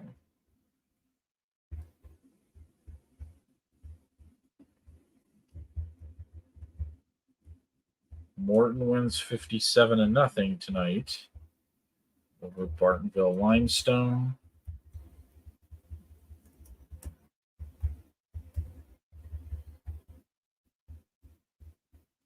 Metamora 48-14 over Pekin.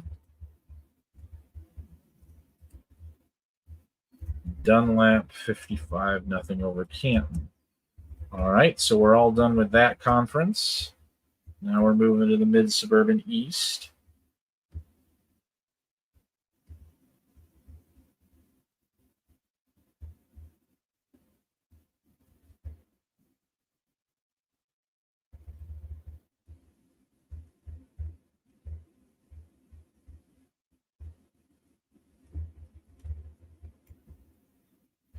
Over Elk Grove Village. Barrington wins 55-14 over Schaumburg.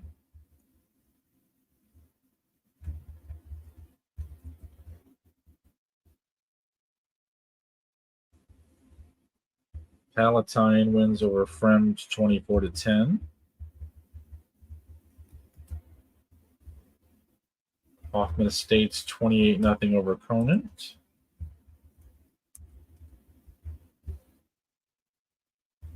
Percy 28-3 over Prospect.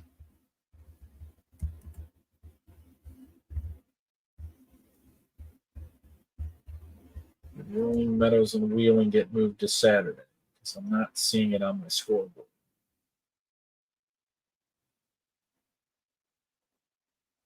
They did. So Rolling Meadows and Wheeling are playing tomorrow morning.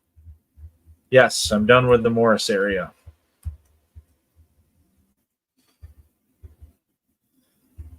I'm moving down now, and now I'm at the Mississippi Valley. That is where I'm at now. I think we're down to about 80 scores that have not been input from today. It's pretty good for just hitting midnight.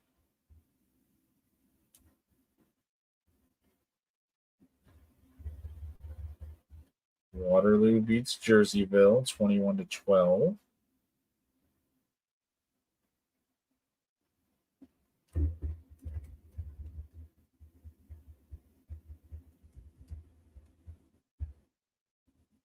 Triad 34-17 over Mascoutah.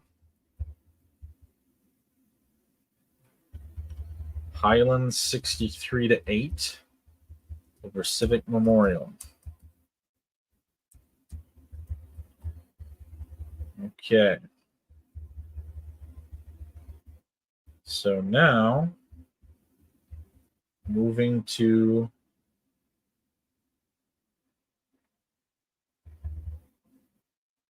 the North Suburban, and I think I have most of those already in. Lake Zurich hangs on for a 29-28 win. Now I'm going to the Northern Illinois 10.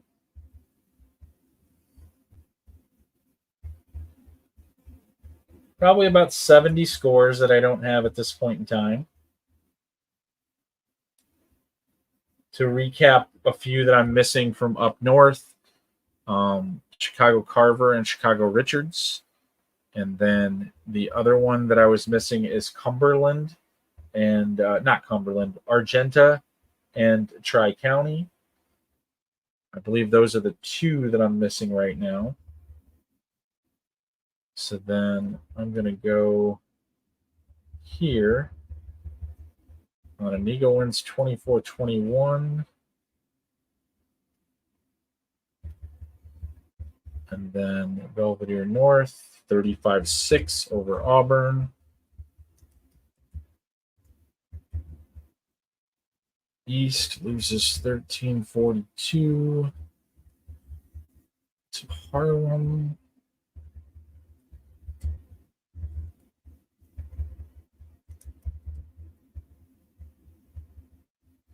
All right.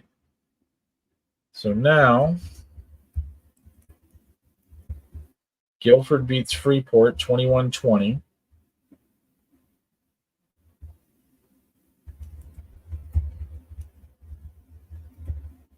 And Belvedere. I thought I saw that score earlier.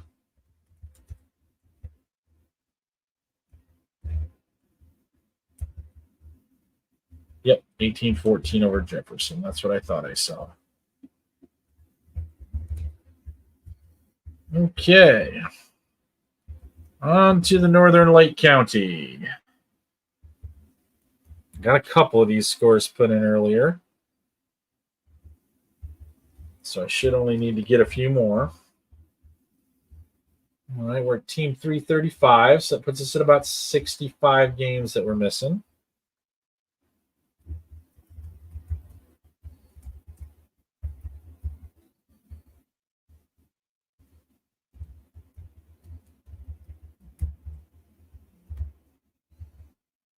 Okay, so those are done. On to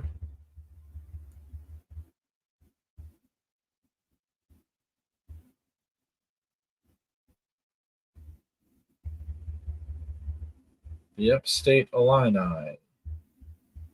So your winners are, I know Alina won, 48-27. Yeah, I kind of think that is going to happen. I think Walter Christian may forfeit the rest of their games this year. I know their number situation was pretty bad, and obviously it's not getting much better. So it wouldn't surprise me if they forfeited the rest of their games this year.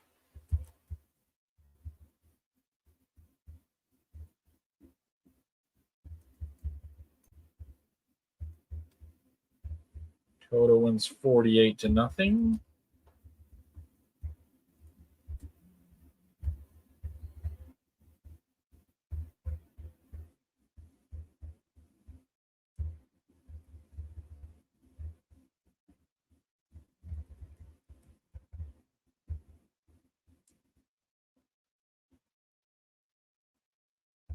Fulton beats Galena 18-7.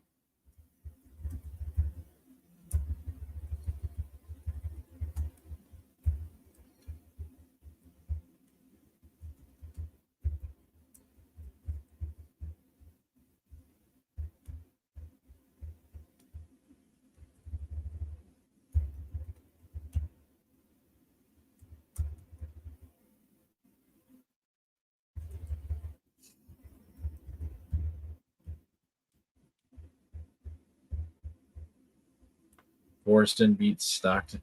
Just low numbers. They started the season with very low numbers, around 20, and you get a couple of injuries, and then all of a sudden you're down to 15, 16 players, and that's just an awful lot. That's awful tough to overcome. All right.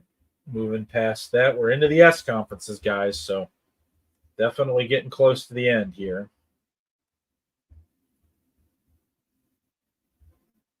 About 20 more conferences to go. Okay, Maroa Forsyth, big win for them tonight over Stanford Olympia. Moves them to 6-0. Thank you, Michael. You the man.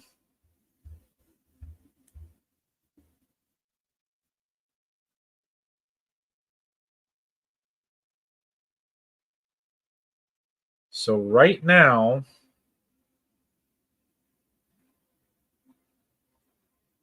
I'm missing Chicago Carver and Chicago Richards from the Friday scores that I've checked for. Everyone else I seem to have right now. Oh, and Decatur St. Teresa and St. Louis Principia. That's the other one.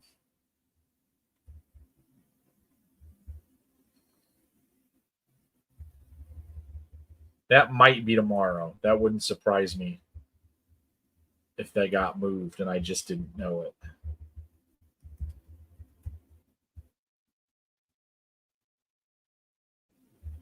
Also, Princeville and South Fulton.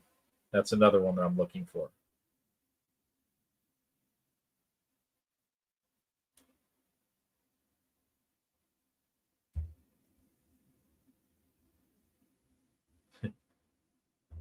Thanks, Michael.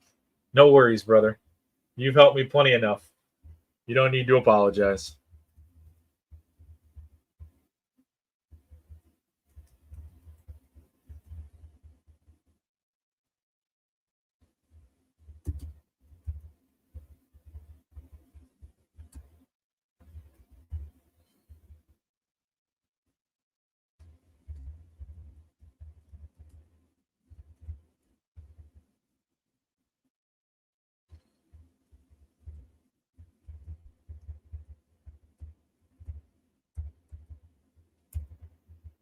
All right.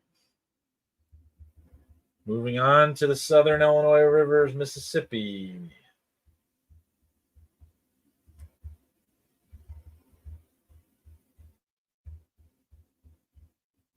So that's 34-32, Princeville, Michael.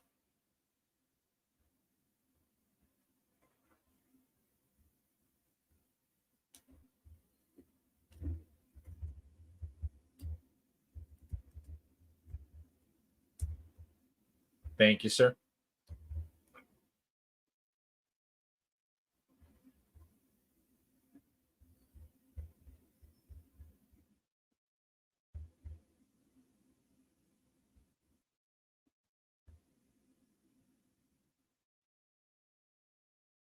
Okay.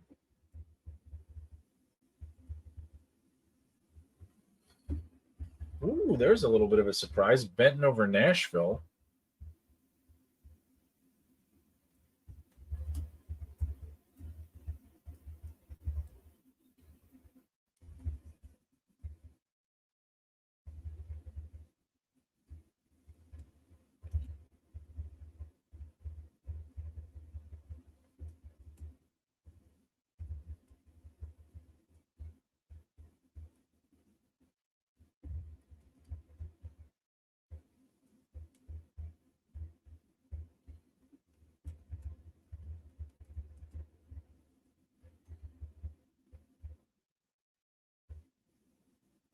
Okay.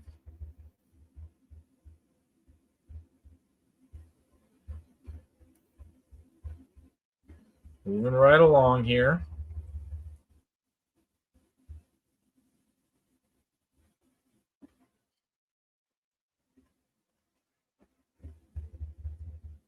Harrisburg, 29-28 over Carterville. Another one of the 5-0s lose to a team. I bet you that list is going to be trimmed significantly by the end of the night. There were a lot of 5-0s that lost tonight.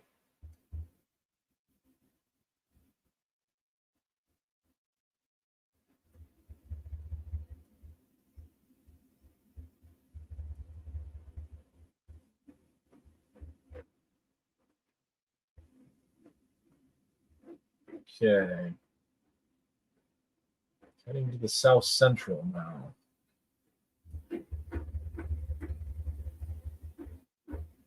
Still can't get over that Hillsborough score from earlier tonight. My goodness, that's a surprise. Hey, there we go, Paul. Thank you, man.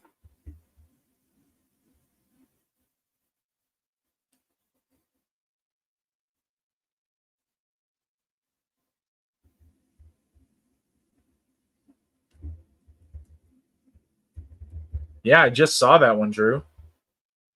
That's a surprise.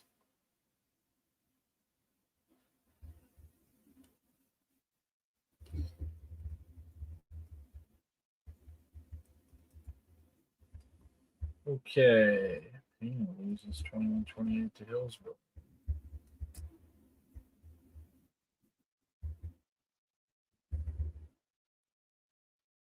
Northwestern beats Stone 26-20. Litchfield beats Gillespie 53-19.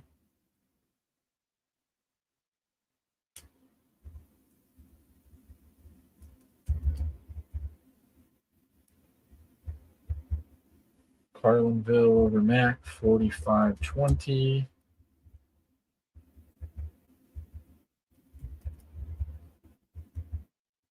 Okay. Now we're moving down to the South 7.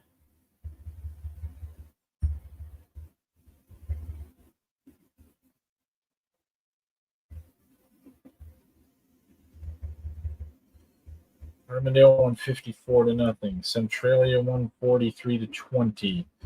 I cannot make sense out of this conference. The South Central is the most confusing conference in all of Illinois.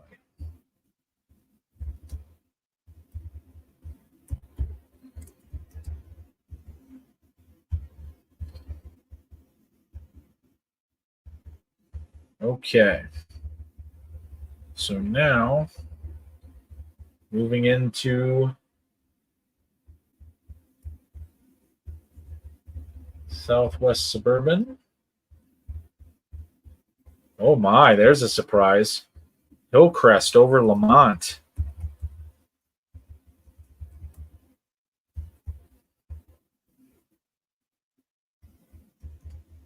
That is a very rare South Suburban Conference loss for them.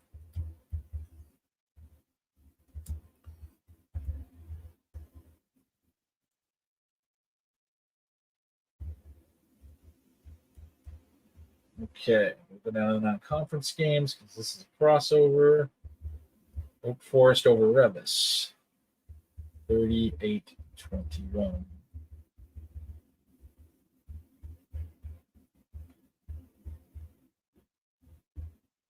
Oak Forest over Revis.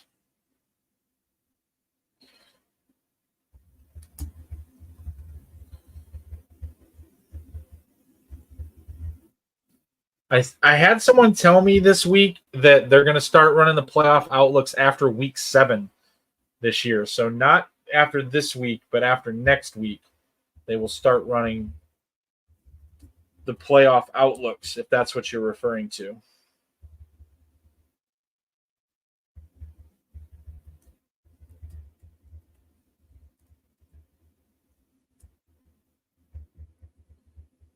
Okay.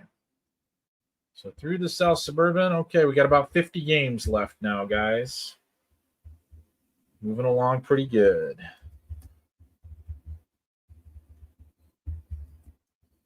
So right now, I believe the only Friday game that I'm missing is Chicago Carver and Chicago Richards.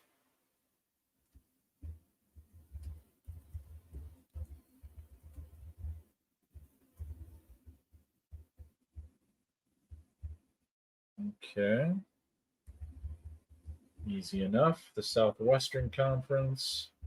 Only had one Friday game.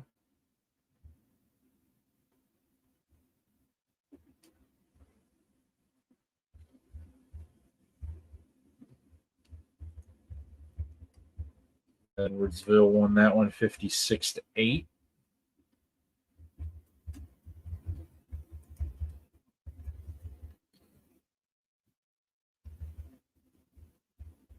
Okay. So Joliet West gets their 5th win tonight over Plainfield South. Plainfield East and Joliet Central. I know that was a high-scoring game.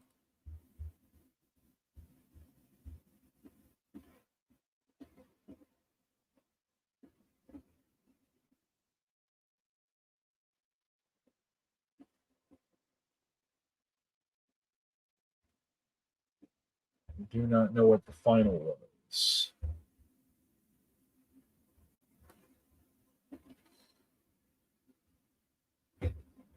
Okay, now I'm looking for Plainfield Central and Romeoville, as well as Plainfield East and Joliet Central. Both scores are missing.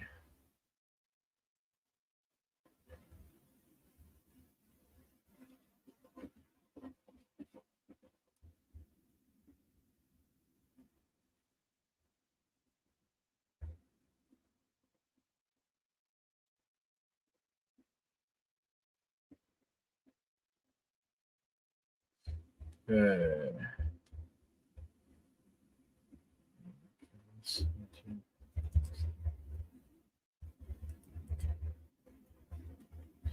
Oswego wins 35-13.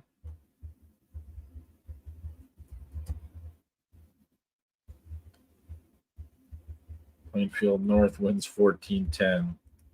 That is the grindy team right there. Okay, so I'm missing 2 scores out of the Southwest Prairie East.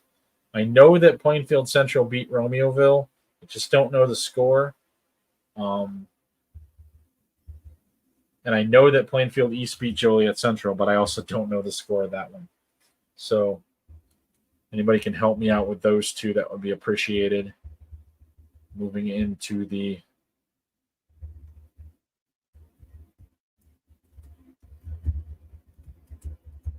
Southwest Suburban now.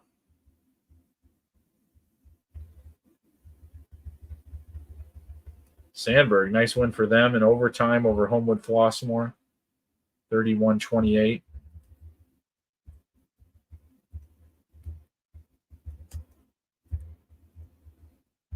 Went to Way West, 23-0 over Stag. I saw that one earlier. Thanks, Drew. Okay. Now we're down to about 30 scores that we're missing, including those 2 from the Southwest Prairie East that I asked for before. Plainfield East, Joliet Central, Romeoville, Plainfield Central. Plainfield East, Joliet Central. Okay, I'm going to go here real quick.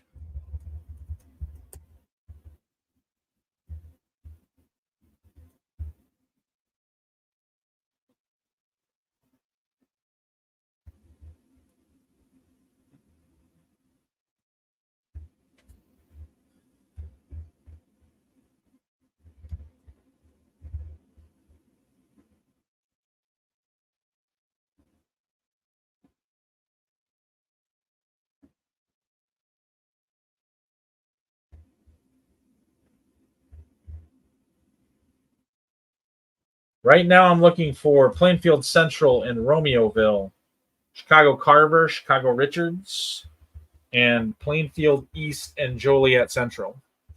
Those are the 3 that I'm looking for right now. Getting down near the end of the list. Got about 8 to 10 more conferences to go through. Princeton over Kewanee, 37-14.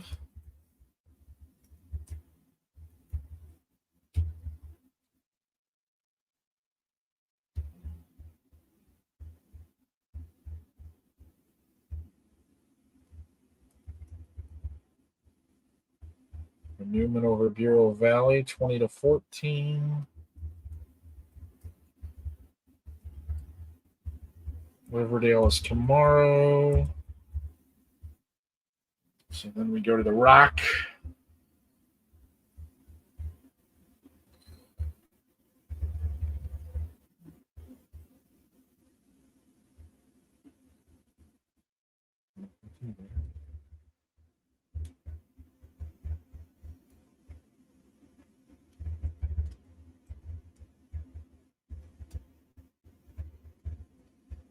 Thank you, Michael. I knew that was a high-scoring game, but I lost track of it late.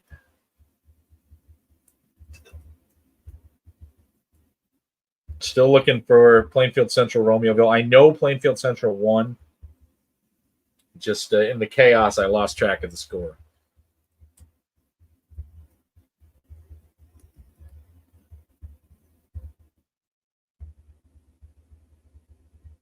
Why don't you shoot me the Western Big Six scores? I haven't gotten down there yet. I've got all the Big Northern scores.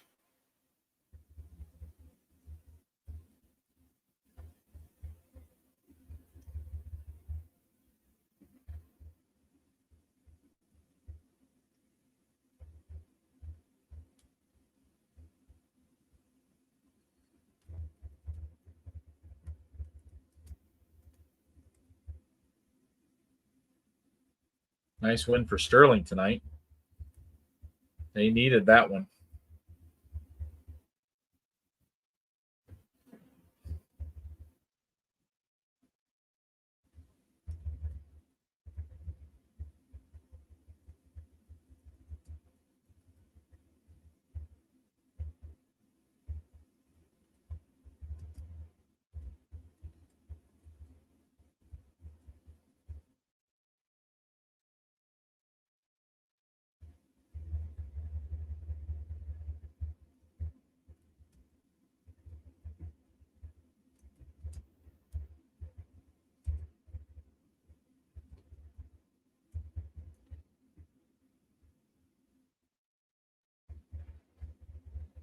Chicago over Streamwood.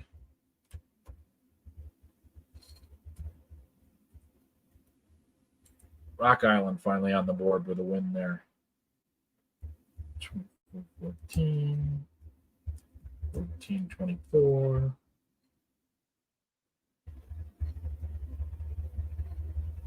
Okay. 2014. 14-20. Okay. So now we're moving to the Vermilion Valley.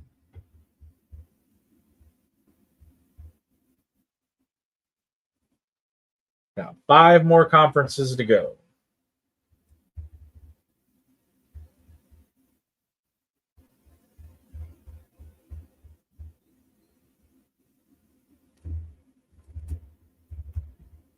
About 25 games, I think, that are still on the board for us.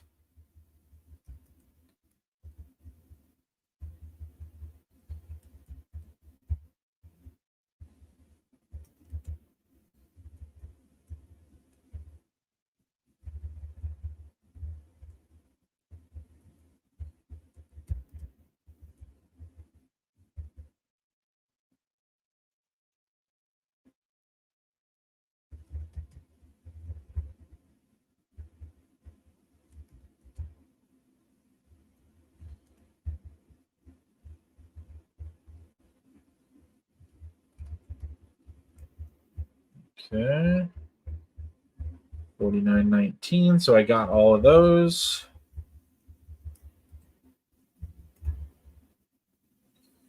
All right. So on to the Western Suburban Gold. Downers Grove South, 29-17 over Hinsdale South. Layden over Morton, 7-6. Willowbrook plays tomorrow. York, 32-21 over Downers Grove North. Glenbard West over Hinsdale Central.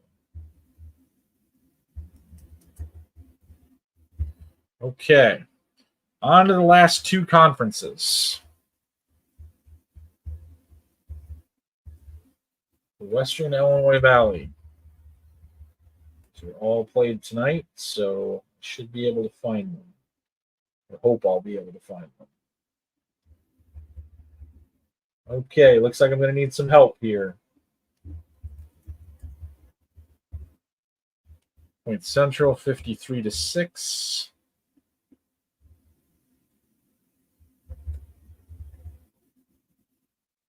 Yes, that's definitely going to. There's a lot of things that are going to change 4A North. Richmond-Burton losing tonight. That's another situation that will jumble up the way that the projection looked. A lot of different teams moving up and down. A lot of teams will have one more loss than I originally had them projected to have. So, yeah, there's going to be a lot of jostling in the 4A North bracket. No doubt about it. That's probably one of the brackets that's going to look the most different, I would bet, from this current week to its next incarnation. So Brown County over Beardstown, 24-22.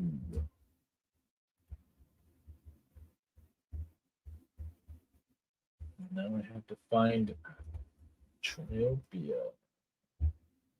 Mendon Unity wins that one 49-6. So down to my last conference now. And then I will go back and do some checking to make sure nobody slid through.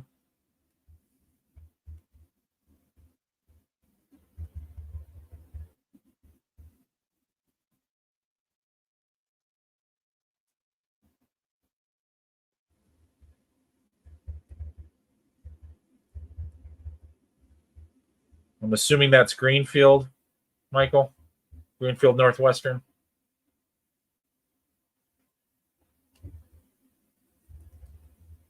Six.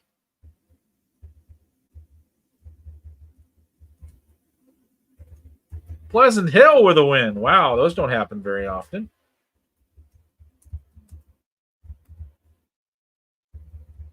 All right. Yep, I got all the other ones. Thanks, Michael. We're good. Okay, let me do a quick check here, see what's going on. All right. Missing two Friday scores. Romeoville, Plainfield Central. Like I said, I know that Plainfield Central won the game. I just don't have the score. Chicago Carver and Chicago Richards.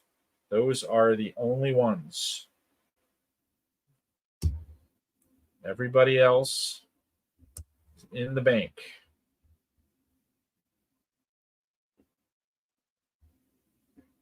Okay, let's do a couple numbers here.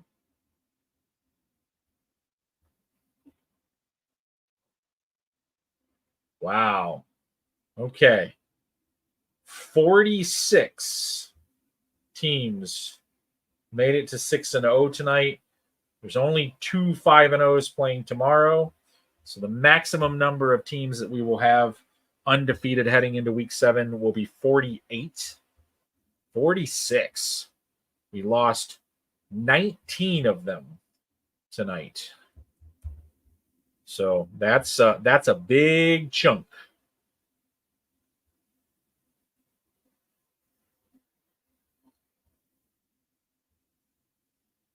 We have 119 teams that are currently playoff eligible, as they have 5 wins or more. There are a bunch of 4-win teams playing tomorrow. There's 10 of those.